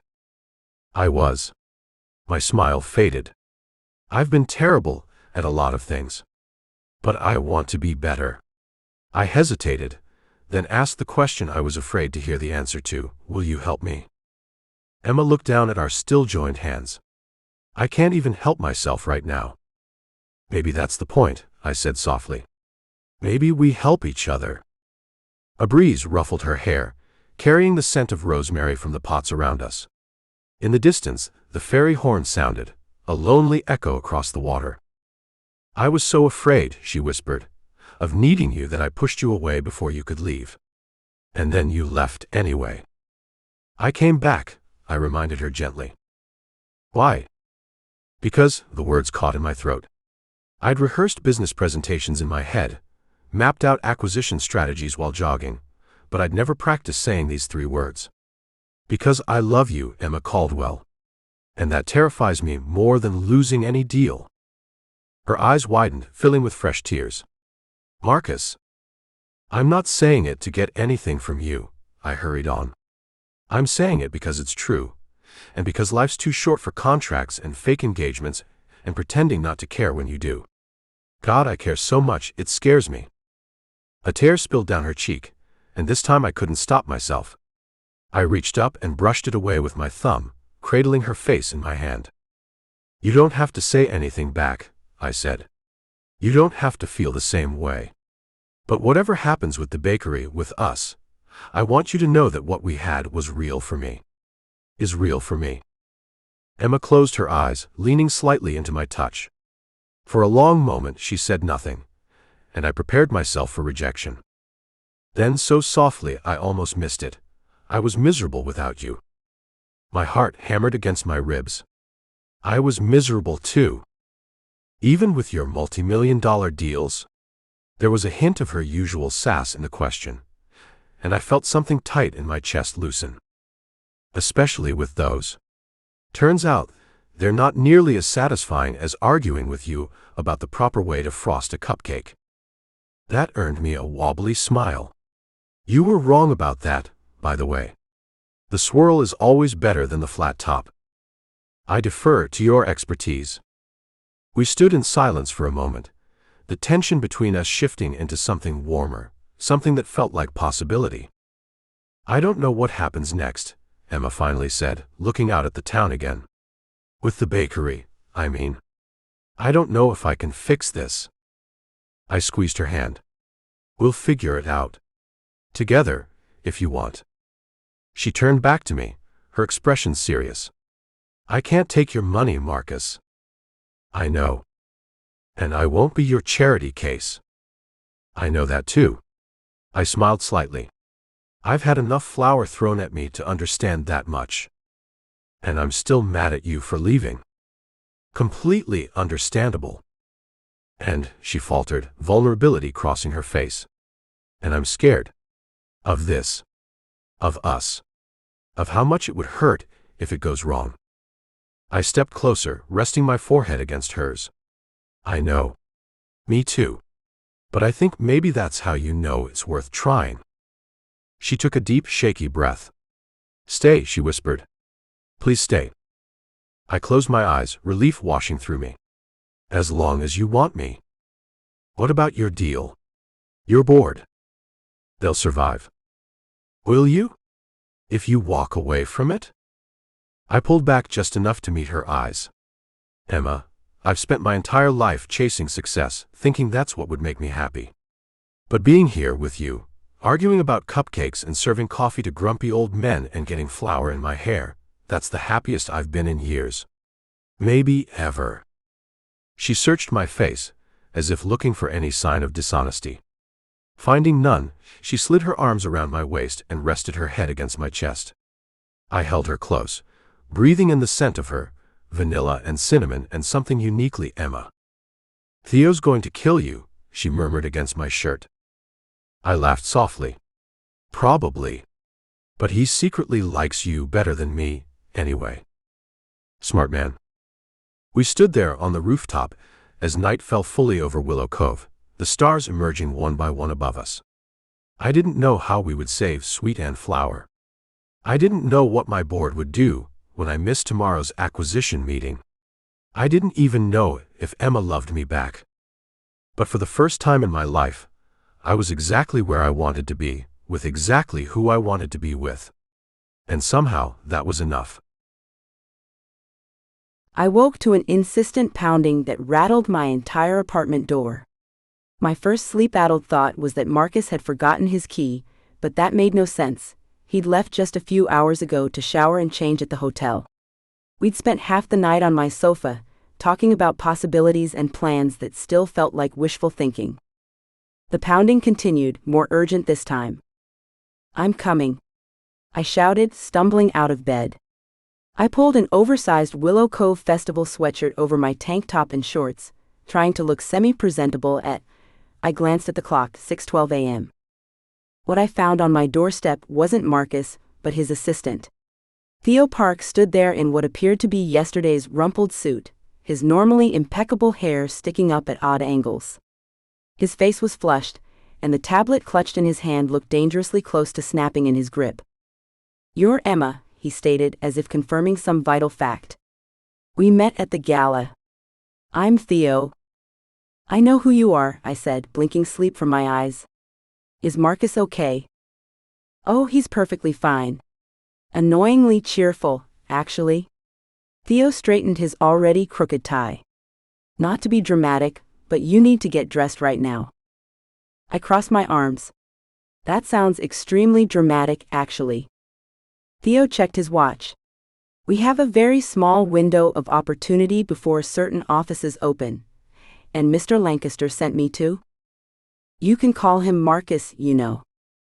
"I absolutely cannot." He peered over my shoulder into my apartment. "Do you have coffee? I've been up for 26 hours straight, and I've discovered things." "Discovered things?" Theo tapped his tablet. "Things that will save your bakery. Unless you'd prefer to continue this conversation in your pajamas, while Sweet and Flour remains permanently closed." I stepped back from the door. "Give me 5 minutes." 20 minutes later, I stood in my shuttered bakery, watching Theo and Marcus huddled over a laptop at my favorite table by the window.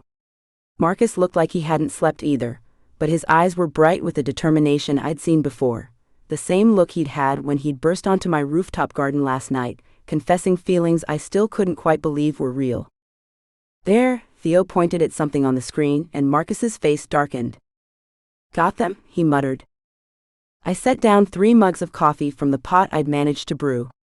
"Would someone please explain why I'm standing in my closed bakery at 6:45 in the morning, instead of crying into my pillow like I had planned?" Theo took a long sip of coffee, closed his eyes briefly as if encountering a religious experience, then turned his laptop toward me. "After you told Marcus about the health violations last night, I started digging into the inspector who filed them." Theo scrolled through a document. "His name is Gerald Peters. Very thorough record keeper, very mediocre at hiding his financial interests." "His financial interests?" I leaned closer. "Mr. Peters owns approximately $20,000 in stock in Sunshine Bakery Corporation, the parent company of Crumbly's." Theo tapped the screen. "And he's been texting with their regional development director for the past 3 weeks." Marcus's jaw tightened. "They've been targeting your bakery, specifically. These texts show them discussing how to acquire this location. They couldn't convince you to sell, so they manufactured violations to force you out." My hand started shaking, and I put my coffee down before I could drop it. "That's why they gave me only 48 hours to comply with impossible repairs." "It's a textbook conflict of interest," Theo said, scrolling through more documents. "Corporate collusion with government officials. They wanted your location and thought shutting you down was the easiest way." I sank into a chair. So I was right. They were targeting me. Marcus's expression had transformed from excited to thunderous. He took out his phone and hit a contact. "Who are you calling?" I asked. "Charlotte." He put the phone on speaker as it rang. "Marcus," his sister's voice came through, crisp and clear despite the early hour. "I assume the world is ending, or you wouldn't call before 7. How quickly can your legal team assemble documentation for a corruption case against both the health department and Sunshine Corporation?" There was a pause. "Give me context." As Marcus explained the situation, I watched his face. This wasn't just business for him. He was genuinely angry on my behalf. When he mentioned sweet and flour, his voice softened, like he was talking about something precious. Evidence? Charlotte asked when he finished. Theo has compiled everything. Stock ownership records, text messages, the falsified violation reports. I'll need it all, Charlotte said. And I'll need it now. I can have papers drawn up within 2 hours, but if you want maximum impact, we should distribute evidence to multiple channels simultaneously. Theo was already typing. Sending everything now. One more thing, Marcus said. I want the contractors ready to start work today. As soon as we get these violations lifted. Already on standby, Charlotte replied. Emma, I look forward to officially meeting you under better circumstances. After they hung up, I stared at Marcus. Contractors? What contractors? He ran a hand through his hair. I made some calls last night after you fell asleep. You said we'd figure things out together, I reminded him. And we will, he insisted. But I wasn't going to wait to start putting resources in place. The bakery needs work to get back up to code, real work, not the inflated violations they created. I wanted to argue to remind him that I didn't need rescuing, but the truth was I did need help. And for the first time, accepting it didn't feel like surrendering my independence, it felt like partnership. Thank you, I said instead. Theo cleared his throat. I should probably mention that I've arranged for coffee and breakfast to be delivered to the county commissioner's office, along with an anonymous tip about corruption in the health department. The paperwork Charlotte's team is putting together will arrive immediately afterward. You did all this overnight? I asked. Theo adjusted his glasses. Mr. Lancaster was quite insistent that we find a solution. He paused. Also, I may have canceled all his meetings for the next 2 weeks and told the board he's working remotely on a special project. Marcus looked momentarily startled. You did what? You were going to do it anyway, Theo said with a shrug. I merely expedited the process. 3 hours later, the bell above the bakery door jingled as Mayor Tomkins burst in, waving a fax paper so vigorously I worried it might disintegrate. Emma Caldwell, he bellowed, his round face red with excitement. The county commissioner just rescinded all violations. Apparently, anonymous evidence of potential ethical improprieties was delivered to every board member and local news outlet this morning. I exchanged glances with Marcus, who was leaning against the counter, looking entirely too pleased with himself. Is that so? I managed. There's talk of a criminal investigation into the health inspector, Mayor Tomkins continued, handing me the fax. And Crumbly's corporate office is sending representatives to address community concerns. Marcus straightened. They'll be here this afternoon. I've arranged a meeting. You've what? I spun toward him.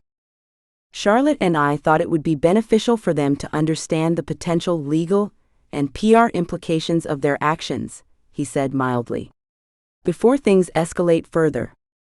And when exactly were you going to tell me this? Right now, Marcus offered with that half smile that still made my heart do ridiculous things despite my best efforts.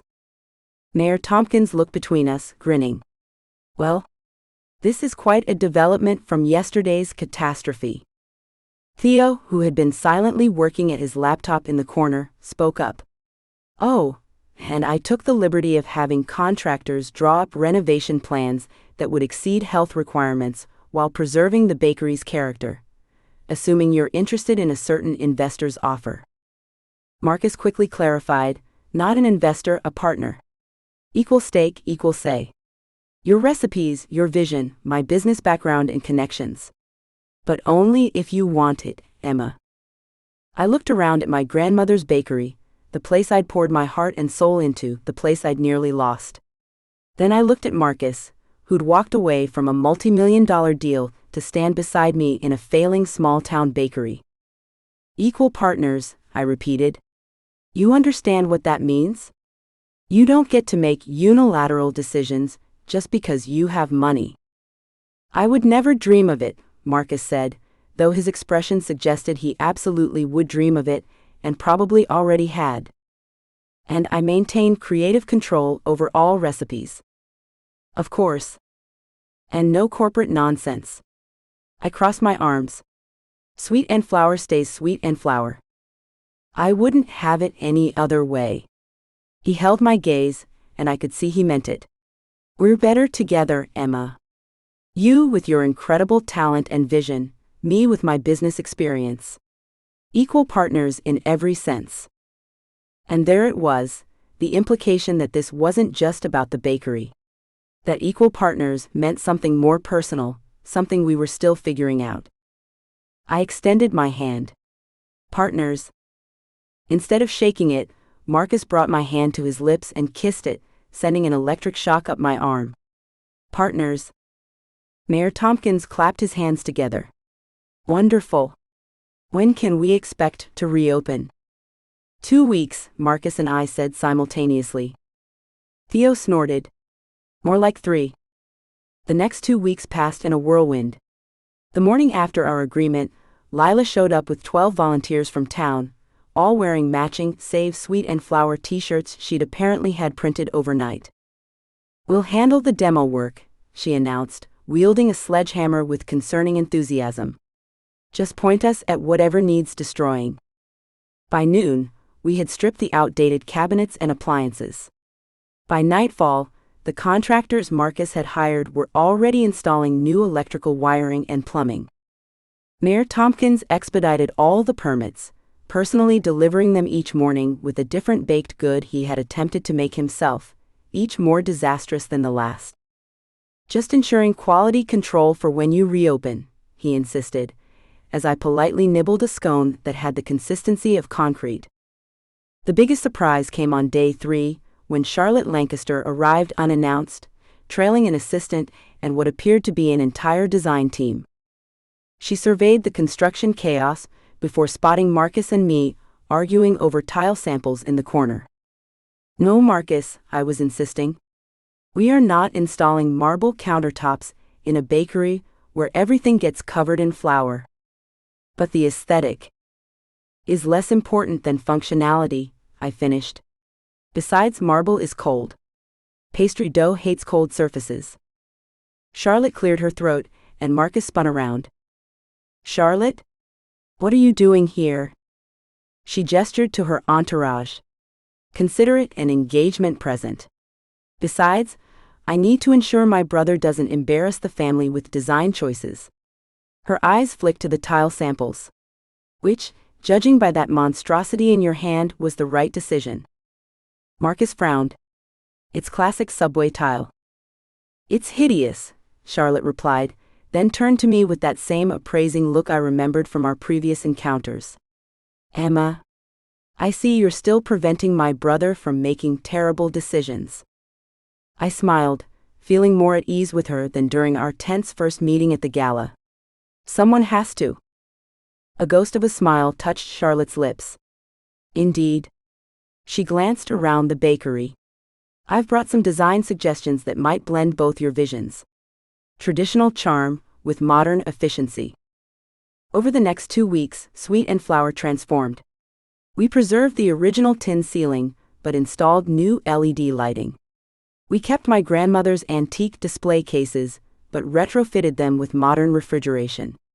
The old wooden floors were refurbished rather than replaced, and the walls were painted a warm cream that made the whole space glow. Every decision was a negotiation. Marcus wanted top-of-the-line equipment. I insisted on maintaining the cozy atmosphere. I wanted to keep everything exactly as my grandmother had arranged it. Marcus gently suggested workflow improvements that annoyingly made perfect sense. Just get married already, Theo muttered one afternoon, after witnessing a 20-minute debate about whether to extend the counter or preserve more seating space. The passive-aggressive flirting is exhausting everyone. Charlotte, who had become unexpectedly invested in the bakery's revival, developed a particular interest in the rooftop garden. It's a waste not to maximize this space, she informed me on day 10. I've arranged for a pergola and proper seating. Perhaps a small event space for private tastings. I'd actually thought about that, I admitted. Before, everything fell apart. Charlotte nodded approvingly. You have good instincts, Emma. I can see why my brother is smitten. I blushed, still not used to the idea that Marcus Lancaster, billionaire CEO who could have anyone, had chosen me, flour-covered baker from Willow Cove. We're still figuring things out, I said. Oh, I think you've figured out more than you realize, Charlotte replied cryptically before turning her attention back to pergola designs. On reopening day, I stood in the doorway of my transformed bakery, taking it all in.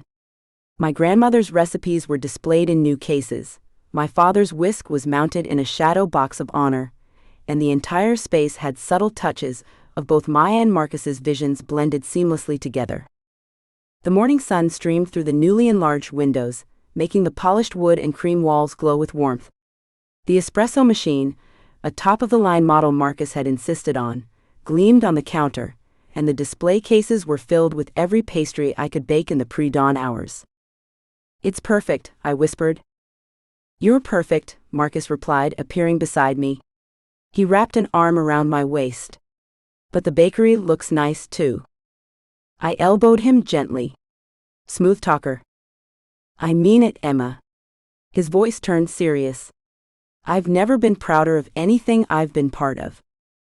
Before I could respond, the door burst open, and the reopening celebration began. The bakery filled beyond capacity within minutes. Town residents mingling with Marcus's business associates, Charlotte deep in conversation with Ivy about appropriate wedding flowers, and Mayor Tomkins proudly showing off the Willow Cove original plaque he had commissioned for the front entrance. Lila hugged me so hard I thought my ribs might crack. I knew you'd pull this off, she whispered, though her teary eyes suggested she'd had her doubts. Mrs. Jenkins ordered the first cinnamon roll, declaring it even better than before, while her husband pretended not to be impressed by the new espresso machine.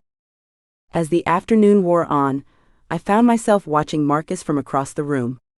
He was animatedly explaining our signature cinnamon rolls to his formerly intimidating board members, gesturing to the glaze with the enthusiasm of someone who'd spent hours perfecting it, which, to be fair, he had, ruining 3 batches in the process. A voice said beside me, in all the years I've worked for him, I've never seen him care about anything the way he cares about you in this place. I turned to find Theo, looking more rested than I'd seen him since we met. Really? Really? Theo sipped his coffee. Usually he gets bored with projects within a week. But this, he gestured around the bakery, this has his full attention. And so do you. I smiled, watching as Marcus demonstrated the proper way to break apart a cinnamon roll to one of his investors. He's certainly passionate. He's in love, Theo corrected. Though if you tell him I said that, I'll deny it and blame sleep deprivation. Before I could respond, a spoon clinked against glass. The room fell quiet as Marcus stepped into the center of the bakery. I want to thank everyone for coming today, he began. Sweet and Flour isn't just a bakery, it's the heart of this community. And thanks to Emma's incredible talent and vision, it's going to remain that way for a long time. A cheer went up from the Willow Cove residents. But if I'm being honest, Marcus continued, his eyes finding mine across the room, reopening this bakery isn't the only reason to celebrate today. My heart began to race as he moved toward me. The crowd parted, and suddenly he was standing in front of me, taking my hands in his. Emma Caldwell, he said, his voice steady despite the emotion in his eyes, when I first met you, I thought you were the most infuriating woman I'd ever encountered. A laugh rippled through the crowd, and I felt my cheeks burn. The feeling was mutual, I managed. But then I got to know you. Your passion, your determination, your complete inability to back down from an argument. His smile was soft, just for me. And I fell in love with all of it. With all of you. The bakery had gone completely silent, everyone holding their breath. Even Charlotte looked surprised. Then Marcus dropped to one knee in front of me, and the room collectively gasped. He reached into his pocket and pulled out not the flashy diamond everyone probably expected, but a delicate vintage ring with a small central stone surrounded by tiny sapphires. "This was my grandmother's," he said quietly. "The only person in my family who knew how to bake, and the only one who taught me that success isn't measured by business deals." I couldn't speak, couldn't breathe. "Emma Caldwell," Marcus said, his voice clear and certain. "For real this time, no contracts, no business deals, will you marry me?" The entire bakery seemed to hold its breath. I looked down at Marcus, this man who had crashed into my life and turned everything upside down, who had made me furious and made me laugh, who had seen me at my worst and still looked at me like I was everything. "Yes," I whispered, then louder, "yes." The bakery erupted in cheers as Marcus slid the ring onto my finger and stood, pulling me into a kiss that tasted like cinnamon and promise. Around us people clapped and whistled, but all I could focus on was Marcus, my partner, my equal, my love. Later, as the celebration continued, he whispered in my ear, "Meet me on the roof in 10 minutes?" I nodded, knowing that while we'd shared our moment with the town, the real heart of our story was still ours alone, and it waited for us under the open sky where everything had changed. I stood in the middle of the bakery, surrounded by Willow Cove's entire population and what felt like half of New York's business elite, still riding the high of Emma saying yes to my very public proposal. The applause had barely died down when I felt a tug on my sleeve. Emma leaned close, her voice barely audible above the celebration. "Meet me upstairs in 5 minutes." Her eyes held something I couldn't quite read, determination mixed with vulnerability that made my heart skip. Before I could ask what she meant, she'd slipped away, gracefully navigating through the crowd toward the kitchen. I watched her go, confusion settling in my chest. Had I misunderstood her acceptance? The uncertainty felt foreign. I was a man who calculated risks for a living, who always knew exactly where I stood in any negotiation. But with Emma, all my carefully constructed certainties seemed to crumble. 5 minutes crawled by as I shook hands, accepted congratulations, and tried to appear present while my mind raced upstairs with Emma. What did she need to tell me that couldn't be said here? I caught Theo's eye across the room. He gave me a subtle nod that somehow communicated both, "Don't screw this up," and "I've got this covered," in a single gesture. My right-hand man had become surprisingly invested in my relationship with Emma, though he'd deny it if confronted directly. Slipping away from Charlotte, who was deep in conversation with Mayor Tomkins about the bakery's historical significance, I made my way toward the kitchen. I'd memorized every inch of sweet and flour during the renovation process, but I'd never noticed the narrow door tucked behind the industrial mixer until now. It was partially hidden, almost an afterthought, a slim wooden door that looked like it might lead to a supply closet. I pushed it open to find a steep, narrow staircase. The wooden steps creaked under my weight as I climbed, my hand trailing along the rough wall for balance. The stairwell felt forgotten, untouched by our recent renovations, authentic in a way that made me wonder how many of Emma's private moments had happened here, away from prying eyes. I emerged onto a small rooftop that took my breath away, not for its grandeur but for its unexpected intimacy. Unlike my meticulously designed penthouse terrace with its infinity pool and panoramic city views, this space was humble and unassuming. Mismatched furniture clustered in the center, a faded love seat that had seen better days, 2 metal chairs that didn't match, and a wooden crate serving as a makeshift table. Clay pots of herbs lined one edge, their fragrance mixing with the sweet scent of baking that always seemed to cling to everything connected to Emma. Emma stood with her back to me, hastily plugging in a string of lights that zigzagged overhead. They flickered once, twice, before steadying into a warm glow that cast soft shadows across the rooftop. Above us, stars punctuated the clear night sky, visible here in a way they never were in the city. She turned, startled by my presence despite having summoned me here. "You came." Her voice carried a note of surprise that twisted something in my chest. "Of course I came." I stepped closer, drinking in the sight of her. The soft glow of the string lights caught in her hair and illuminated her face in a way that made my breath catch. Though I'm not entirely sure what we're doing up here when there's a celebration happening downstairs. In our honor, I might add. Emma took a deep breath, twisting her fingers together in that nervous gesture I'd come to recognize. I can't accept what happened down there, she said softly. My heart plummeted. Uncertainty, another unfamiliar feeling, washed over me as I tried to make sense of her words. Had I misunderstood everything? Had I pushed too far too fast? The possibility of losing her made my chest constrict painfully. She must have read the panic in my eyes because she quickly closed the distance between us, her hand reaching out to rest on mine. You proposed in front of everyone because you thought that's what I needed.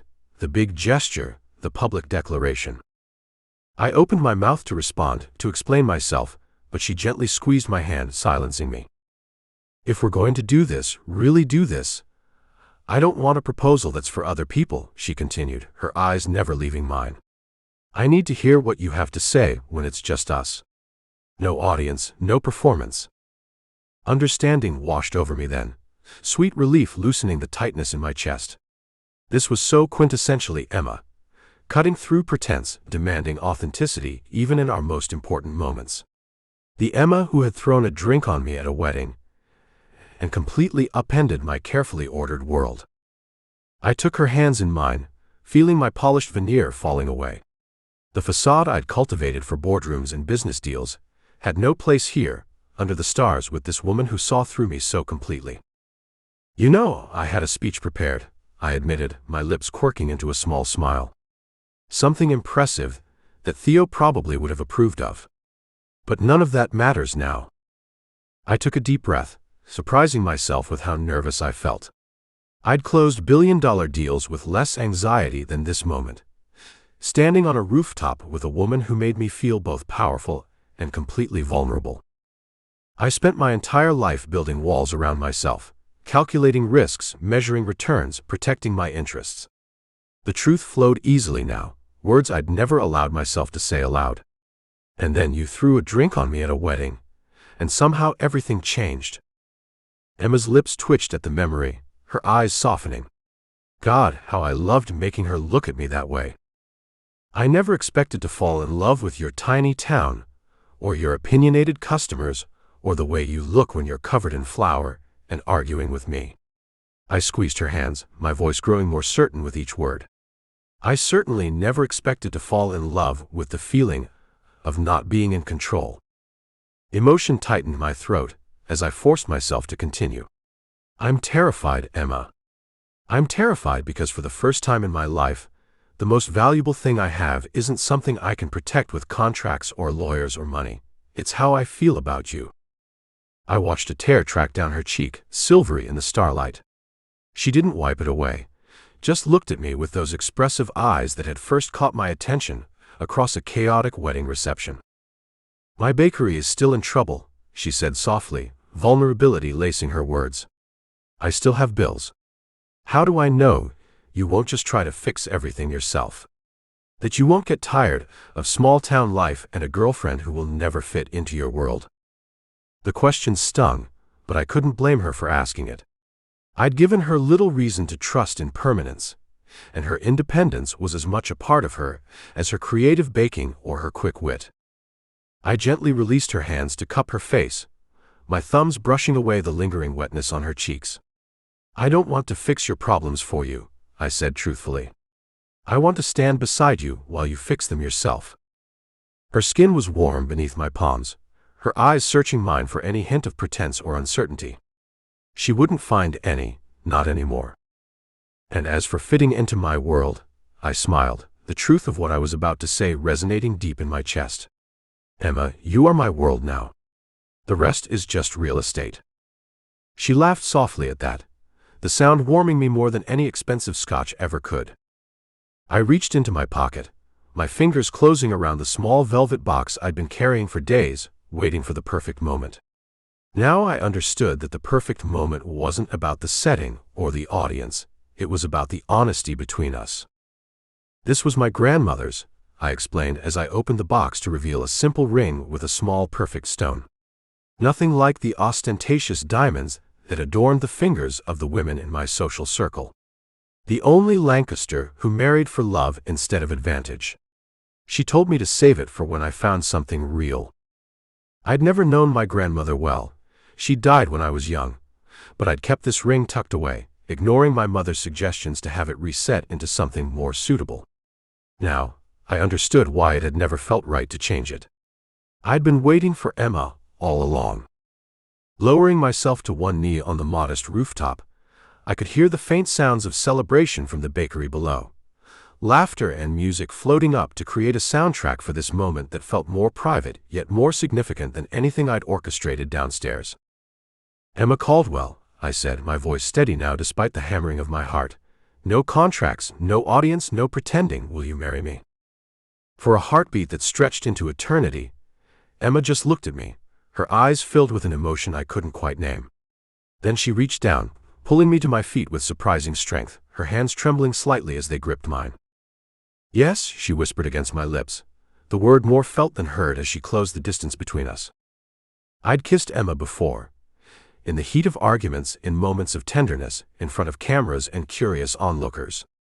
But this kiss was different. This kiss tasted like certainty, like promise, like coming home to a place I hadn't realized I'd been searching for all along. My arms wrapped around her waist, lifting her slightly off her feet as I deepened the kiss. Her hands cupped my face, fingers tracing my jawline with a tenderness that made my chest ache. When we finally broke apart, both breathless, I couldn't help but laugh, a sound of pure joy that bubbled up unexpectedly. "What?" Emma asked, her smile mirroring mine. "Nothing," I said, resting my forehead against hers. "I'm just happy. Genuinely happy. It's unusual." She snorted, so characteristically Emma that it made my heart swell. "Way to make a girl feel special, Lancaster." "You know what I mean." I pulled back, just enough to slide the ring onto her finger. It fit perfectly, as if it had been made for her all along.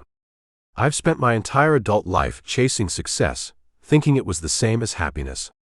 It took throwing away a major business deal and nearly losing you to realize how wrong I was. Emma examined the ring on her finger, turning her hand to catch the light. "It's beautiful," she said softly. "And nothing like what I expected from Marcus Lancaster, billionaire extraordinaire." "Disappointed?" I raised an eyebrow, fighting a smile. She rolled her eyes, punching my shoulder lightly. "Idiot." "No, I love it. It's real." Her expression softened as she looked up at me. "Like us." I kissed her again, because I couldn't help myself, because kissing Emma Caldwell, my fiancée for real this time, was quickly becoming my favorite activity. When we broke apart, she tugged me toward the faded love seat, settling against my side as we looked out over the small town that had somehow become more home to me than my penthouse had ever been. Below us, Sweet and Flower glowed with light and laughter. The dichotomy wasn't lost on me, the public celebration downstairs and this private, more honest moment above it all. "So," Emma said after a comfortable silence, her head resting against my shoulder, "what happens now?" I could have given her a business answer, laid out plans for the bakery's future, strategies for expansion, timelines for our engagement. 6 months ago, I would have. But the man who had walked into Sweet and Flower with a business proposition wasn't the same man sitting on this rooftop now. "Now," I said, pressing a kiss to the top of her head, "we figure it out together. Day by day." Emma twisted to look at me, surprise evident in her expression. "No 5-year plan? No strategic roadmap? Who are you, and what have you done with Marcus Lancaster?" I laughed, pulling her closer. "He met a small-town baker who threw a drink on him and told him he was full of shit. She kind of changed everything." She hummed contentedly, settling back against me. "Good answer." Below us, the door to the bakery opened, spilling light and laughter onto the sidewalk as the first guests began to leave. I recognized Charlotte's voice, saying something that made Mayor Tomkins guffaw loudly. My worlds colliding in ways I never could have predicted. "We should probably go back down," Emma said, though she made no move to get up. "People will wonder where we've gone." "Let them wonder." I tightened my arm around her, unwilling to break this spell just yet. "Theo can handle it." Emma laughed softly. "Poor Theo. Does he know you're volunteering him for crowd control?" Theo has been handling worse for years, I assured her. Besides, I'm pretty sure he's enjoying this whole situation more than he'll ever admit. We fell silent again, comfortable in a way I'd never experienced with another person. The string lights twinkled overhead, casting a warm glow that matched the feeling spreading through my chest. From somewhere in Willow Cove, a dog barked, and a car door slammed. Ordinary sounds of an ordinary night in an ordinary town that had somehow become extraordinary to me.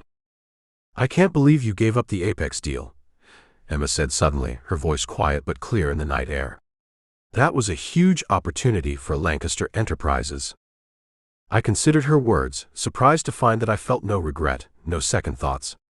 There will be other deals, I said simply. But there's only one you. Emma tilted her head to look at me, her expression serious. I never wanted you to have to choose. I know. I traced my fingers along her arm, marveling at how right she felt beside me. That's part of why I love you. You never asked me to be someone I'm not. You just challenged me to be a better version of who I already am. She smiled at that, leaning up to press a soft kiss to my jaw. Well, you've certainly come a long way from the arrogant billionaire who walked into my bakery and insulted my business model. I was not arrogant, I protested, though we both knew it was a lie. I was confident. You were an ass, Emma corrected, but there was no heat in her words, only affection. A very handsome, occasionally charming ass. I couldn't help but laugh. And yet here we are. She held up her hand, admiring the ring that sparkled in the soft light. Here we are, she agreed softly. Below us, the sounds from the bakery were quieting as the celebration wound down. I knew we should join the others, make our appearances, play the part of the happy couple. But for a few moments more, I wanted to hold on to this, the realness of sitting on a rooftop with the woman I loved, planning a future neither of us had seen coming. Ready to go back down? I asked eventually, pressing a kiss to her temple. Emma nodded, though she made no immediate move to stand. Almost. Just, let's stay here a minute longer. I tightened my arm around her, breathing in the scent of her hair, vanilla and cinnamon and something uniquely Emma. We have time, I said, the words feeling like a promise. All the time in the world. And sitting there under the stars, far from board meetings and billion-dollar deals, I knew with absolute certainty that I had finally found the one investment that would truly pay dividends for a lifetime. The first pale fingers of dawn stretched across the sky as I stood outside Sweet and Flower, watching the sunrise illuminate our refreshed storefront.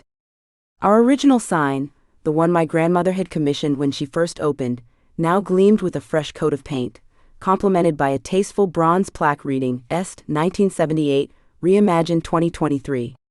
Tears pricked at the corners of my eyes. It was perfect, a balance of heritage and future that somehow encapsulated everything I'd been fighting for. I couldn't bring myself to move for several minutes, taking in the new awning in the exact shade of blue my grandmother had chosen decades ago, the freshly painted trim, the window boxes bursting with herbs that would flavor our seasonal offerings. It was both exactly what I remembered and completely transformed. When I finally unlocked the front door, my breath caught. The space felt familiar yet new, wider pathways between tables, restored original flooring, the tin ceiling cleaned to reveal intricate patterns I'd forgotten existed. The display cases were modern and efficient, but designed to echo the vintage charm of the originals. I made my way to the kitchen, running my fingers over gleaming stainless steel countertops and brand new professional ovens. In the corner sat my grandmother's vintage KitchenAid mixer, the one that had finally broken down beyond repair last year, now professionally restored and gleaming like it was 1978 again. Marcus had surprised me with it 3 days ago, having secretly sent it to some specialty restoration shop without telling me. "We did it, Grandma," I whispered to the empty room, half expecting to feel her presence. "You always said Sweet and Flower would outlast us all." The door chimed, and I turned to see Marcus entering, carrying 2 cups of coffee. His hair was slightly rumpled, and there were faint shadows under his eyes, evidence of how late we'd both worked last night, putting final touches on everything. Yet he still managed to look unfairly handsome in a casual button-down shirt with the sleeves rolled up, revealing the forearms that still made my heart do silly little flips. "Thought you could use this," he said, handing me a cup. "Figured I should support the competition at least once before we put them out of business." I recognized the cup from Betty's diner. "Very magnanimous of you." He crossed the room, wrapping his free arm around my waist and placing a tender kiss on my lips. "Ready for this, partner?" Partner. The word carried a weight that extended far beyond business arrangements or contracts. It wasn't just about shared profits or renovation costs. It was about standing together, building something real. I nodded, leaning into him for a moment. "As ready as I'll ever be." "Second thoughts?" His eyes searched mine. "No," I said, surprising myself with how much I meant it. "For the first time, I don't have second thoughts. Just first-day jitters." Emma Caldwell with jitters? The woman who once told me to, and I quote, "stuff your billion-dollar business advice where the sun doesn't shine." That was before I knew you'd actually have good ideas, occasionally. Occasionally? He raised an eyebrow, that annoyingly attractive smirk playing at his lips. "I believe the expanded seating section was my idea. And the online ordering system. And the avocado toast was mine, which will single-handedly pay our rent for the month." He laughed, setting his coffee down to check his watch. "Speaking of paying rent, we should probably get everything started if we're going to make enough to cover our extravagant renovations." I glanced at the clock, 6:15 a.m. We didn't open until 7:30, but there was so much to do. I'd hired 2 new assistants, culinary students from the community college, but they weren't scheduled until 7. "I'll start the first batches if you prep the coffee station?"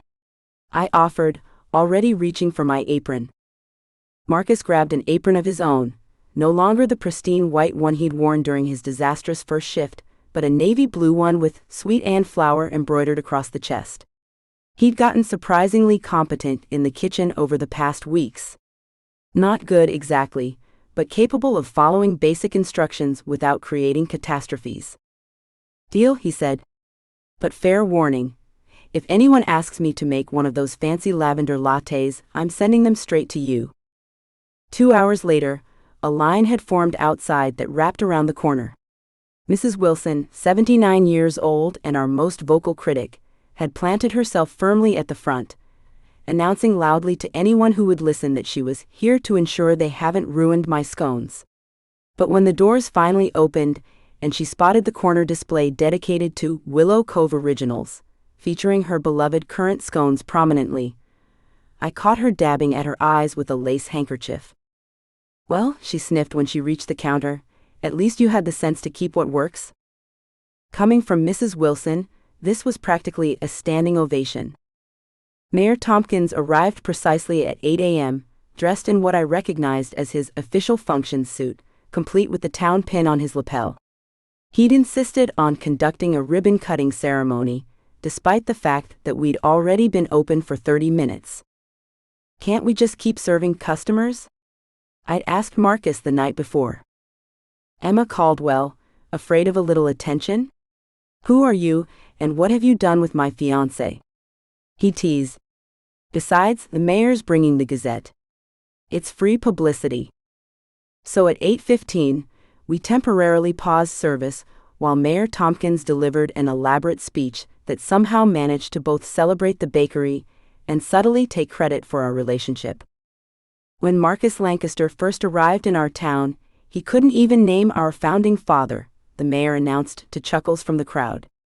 I knew from the moment he failed my town trivia test that he'd need someone like our Emma to keep him honest. Marcus caught my eye across the room and gave a subtle eye roll that made me bite my lip to keep from laughing. The ribbon cutting complete, customers flooded back in.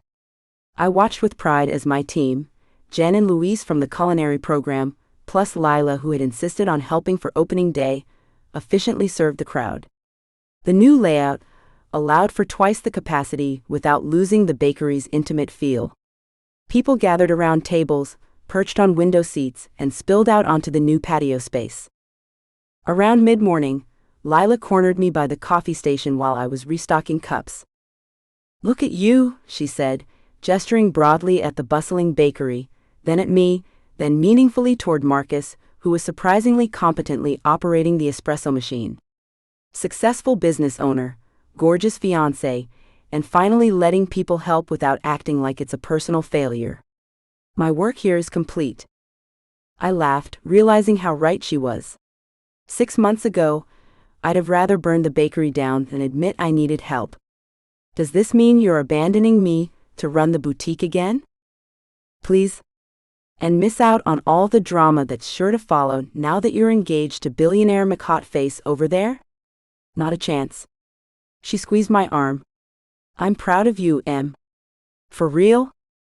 Throughout the day, I noticed Marcus fielding calls from Theo, stepping outside for hushed conversations before returning with forced cheerfulness that didn't quite reach his eyes.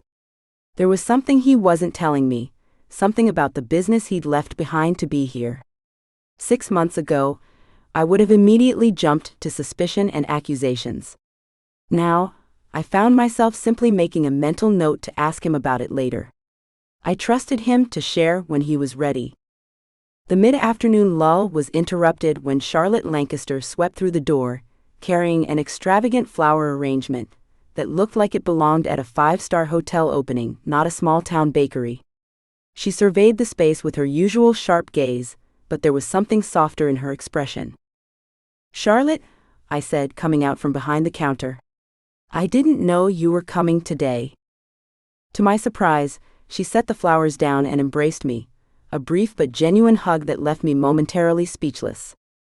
"My brother turned down the Singapore acquisition to stay in this tiny town," she said, pulling back to look me directly in the eyes. "I came to see what could possibly be worth it." Her approving glance around the thriving bakery made it clear she understood now. It wasn't just about me, it was about this place, this community, the life we were building here. "The flowers are gorgeous," I said, genuinely touched. "Of course they are. I ordered them." She smiled, a real smile, not her usual calculating one. "Now please tell me there's a decent espresso in this town." The sludge they served at my hotel was criminal. By late afternoon, the initial rush had settled into a steady stream of customers. A local reporter from the Willow Cove Gazette arrived, notepad in hand, asking if we'd be willing to do interviews for a feature. "Emma will do it," Marcus said immediately. "Don't you want to be included?" the reporter asked him. "You're quite the local celebrity now." "This is Emma's story to tell," he said simply, giving my hand a squeeze before stepping away to help a customer. I found myself confidently explaining my vision for the bakery's future to the reporter, articulating ideas that had once been just vague hopes. "We're maintaining our traditions while growing sustainably. It's about community, not just commerce. Every recipe has a story, and those stories connect people." The reporter nodded, scribbling notes. "And who would you say deserves credit for the bakery's revival? It was struggling before, wasn't it?" I glanced over at Marcus, who had stepped back, deliberately positioning himself out of the frame of the conversation. He could have easily stepped in, talked about his investment, his business experience. Instead, he caught my eye and gave me an encouraging nod. "Sweet and Flour has always been a community effort," I said carefully. "My grandmother built it, I've carried it forward, and now we're growing it together.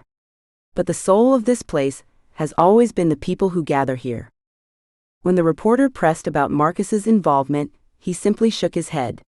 "This has always been Emma's creation. I'm just lucky to be part of the story now."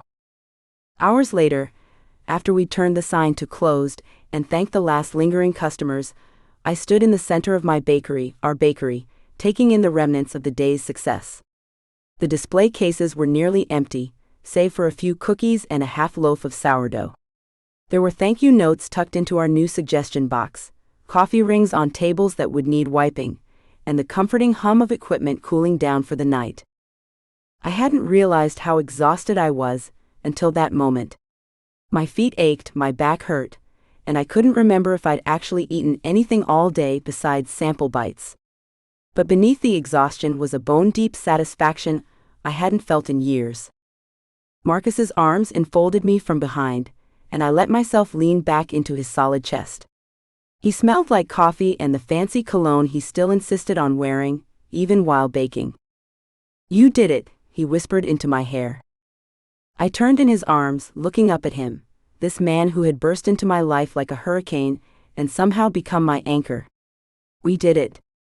I couldn't have done this alone, and I'm finally okay with that." His smile was soft, private, the real one that had nothing to do with charm or business. "Does that mean you're finally admitting I was right about something?" "Don't push your luck, Lancaster." I reached up to brush a streak of flour from his cheek. "But I will admit that some of your business ideas weren't terrible." High praise from Emma Caldwell. His hands tightened slightly at my waist. "You were amazing today. Watching you with the customers, the reporter, you were born for this." I was terrified, I admitted. Still am, a little. What if we can't keep this up? What if? He stopped me with a gentle kiss. "Then we'll figure it out. Together. That's what partners do." Partners. There was that word again. "You look tired," he murmured. "Thanks. Every girl loves hearing that." I meant maybe we should call it a day. His expression grew more serious. "The cleanup can wait until morning." Marcus Lancaster, suggesting we leave a mess? Now I know the apocalypse is coming. I smiled, but then noticed again the slight tension around his eyes. "Is everything okay? I saw you on the phone with Theo earlier." He hesitated just long enough for me to know something was definitely up. "Just some loose ends with the Singapore deal. Nothing for you to worry about." "Marcus." He sighed, running a hand through his hair. "Charlotte and Theo are handling it. Today is about celebrating, not business problems. If we're partners, that means your problems are my problems. That's the deal." I poked him gently in the chest. "Spill it." "Fine. The board is threatening to vote me out if I don't return to active management immediately. Apparently, my small-town sabbatical has gone on long enough." My stomach dropped. "They can do that?" "Technically, yes. I'm still the majority shareholder, but they can make things extremely difficult." He shrugged, trying to look casual and failing miserably. "Like I said, Charlotte's handling it." "You can't lose your company, Marcus." "Not for—" "Don't you dare say not for me or not for this," he interrupted, suddenly fierce. "I built that company from nothing. I can do it again if I have to. But this?" He gestured between us, then around at the bakery. "This is different. This matters more." The weight of what he was saying hit me like a physical blow. Marcus Lancaster, workaholic billionaire, corporate shark, was ready to risk his empire for a small-town bakery. For me. "You're an idiot," I said, voice thick with emotion. "Probably," he agreed with a half-smile. "But I'm your idiot. And right now this idiot wants to take his fiancée home, order takeout from that terrible Chinese place you love, and maybe, if she's not too tired, discuss wedding dates." "Wedding dates?" The words came out embarrassingly squeaky. "Unless you've changed your mind?" There was the faintest hint of vulnerability in his voice, almost imperceptible if you didn't know him well. But I did know him now, every smirk, every frown, every softening of those blue eyes when he was being completely honest. "Not a chance, Lancaster." I reached up to cup his face in my hands. "You're stuck with me now." "Thank God for that," he murmured, leaning down to kiss me properly. As his lips met mine, I had the strangest thought, that spilling desserts on Marcus Lancaster might have been the best mistake I'd ever made. Not that I'd ever tell him that. His ego was big enough already. The alarm on my phone buzzed at 5 a.m., but I was already awake. 3 months of small-town living and bakery hours had recalibrated my sleep schedule in ways my former self would have found horrifying. I silenced it before it could wake Emma, whose warm body was curled against mine, her breathing deep and rhythmic. I carefully extricated myself from her embrace, sliding out of bed with the practiced stealth I'd perfected since moving into her apartment above Sweet and Flower. The floorboards, which I'd learned creaked in exactly 7 specific spots, remained silent under my careful footsteps. 5:15. Perfect timing. I'd set everything up the night before, while Emma was busy with the bakery's monthly books. The vintage keys from Mayor Tomkins were safely tucked in my jacket pocket, the documents from Theo organized in a leather portfolio, and the coffee, a special blend from that little shop in Portland she'd mentioned loving once, was ready to brew. By 5:30, I stood beside our bed, 2 steaming mugs in hand, watching Emma sleep. Her hair was a chaotic tangle across the pillow, one leg kicked free of the blankets, mouth slightly open. Not exactly the composed image my mother would approve of in a future daughter-in-law, but the sight made something in my chest tighten with an emotion I'd only started recognizing recently. "Emma," I murmured, setting her mug on the nightstand. "Wake up." She groaned, burying her face deeper into the pillow. 5 more minutes. It's Saturday. I have coffee. One eye cracked open, suspicious. Is this a trick? I held up my own mug. Would I trick you with coffee? That's practically a capital offense in Willow Cove. She pushed herself up on her elbows, hair completely defying gravity. You're dressed. Why are you dressed at? She squinted at the clock. 5:30 in the morning on our day off. I handed her the coffee, trying to contain my smile. Get dressed. We're going for a drive. Emma took a long sip, eyeing me over the rim of her mug. A drive where? It's a surprise. I hate surprises before 8 a.m. No, you hate waiting for surprises. There's a difference. I leaned down to kiss her forehead. Wear something comfortable. We'll be walking around a bit. She narrowed her eyes. This better be good, Lancaster. When have I ever disappointed you? I asked, heading toward the door. Do you want that alphabetically or chronologically? She called after me, but I could hear the smile in her voice. An hour later, we were on the road, Emma beside me in the passenger seat of my new SUV. I'd traded in the Aston Martin after one particularly memorable incident involving 3 bags of flour, a sudden rainstorm, and Emma's insistence that real people don't drive cars that cost more than a house. The SUV was still ridiculously expensive by normal standards, but at least it could handle Willow Cove's pothole collection without bottoming out. So, 3 months and you're already bored with our little town?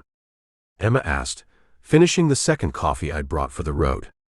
Her hair was pulled back in a loose ponytail, and she wore jeans and one of my sweaters that had somehow migrated to her side of the closet. If I were bored, would I have spent yesterday letting your friend Lila talk me into judging the middle school science fair next week? Emma laughed. That wasn't Lila's persuasion skills.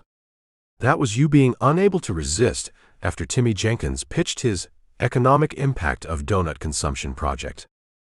The kid used regression analysis. He's 12. I'm thinking summer internship.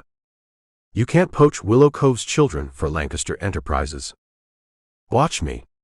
I glanced at her, smiling. Besides, his mother already asked if he could shadow Theo sometime. Emma shook her head, but her smile was fond. She turned to look out the window as we passed the town limits sign. We're heading east. Your observational skills are unparalleled. She smacked my arm lightly. East is toward Meadowbrook.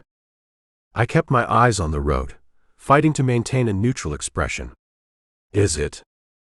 Marcus? Her voice took on that tone, the one that meant she was onto me. What are we doing going to Meadowbrook? Who says we're going to Meadowbrook? The road sign we just passed that literally said, Meadowbrook 15 miles. I shrugged, deliberately casual. Maybe I want breakfast somewhere besides Betty's diner for once. Betty will be heartbroken. She thinks you're in love with her blueberry pancakes. I am. But I'm allowed to be occasionally unfaithful to breakfast foods. Emma laughed, settling back in her seat. She'd stopped pushing for answers, which surprised me. The Emma Caldwell I'd met 9 months ago would have interrogated me relentlessly. But this Emma, my Emma, had learned to trust surprises, at least the ones that came from me. The thought made my grip tighten slightly on the steering wheel. Trust. It still amazed me how much of it she placed in me now, when I'd done absolutely nothing to earn it. That first day, I'd walked into her bakery with a ridiculous fake engagement proposal. "You're thinking very loudly over there," she said, reaching across to place her hand on my thigh. "Just planning world domination, as usual. Before 9 a.m. Ambitious." I covered her hand with mine. "I contain multitudes." She snorted, but left her hand beneath mine as we drove. Meadowbrook appeared on the horizon like a faded photograph, a town that had clearly seen better days. Unlike the meticulously maintained charm of Willow Cove, Meadowbrook had the neglected air of a place that tourism and industry had passed by. Storefronts with for lease signs dotted the main street, and the few pedestrians moved with the unhurried pace of a community that had stopped expecting much excitement. Emma sat up straighter as we entered the town proper. "I haven't been here since I was a teenager," she said quietly. "My grandmother used to take me sometimes, but after she died there wasn't really any reason to come back." I navigated the quiet streets, following the directions I'd memorized from the property records. 3 right turns and a left later, I pulled up in front of a brick building on a corner lot. The large display windows were grimy with decades of neglect, but the bones of the structure were sound. Above the door, faded lettering still read "Eleanor's Bake Shop" in vintage script. Emma's breath caught audibly. I put the SUV in park and turned to watch her face. Her eyes were wide, lips parted in surprise as she stared at the building. "How did you?" she began, then stopped, shaking her head slightly. "Is that your grandmother's original bakery?" "Yes." She turned to me, eyes shimmering. "How did you even know about this place?" "I found your grandmother's old business license in your files during renovation planning. It took some digging to trace the property history." I kept my tone casual, though my heart was hammering in my chest. "Want to go inside?" Emma was out of the car before I could reach for my seatbelt. I followed her to the weathered front door, where she stood motionless, one hand hovering over the tarnished handle. Her fingers brushed the old wood with the reverence one might reserve for a holy relic. "It's been closed since 1982, she murmured. "She moved to Willow Cove when Grandpa died. Started over with sweet and flour." I reached into my pocket and pulled out the set of keys I'd been carrying for weeks. "Mayor Tomkins found these in the town archives. Apparently, your grandmother never officially returned them when she surrendered the lease." Emma stared at the keys dangling from the faded ribbon, then at me. "You've been planning this?" "Guilty." She took the keys with slightly trembling fingers and fit the largest into the lock. It turned with surprising ease. The door swung open with a protracted creak, releasing the musty scent of abandonment and old dreams. Inside, sunlight filtered through the grimy windows, illuminating dust motes floating lazily through the air. The space was empty of furniture but still held the ghosts of its former purpose, a long counter area, spaces where display cases had once stood, and in the back, the outline of where industrial ovens had been installed. Emma walked slowly into the center of the room, turning in a circle to take it all in. Despite the decades of neglect, the bakery's bones remained beautiful: hardwood floors beneath the dust, a vintage tin ceiling with intricate patterns, and those large windows that would flood the space with natural light once properly cleaned. "It's incredible," she whispered. "It needs work, obviously, but you can still see it, can't you? What it used to be." I leaned against the doorframe, watching her. What it could be again. Her head snapped up. "What?" I pushed off the door and walked toward her, hands in my pockets to hide their slight trembling. "It's yours if you want it. Or ours. No pressure either way." Emma's eyes widened. "You bought my grandmother's bakery?" "The building. And I didn't exactly buy it. I acquired the company that owned it in a foreclosure years ago. Apparently, Lancaster Subsidiaries has owned this property for almost a decade. Theo discovered it during some routine asset management." "That wasn't entirely true." I'd had Theo comb through every property portfolio we own within a 100-mile radius of Willow Cove after finding Eleanor's business license. The coincidence of my company owning her grandmother's original bakery had seemed too perfect to ignore. "So you just decided to give me a building? Just like that?" There was something careful in her tone that made me pause. "Not exactly," I admitted. "I'm gifting you the opportunity. The building needs substantial renovation. I thought maybe we could." I hesitated, suddenly unsure of myself, a sensation I'd grown uncomfortably familiar with since meeting Emma. "I thought maybe we could do it together. A second location for Sweet and Flower. Something we built from the ground up."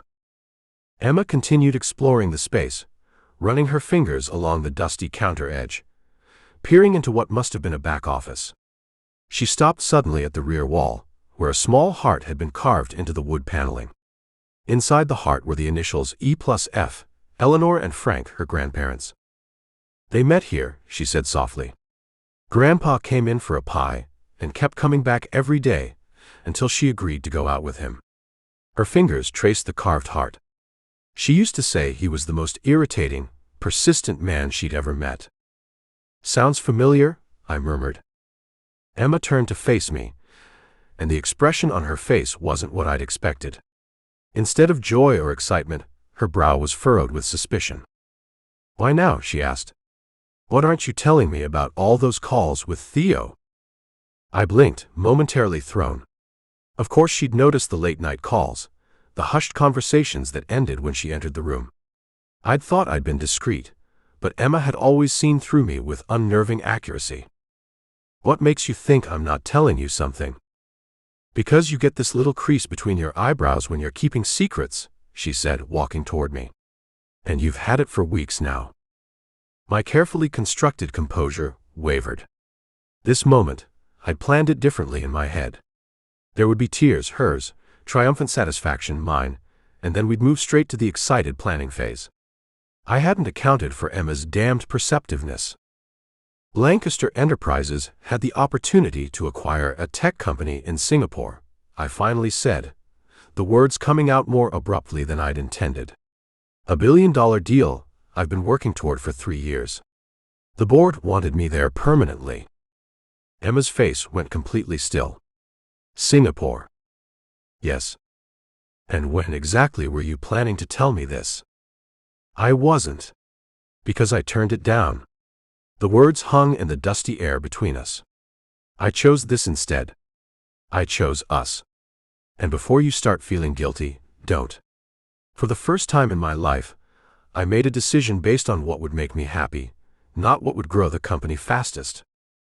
Emma stared at me, processing this revelation. Her eyes moved from my face to the space around us, taking in the abandoned bakery that represented not just her past, but now my choice as well. "So you're telling me," she said slowly, "that Marcus Lancaster, billionaire workaholic, walked away from the biggest deal of his career, for cinnamon rolls and small-town life?" I couldn't quite read her expression, which was unsettling. 9 months ago, I wouldn't have cared what anyone thought of my decisions. Now, I found myself holding my breath, waiting for her reaction. "For you," I clarified. "For us. And yes, maybe a little bit for those cinnamon rolls." I reached into my pocket and pulled out the second set of keys, the original ones with the faded ribbon that Mayor Tomkins had found in the town archives. "Your grandmother kept these. Apparently, she never really let this place go, even after she moved." I expected questions, maybe even an argument about making decisions without consulting her. I'd prepared counter-arguments, explanations, reassurances. What I hadn't prepared for was Emma crossing the dusty floor and kissing me with such intensity that I stumbled backward, my shoulders hitting the wall as her hands framed my face. When she finally pulled back, her eyes were bright with what might have been tears or simply reflected sunlight. "You know what this means, right?" she said, her voice slightly breathless. "You're stuck with me, flower explosions, small-town gossip and all." Sunlight broke through the grimy windows more fully now, illuminating dust motes that danced around us like stars. I kept my arms around her waist, holding her close in this space that bridged her past and what I hoped would be our future. I spent my life making perfect deals, I told her, but loving you was the best mistake I ever made. She laughed against my lips, a sound that echoed through the empty bakery, filling it with promise. That's going on our wedding invitations. Over Theo's dead body. He's already drafted something with appropriate gravitas and social standing. Speaking of Theo, he's going to lose his mind when he sees the state of this place. Bold of you to assume he hasn't already compiled a list of contractors, suppliers, and potential health code violations. I brushed a speck of dust from her cheek. He's waiting for your call before proceeding. Emma pulled back slightly, studying my face. You were that sure I'd say yes? Not at all.